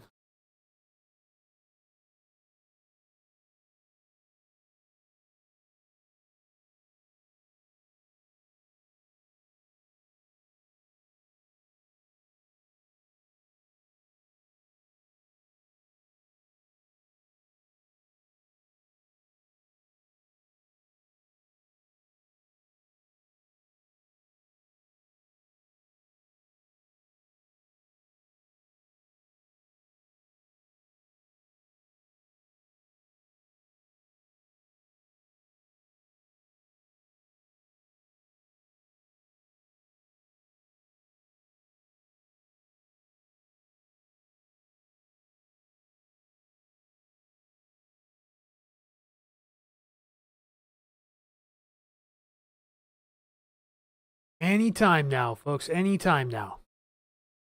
I noticed the farther south this thing gets, the more sloppy it gets, too. So as it stands right now, the likelihood of any additional thunder or lightning appears pretty low, barring anything crazy happening over the next 2 hours or so.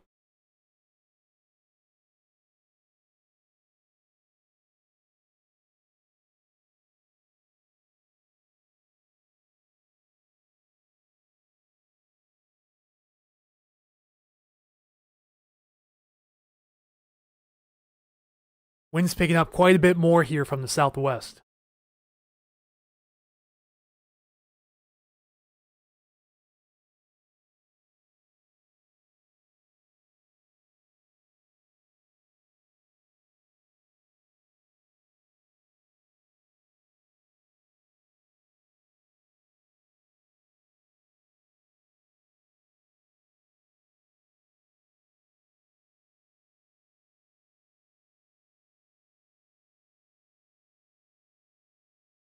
Also sending some more page invites to people on Facebook as well.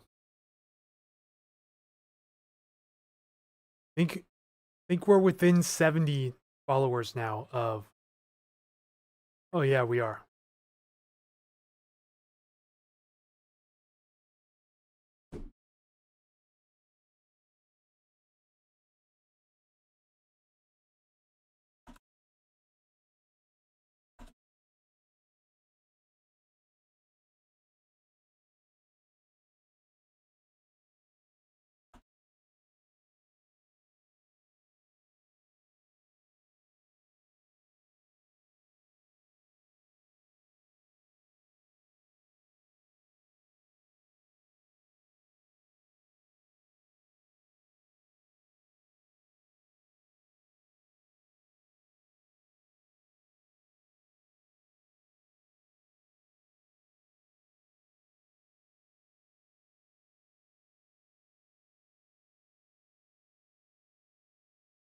Yeah, it's like this convergence zone's running into a brick wall once it gets down here in the South Sound.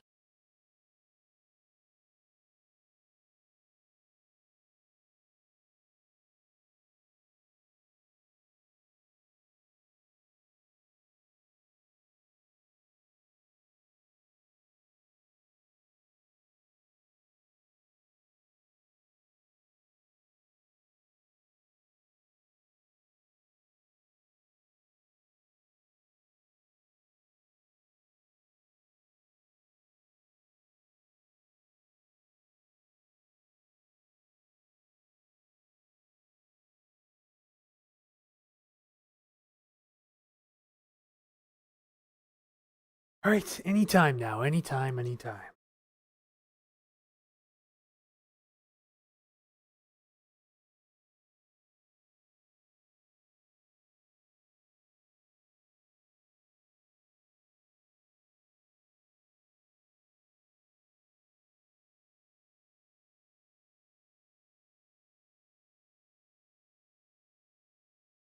Wind's whipping really good now, but still no rain falling.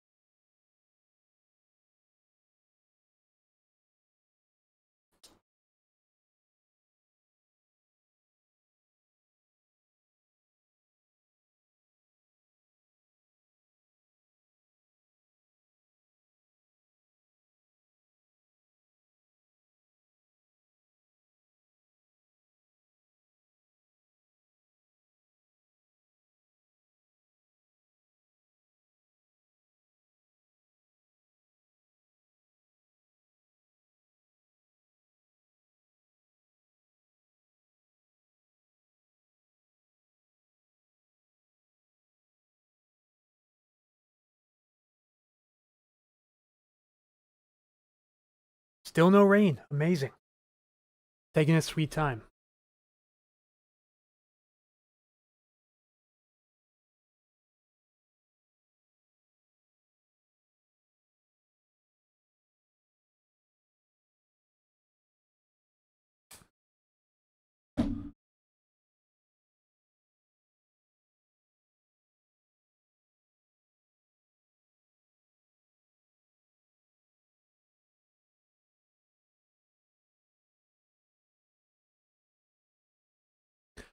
Does look like, though, once the rain starts, we're going to be getting the back edge of this precipitation. So some of the heaviest precipitation within this convergence zone is moving towards the Tacoma, Federal Way, Milton, Fife area at the moment. It may not be raining yet for some of you guys down here, but it's on the way. And it should be heavy for a little bit. May even see some hail if you're one of the luckier ones.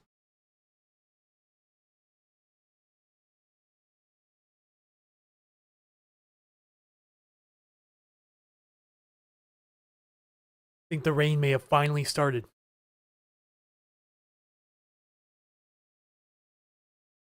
John Fogdahl says, same here, I'm from Minnesota.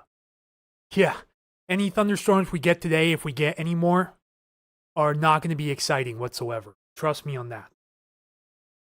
I think we may have already had our excitement for the day over north of Ashen Island and parts of the Puget Sound, but that has long since vanished.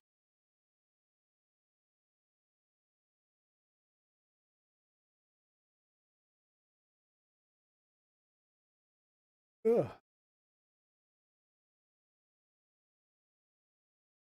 It's on the way any moment. Be getting the rain here in Milton.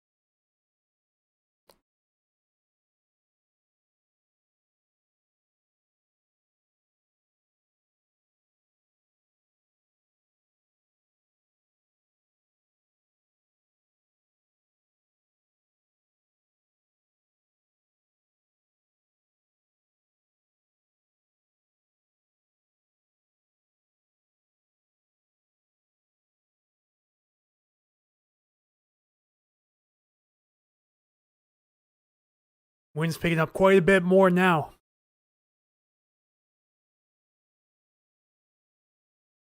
Gusts are probably around 30 miles per hour. Doesn't sound like a lot, but it's more than we've had most of the day here.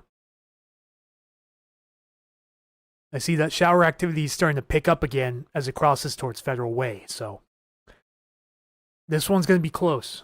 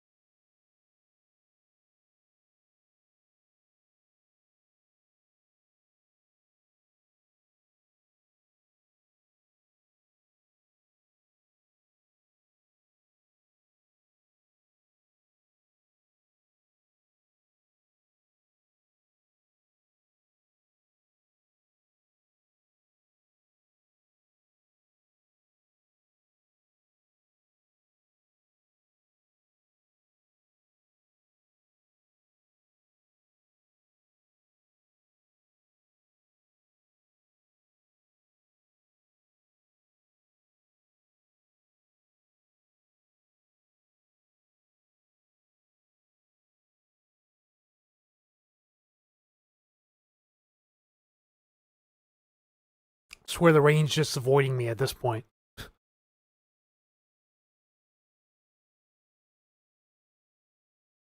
Hey, if anyone's watching from around Tacoma, has the rain started where you are yet? If anyone wants to go ahead and let me know, feel free.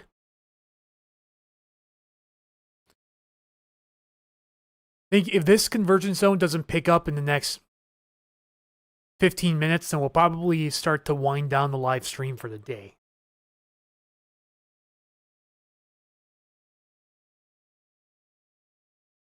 Because I don't know about you guys, but I'm definitely bored of this. It was fun for a brief second when we had the lightning earlier, but since then it's been a real sleeper.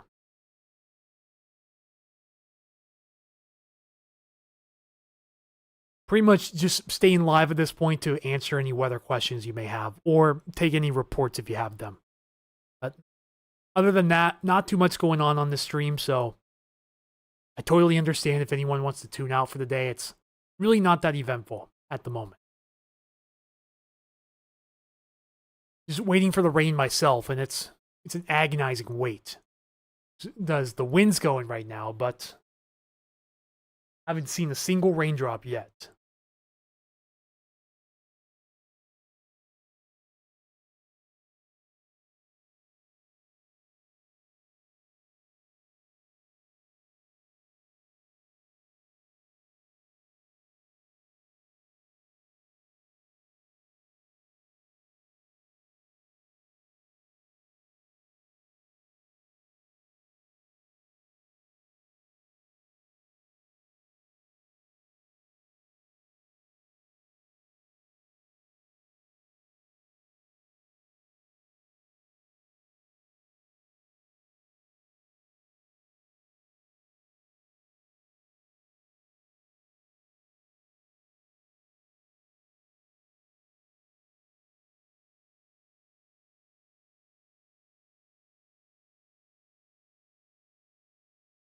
Raining pretty good here in Auburn, but nothing super exciting. Okay, that's what I figured.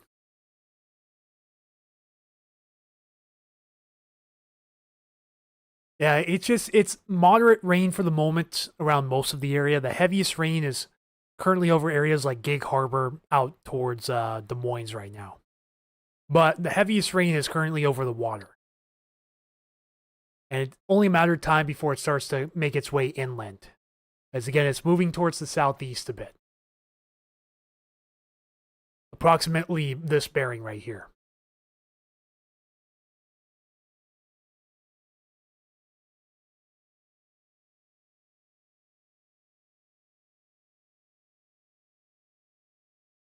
I swear my area is trying to postpone the rain as long as possible.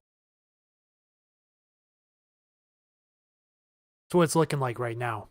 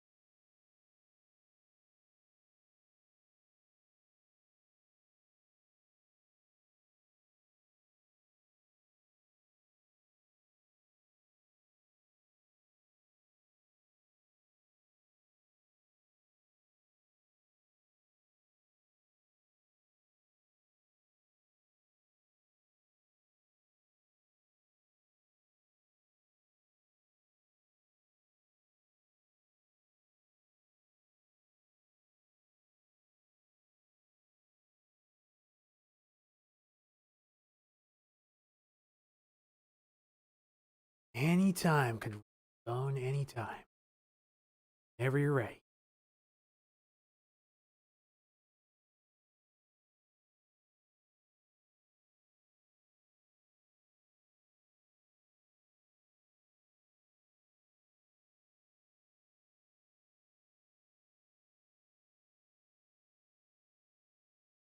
This recent run at the HRRR model is not doing good at all. Shows these storms, these little cells popping up here around the southwest interior, but not seeing any of that right now. This model went from doing okay to just complete bust.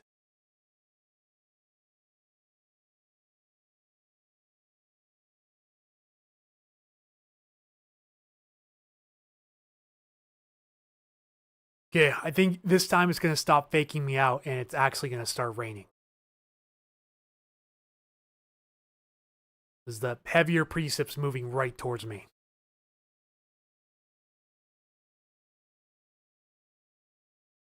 Nice and dark out now. That's a change up from earlier. Like no sun at all now, just gray clouds a la mode.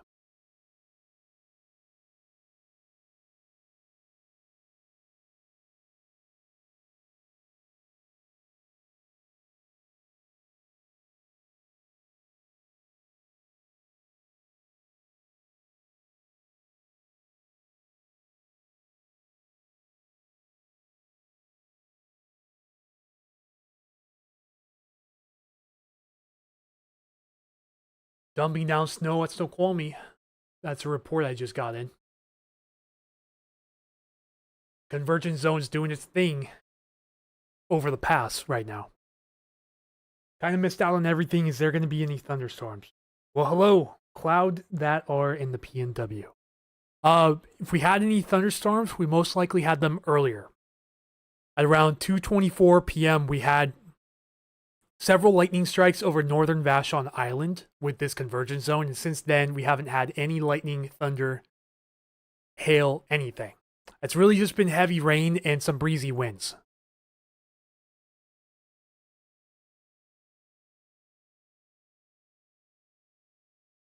The convergence zone is continuing to move south and east, but it's moving pretty slow right now. So it's going to take some time for it to get into areas like Tacoma and Puyallup, for example. But right now, the heaviest rain is currently over the Puget Sound between Maury Island and Des Moines. And you see with that recent scan, we just got some heavier rain in the Tacoma right there. So it's starting to pick up a little bit to the west. But sustained rain is on the way for areas like Milton, Edgewood, Fife, Puyallup, surrounding areas. But Federal Way should be raining pretty good right now. From what I heard, 272nd and Pacific Highway in Des Moines is dumping. That's the last report I got. Hasn't started raining here yet.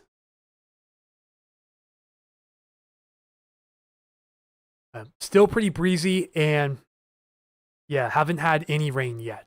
But that should be changing in a couple minutes. I can't tell you how many times I've been postponing it by a couple of minutes.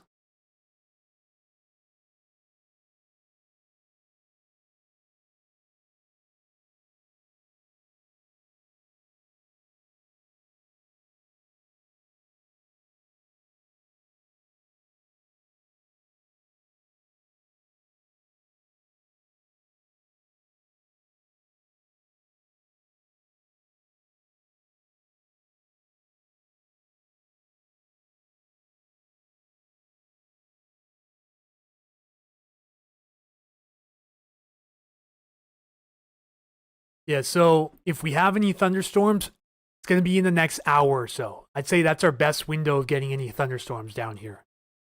But seeing as how this has been on kind of a downward trend ever since this convergence zone has begun moving south and east from the Central Sound, I'd say the chances of thunderstorms are decreasing the farther south and east it moves. Doesn't mean it's completely out of the question, though. It's looking unlikely as time goes on. So there's a good chance we probably already had our thunderstorms for the day, and that was over Vashon Island.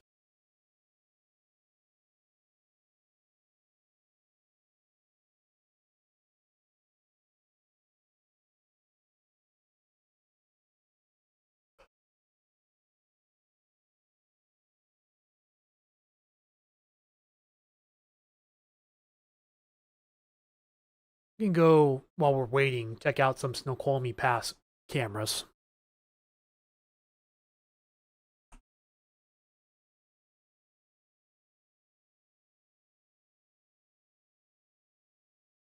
Oh yeah. Absolutely dumping right now. Look at that. You love to see it, right? There are things you love to see. John Ross says, "Today is my birthday. I'm 37. Happy birthday to you, John Ross. Hopefully you're having a great day and you enjoy the rest of your day."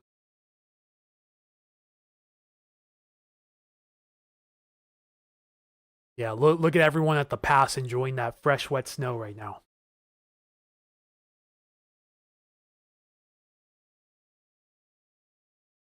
Just hope we can keep the snow long term and not melt it off right away. But the way it's looking like right now, the pattern does support additional amounts of snow for the Cascades and the Olympics coming up over the next 2 weeks or so.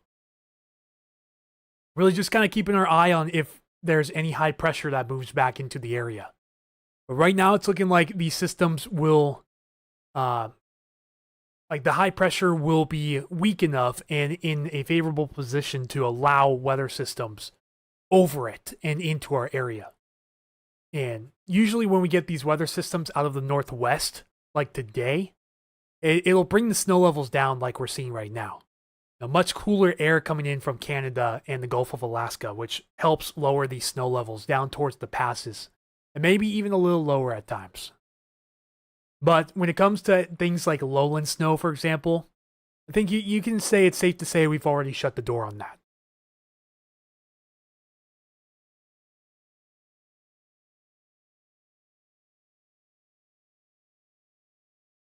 Oh, he deleted his comment.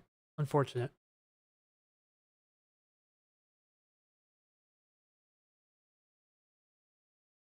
At the base area, snow is a bit wet. It's not really accumulating to the concrete as well as the grassy areas and the areas where there's dirt. But like rooftops and all of that, yeah, it's beginning to pick up and accumulate on roofs, tables, poles, and so on. It's trying its best to.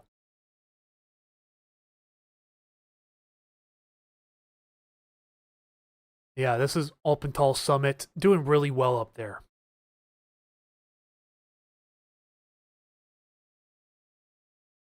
Good. Snoqualmie getting a much needed break from the snow drought right now.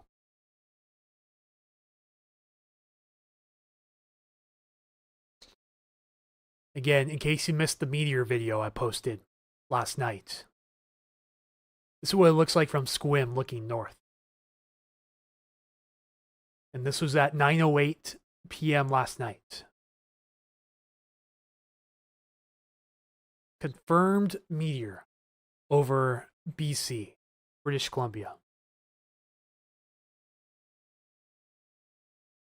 There we go. We got rain, finally.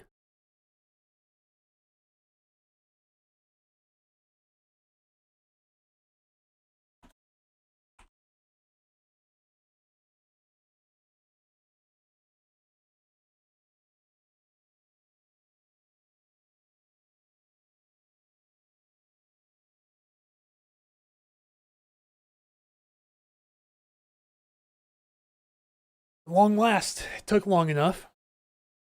But yep, we finally have rain. With heavier rain on the way by the looks of it. This is only the beginning.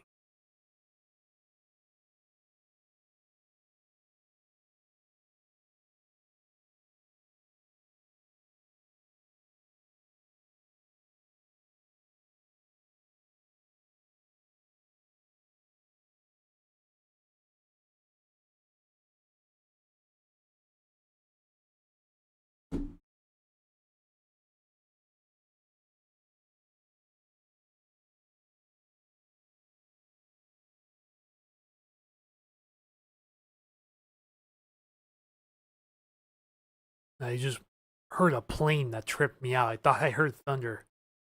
No, it was just a plane. Yeah, nearest lightning strikes are out near Twin Falls, Idaho right now. So what this convergence zone was earlier has turned into complete anemia.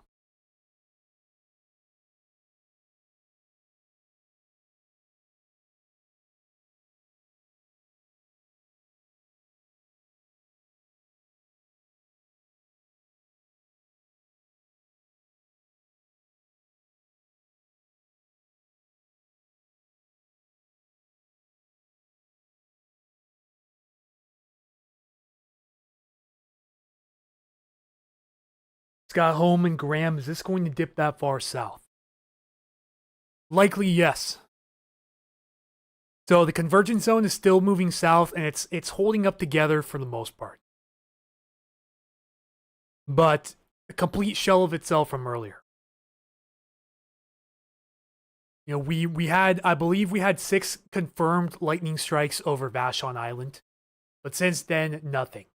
That was over an hour and a half ago already. So it's probably going to be one of your more traditional heavy rain producing convergence zones. But we did just get an interesting new scan there on radar though. Seems like some heavier rain's about to move into Federal Way in Des Moines, potentially. Or not Des Moines, but Redondo. I wonder if we'll get something out of this potentially. Maybe a last gasp, perhaps, from Mother Nature.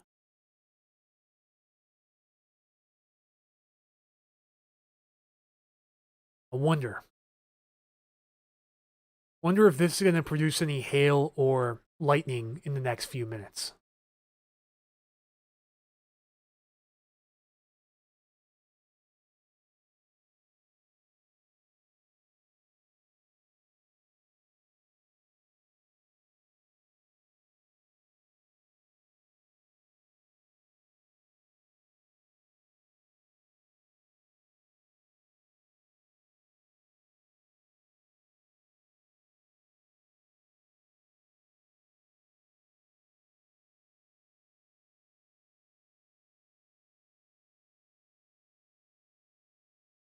So yeah, Graham, at the very least, you'll get rain. But I'm not sure if you'll get much more than that. Is you'll get clipped by the very western edge of this convergence zone. At least what's left of it right now.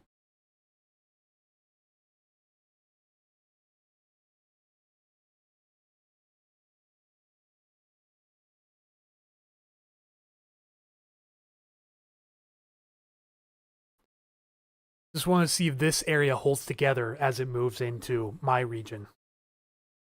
If so, that'll bring some pretty heavy rain as it moves over.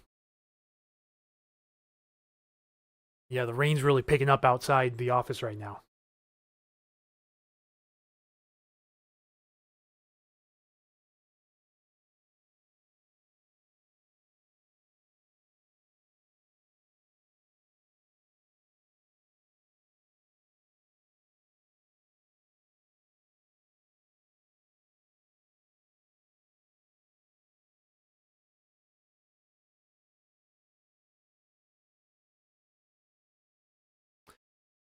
Yeah, no lightning detected with this, at least for right now.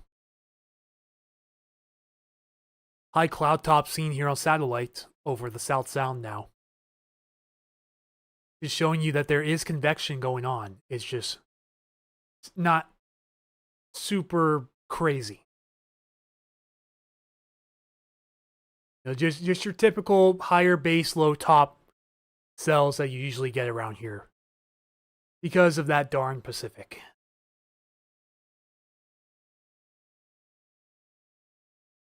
Still holding together as it makes it on the land, so heavier rain on the way, areas like Tacoma, Milton, Federal Way, and Redondo. If it's not already hitting right now, it's on the way very shortly.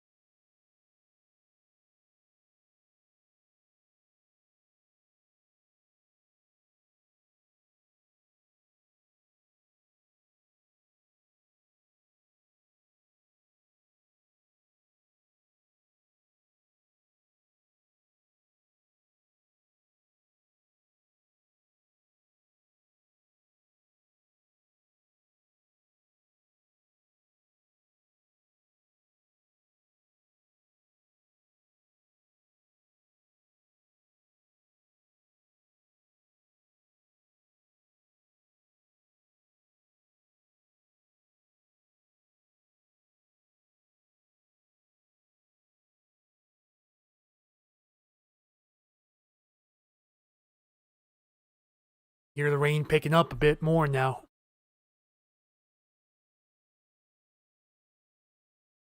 Become much more steady.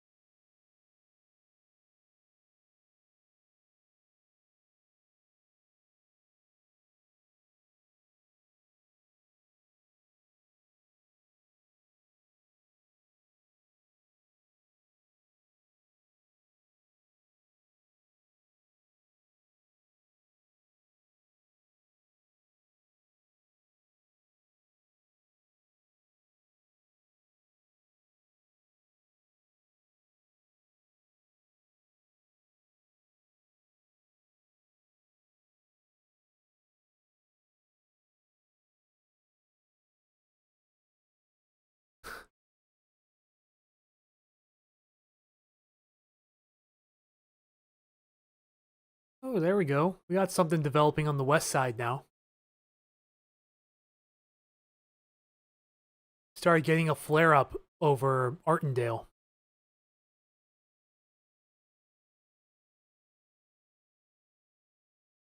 Yeah, look at that. May just save something for the very last minute.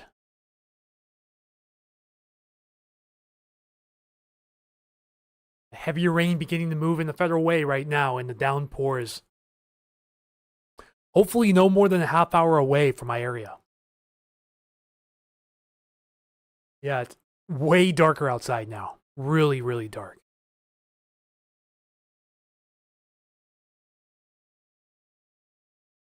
It looks like it's probably 6 o'clock outside right now.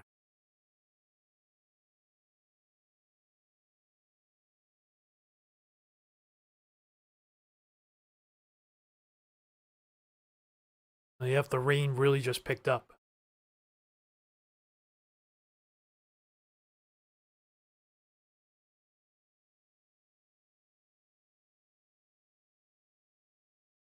I just hope I can hear one clap of thunder. That's what I'm hoping for right now, is just one little clap of thunder.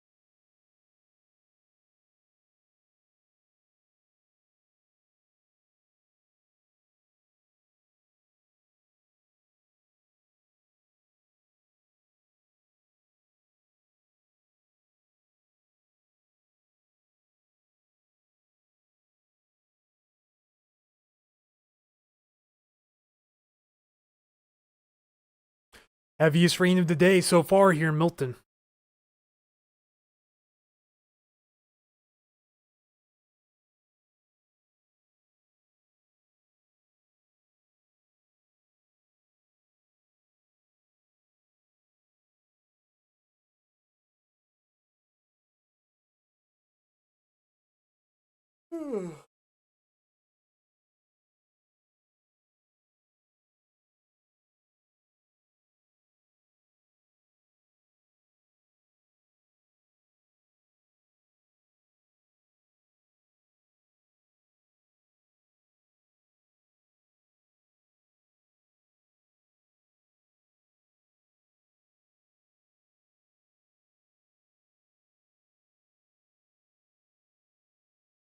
All right, we need 62 Facebook followers to get the 40K for the recent update.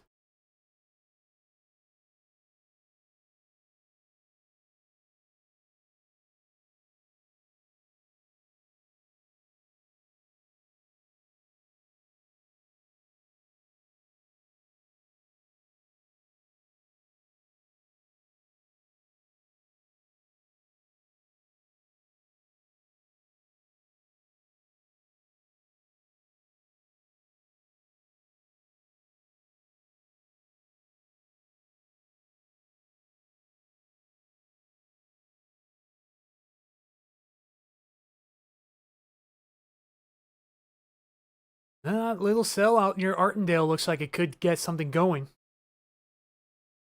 Checking in from Port Townsend. Hello there. We're just kind of checking out this convergence zone as it moves over my area right now. Not much going on. It's a little bit of a sleeper stream at the moment. It was a little bit more active when we had lightning over Vashon earlier, but after that, it's been a real sleeper. There's only 2 people watching on Facebook and looks like 8 of you guys over on YouTube, so really need a big clap of thunder to wake us all up. That would be best case scenario. But up there in Port Townsend, watch out for the westerly surge when it picks up overnight. Could have some areas that get up to 40 plus mile per hour gusts out there. 40 to 45 miles per hour out of the west possible. That would be overnight as well, possibly peaking sometime around 11 p.m. or midnight. So just be aware of that.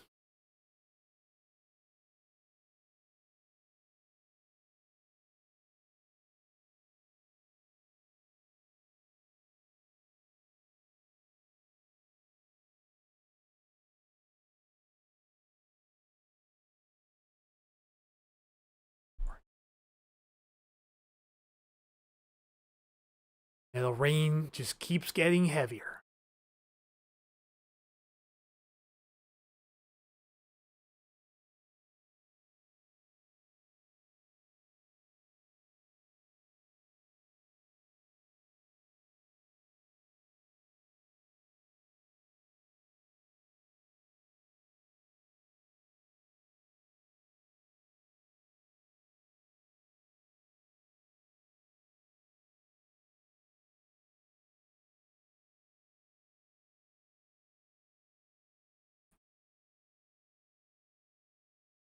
So waiting to see if this little cell over Artendale produces lightning or not.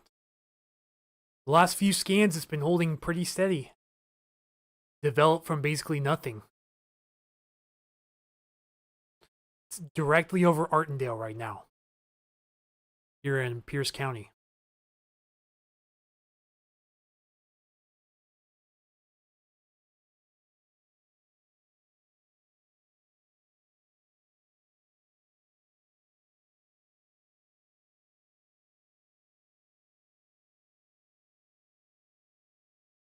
And the rain's just absolutely pelting my window right now.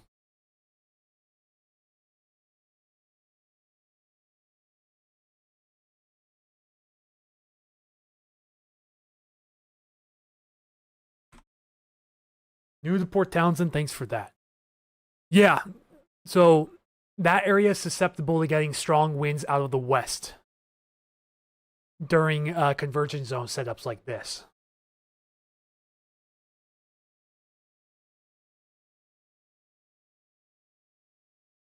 So it looks like that area, so Port Townsend's right up here.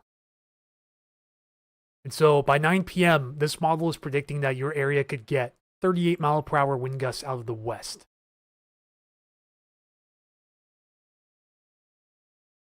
And it shows it continuing well into the morning hours as well, with winds slowly shifting to more out of the northwest. So you could easily get 40 mile per hour wind gusts or maybe slightly longer, higher than that, going into early tomorrow morning. But it would start up after the sun goes down tonight. Like only breezy at the moment, but it could get quite blustery up there when this westerly surge kicks into full gear. But we're still a ways out from that happening.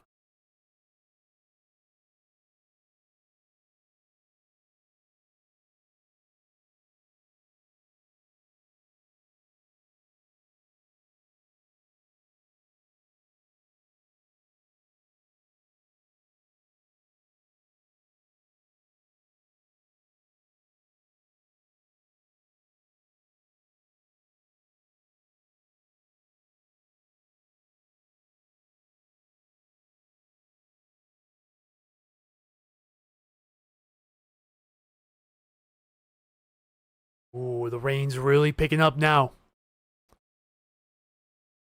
Like one of these little heavier squalls is about to move through. Interested to see what goes on with this little Artendale cell here. This is really the only one that's worth eyeballing at the moment. Is what exactly is going to go on with this one? Moving down towards UP and Lakewood right now. We just got a recent scan and it's a little bit stronger too. I'd be surprised if that's at least producing small hail.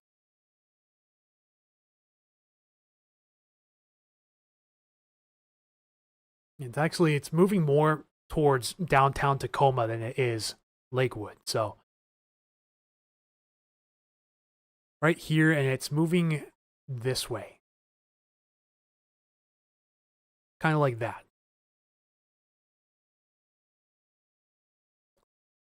But hasn't produced any lightning. I don't have any hail reports from that area. So at the moment, we're just going to call it a really heavy rain shower. Although, keeping a close eye on the lightning maps to see if anything comes up with this, as it's about to move directly over the Tacoma Narrows Airport in the next 15 minutes.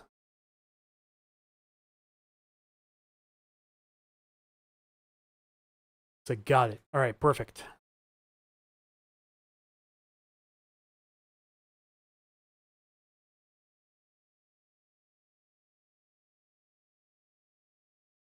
Yeah, it's going to move directly over the Tacoma Narrows Airport.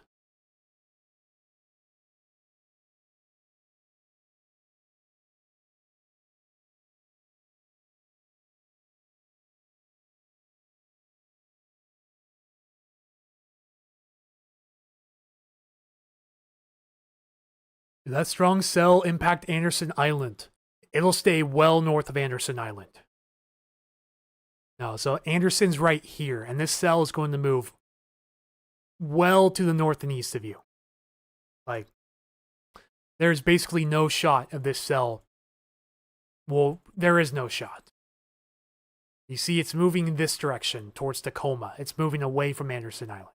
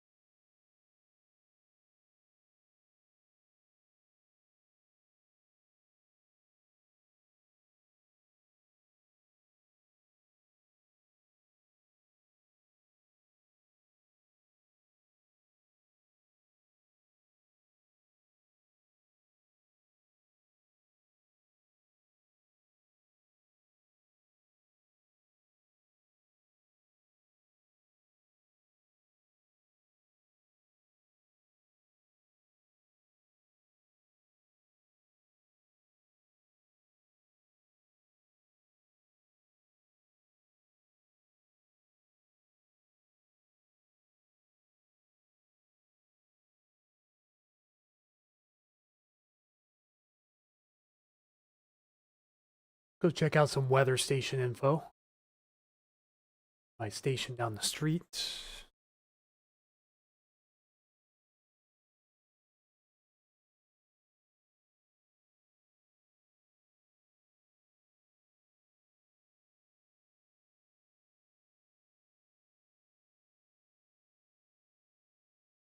All right, precip accumulation 0.26 inches total, currently raining at 0.17 inches per hour. This is right down the street from where I'm at right now. Look at that temp drop. 349, it was 52. 424, it was 49.5. So it dropped 2.5 degrees over about 25 minutes.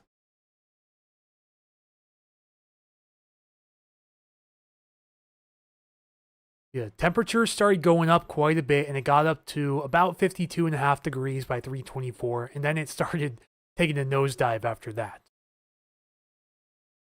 You notice here the change in wind direction also this morning. It was more offshore out of the east, and then it switched out of the south, and it's been progressively out of the south for practically the entire day now. And pressure continues to rise also, and the the amount of solar radiation has dropped off a cliff.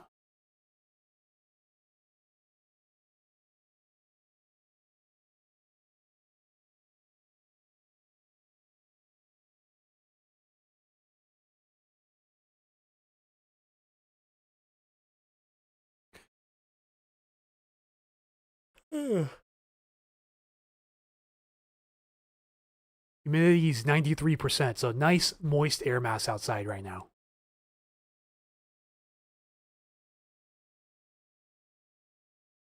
Yeah, well, that cell was good while it lasted. Now it's turning into slop.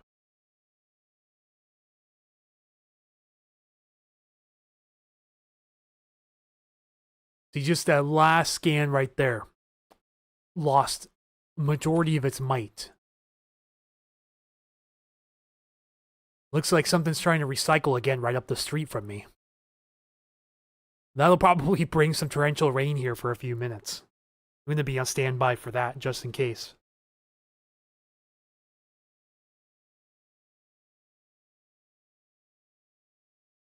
I already see it trying to clear out a bit to the north.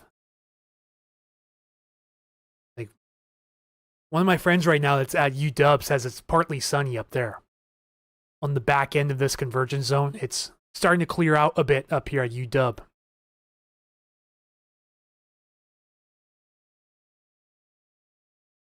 Yeah, this convergence zone has turned into a slop fest. Was much more exciting earlier when it was producing lightning, but now it's just a real sleeper.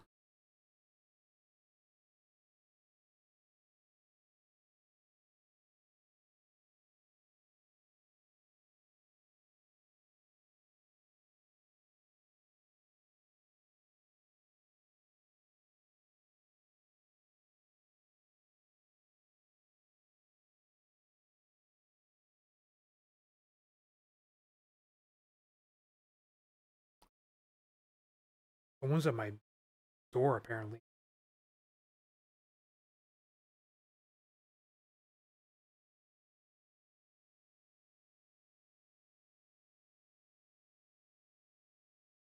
Okay, false alarm, I think.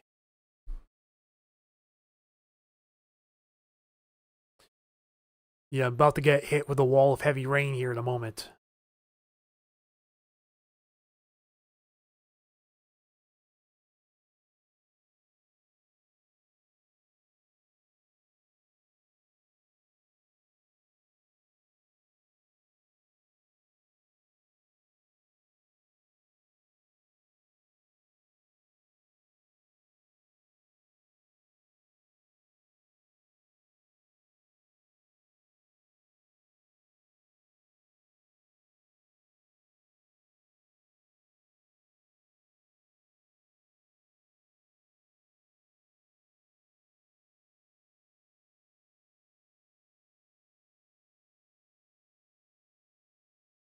All right, kind of just holding on to my horses, because after this, that's really about it.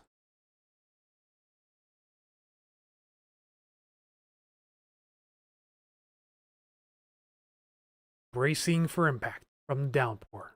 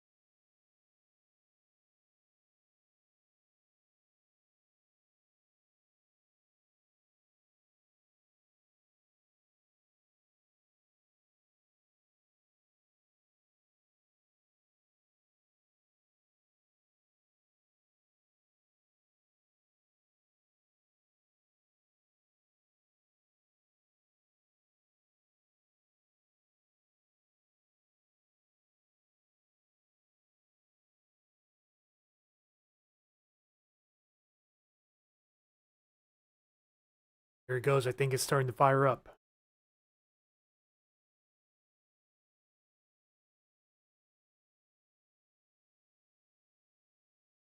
Really dark off to the northwest, which is exactly where I'm looking at right now. This downpour right there.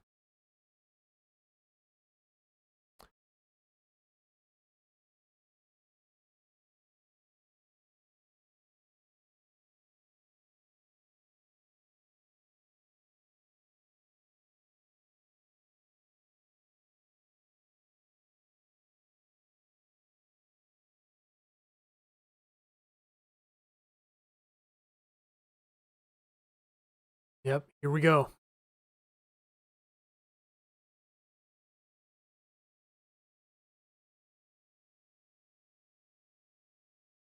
Oh, yeah. About to be a big downpour here in a second.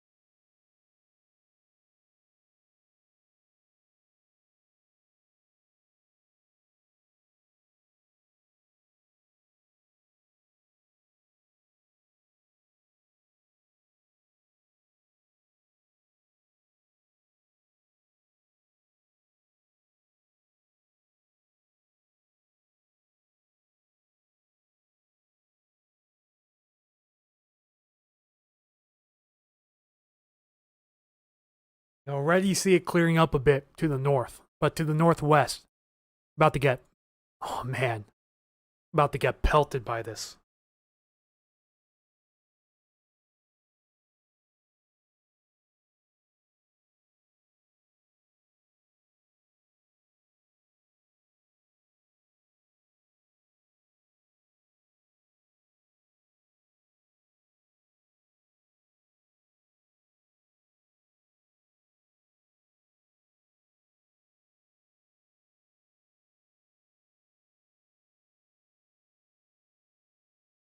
It's times like these where I wish I had an outdoor cam that could stream.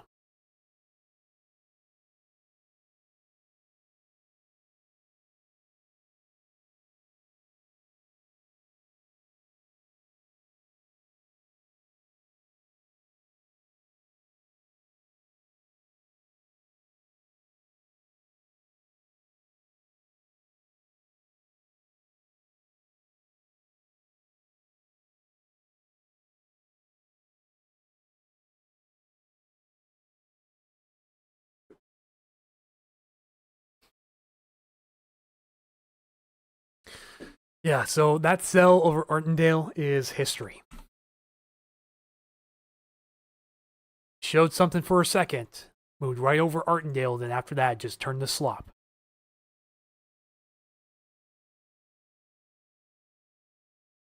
This convergence zone's beginning to pick up some speed and go off to the south and east now. So actually won't be long after this when sun should begin to break out. When the sun should be able to start breaking out.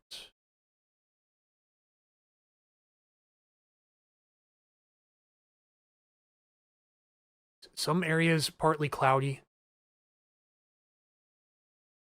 Definitely, if you're west of Olympia, you have some decent cloud breaks right now. And same, if you're in Squim, in areas around the Salish Sea, there's really not too many clouds directly over there at the moment. Of course, most of the clouds are directly smack dab over the Puget Sound.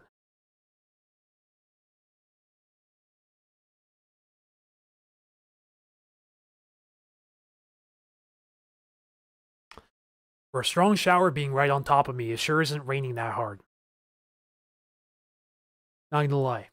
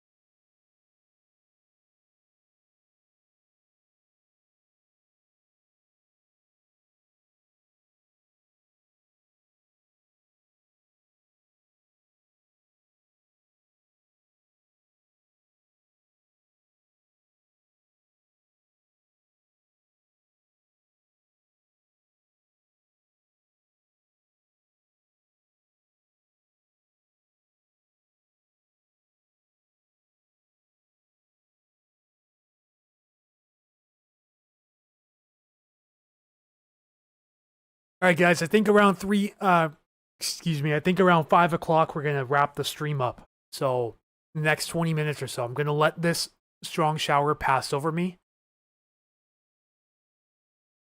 and that's probably gonna do it. Because judging by what I've seen so far and am seeing, it looks like the thunderstorm threat is pretty much done for the night.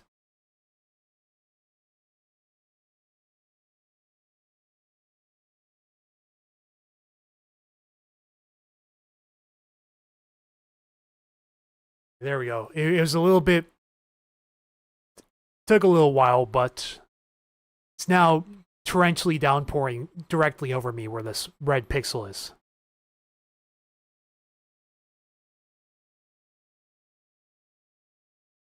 I don't know how well you guys can hear the carport getting pelted by rain in the background, but that's what that sound is that you guys can hear. And virtually no wind at the moment. You pretty much know you're directly under the convergence zone when the wind just goes stagnant.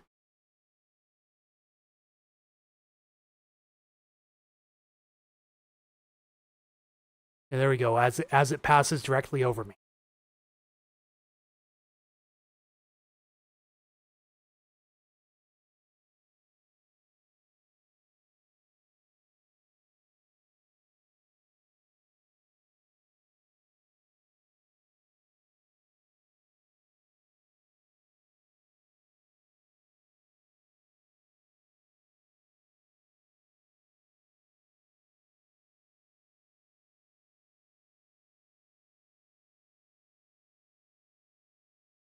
Oh yeah, that's a big downpour.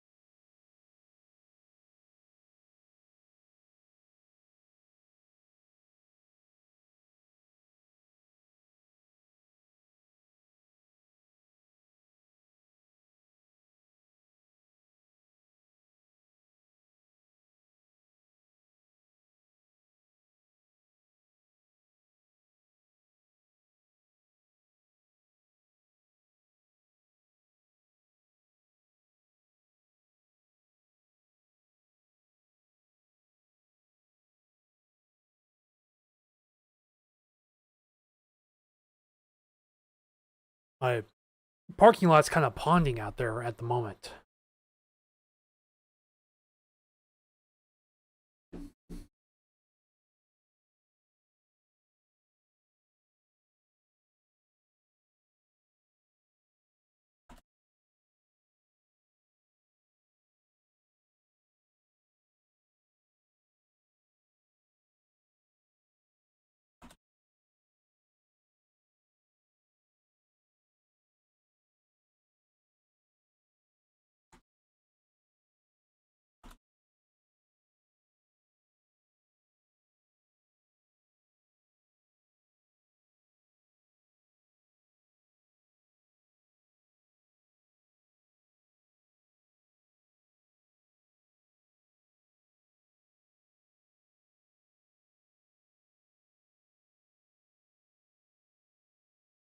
All right, so it looks like that's over with.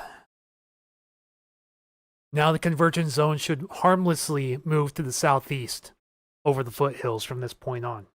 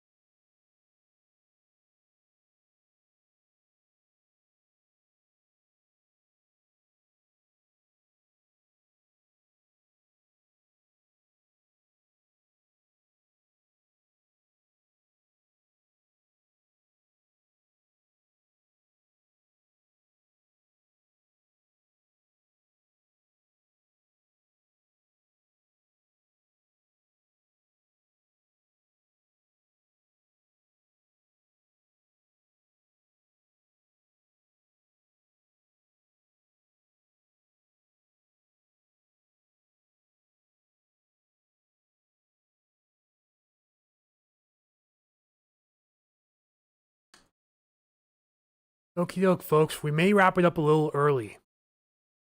Only a couple of you viewing on Facebook and 5 of you guys on YouTube, so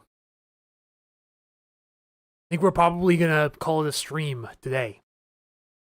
Definitely wish we would have gotten a little more, but it was pretty cool to have a convergence zone hit down here in the South Sound for first time in ages. It seems like the North Sound has always hogged them. Hopefully I answered as many of your guys' questions as possible. And, who knows what the immediate future is going to hold. As in case you guys haven't heard, I'm moving out of my apartment in less than 2 weeks. And my situation after that becomes a little more uncertain. I'm not sure exactly what my streaming setup is going to be like. I'm thinking it's either going to be a portable laptop setup, or I'm just going to have to do all the streaming off of my phone and talk to you guys that way. I haven't quite narrowed down the details yet. Again, a lot of uncertainty in the near future. So this is most likely the last stream I will do with this format, at least in the short term. I'm going to be going extremely minimalistic from this point on, while still trying to maintain my full-time status. I haven't heard any updates on my job offer yet. The last time I heard, I got the job, but I haven't heard anything from the CEO about when to start work. So, a lot of uncertainties, and I mean a lot of them. Definitely gonna miss this place. I worked really hard to get this apartment, and it's unfortunate that I have to lose it like this, but truth is, I did it to myself. I learned from my mistakes, and hopefully I don't make the same mistake again. Even if your full-time job environment isn't the greatest, maybe you just gotta tough it out a little longer.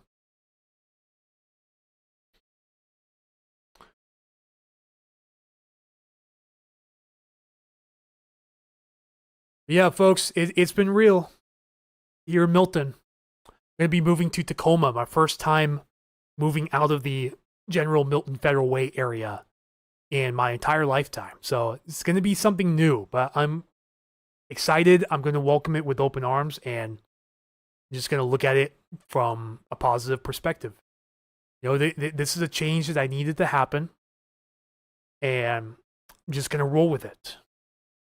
Best case scenario is things work out in the future, and hopefully it's all up from here, but I can't be too certain of that right now.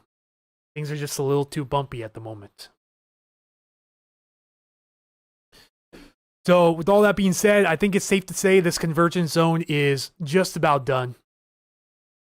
May have some areas of strong showers and breezy winds further south and east, so areas like Edgewood, Sumner, Bonnie Lake, Enumclaw, Buckley, just to name a few areas.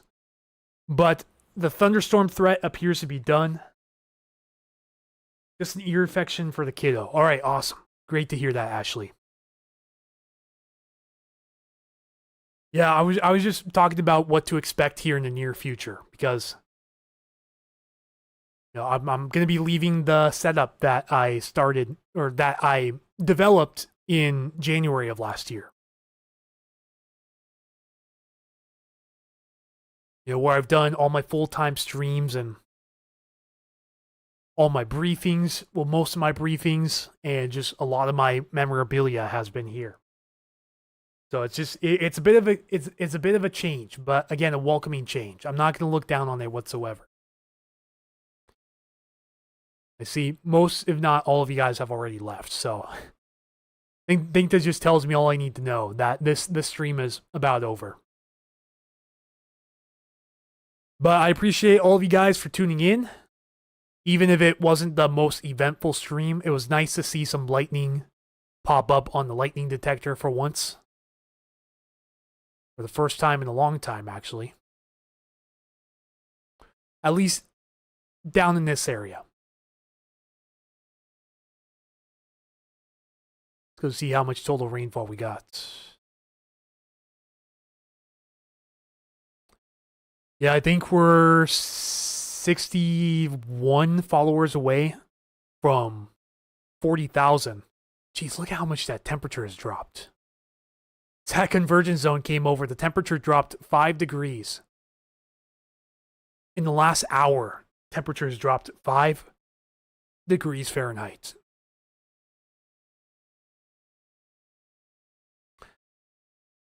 Possible, maybe my rain gauge is just acting up again.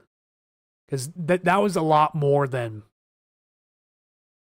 Like, we did not go from 0.22 to 0.29 inches in 25 minutes. It definitely was a lot more than that. I may have to get up on the roof and clean off the rain gauge again. Jeez, look at that dip. It's an intense drop off in temperature as that convergence zone moved over. Humidity shot up to 99% too. How are you feeling about moving and everything? Imagine it's a bit stressful. I think the most stressful part's going to be breaking my lease. Because it sounds like the management here at my apartment, kind of a piece of work. You know, we got new management in the last few months, and it's been problematic with them. You know, when I had my kitchen sink overflow with raw sewage a couple of months back, they didn't take it as an emergency at first, so they kind of postponed the response. Yeah, that didn't go well with my neighbor, where my neighbor unfortunately slipped in a puddle and busted her head open. The management still wrote it off as a non-emergency, so that's just kind of frustrating to hear. It's a combination of financial struggles, but also just struggles with the management here at the apartment complex too. So it's not, you know, I just won't go any further into it than that because I don't want to be the one to defame the owners of the complex here. You know, just playing it cautiously. Yeah, that's that. But hated dealing with management in our old apartments before we moved to the place in Roy. Crossing fingers that you were able to break your lease without too much trouble. Yeah, but it is going to be pricey. It's going to cost me almost $3,300 to break my lease, which is just intense. But a lot of the laws around the area are you pay 2 times your rent to break your lease. And so my current rent is $1,625, which isn't terrible. But with the utilities, I'm paying over $2,000 a month right now, combined with the utility, including non-refundable utilities that I don't use, such as Xfinity Internet. I use T-Mobile 5G, but they're forcing me to pay $65 a month for internet I don't use. That's rubbing a lot of people the wrong way here too, including doing things like doubling the parking fee to $50, $10 non-refundable parcel fee, which again I don't use. I still have to pay for, and power and water going up quite a bit. So to see my bill being almost $2,100 last month was just kind of a sobering wake-up call that, hey, you know, I'm not going to be able to do this much longer. It's time to start thinking about saving myself and not saving my things. Because it's a lot more than my things that I own. It's all about what goes on in here. And it's just crazy to think that in less than 2 weeks' time, I'll be turning in my keys and that's it. My apartment that I worked so hard for, gone. Definitely, it's a hard pill to swallow, I'm not going to lie. It's a very hard pill to swallow, especially since it could have been prevented. But my family's been on my side. They told me that I took a sacrifice, leaving my full-time job, which was not good for me. It paid decent. There were higher paying jobs, but it paid decent for being in retail. And it was enough for me to survive off of for one income living in an apartment complex, which I was still barely able to get this apartment with the 2.5 time income ratio. You know what I'm saying? So, but I think that's as much as I'm going to talk about that. I know a lot of people are just snoozing right now if you're still hanging on. But yeah, thank you guys for almost 40,000 followers here on Facebook. We passed 2150 subs on YouTube again. We've been kind of floating between 2140, 2150 in that range. Just because the live streams have really slowed down. So even if I was live streaming regularly, there's just no real active weather. So the viewership is way, way, way down. Like historically down for this time of the year. Crazy to think it took a meteor to get the ratings up as high as they have been the last 36 hours. A meteor, not even weather. That's just the reality of how slow the weather has been around here this time of the year. It's just crazy to think about. Like really outside of the snow, which even then the snow forecast didn't garner into much interest. A couple of earthquake posts and a meteor post is what really got me over the hump to start this year. Apartments are outrageously priced. Our mortgage is expensive, but at least we own the property. I would love to own property one day, especially here in the state of Washington, but it's looking more and more unrealistic as time goes on. And when I move back in with my parents in 2 weeks, I don't know if I'm going to be able to move out again before I hit 30. The way it's going right now, I may still be with my parents in my 30s. All because of a preventable mistake. But the lesson's been learned. Do not sleep on your mental health. Maybe things could have been different had I taken it seriously from the start and just not let myself gradually go down the rabbit hole. If I would have been on top of all of that from the very beginning, maybe things could have been different. But they're not. This is the path that I set for myself, and that's the way it's going to be. So it was really, really fun streaming with you guys full time here in Milton with the full setup and all of that. Using 4 screens has been great and all. And having access to everything that I've ever collected and owned right here at my disposal in my own apartment with my own space has been a really pleasant experience. But then I just think to myself, maybe I'm not in the right mindset to be by myself right now. Maybe I need my family much closer to me than they are right now. I just need that level of support in my life, and I'll be getting it soon, but it requires a sacrifice.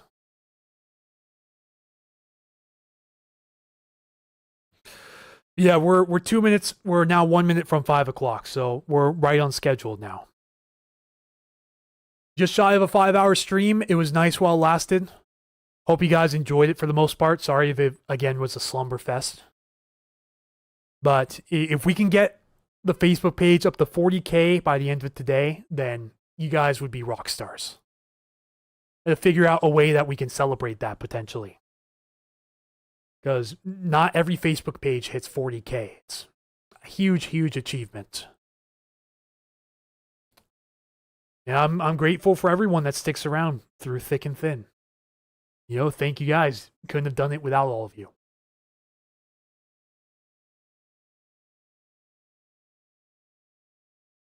Sunny now in Bellevue. So interesting. Let's check satellite one more time. Yeah, there's some there's some sun breaks coming across the Puget Sound now. That's just how it usually is during the springtime. It'll be cloudy, we'll get downpours, maybe a thunderstorm or two, and then right behind it, it's just clear as day sun. It's just how it goes around these parts. The heaviest of rain is now well out of the area, moving into the foothills. So heavy downpours possible for Enumclaw and surrounding areas, but for the most part, we're done here.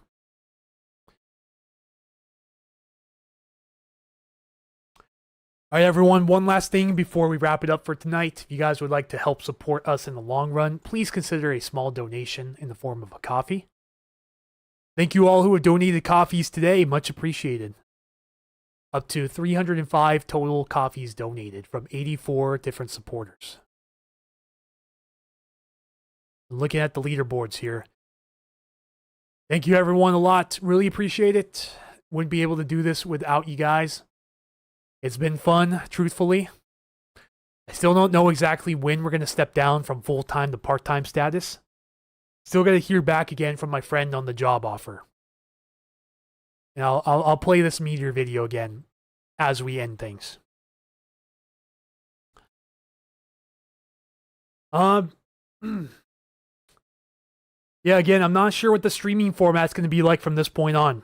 A lot of uncertainties that I need to figure out.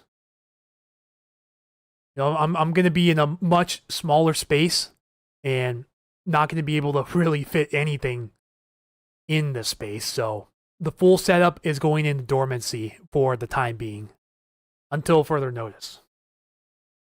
But I'm going to try to keep streaming. Hopefully I can at least get all the software set up on my laptop and then get a webcam, a mic, and a couple of lights and then just roll that way, potentially. So yeah, worst comes to worst, we'll just have to do the streams over mobile and just do it extremely minimalistic.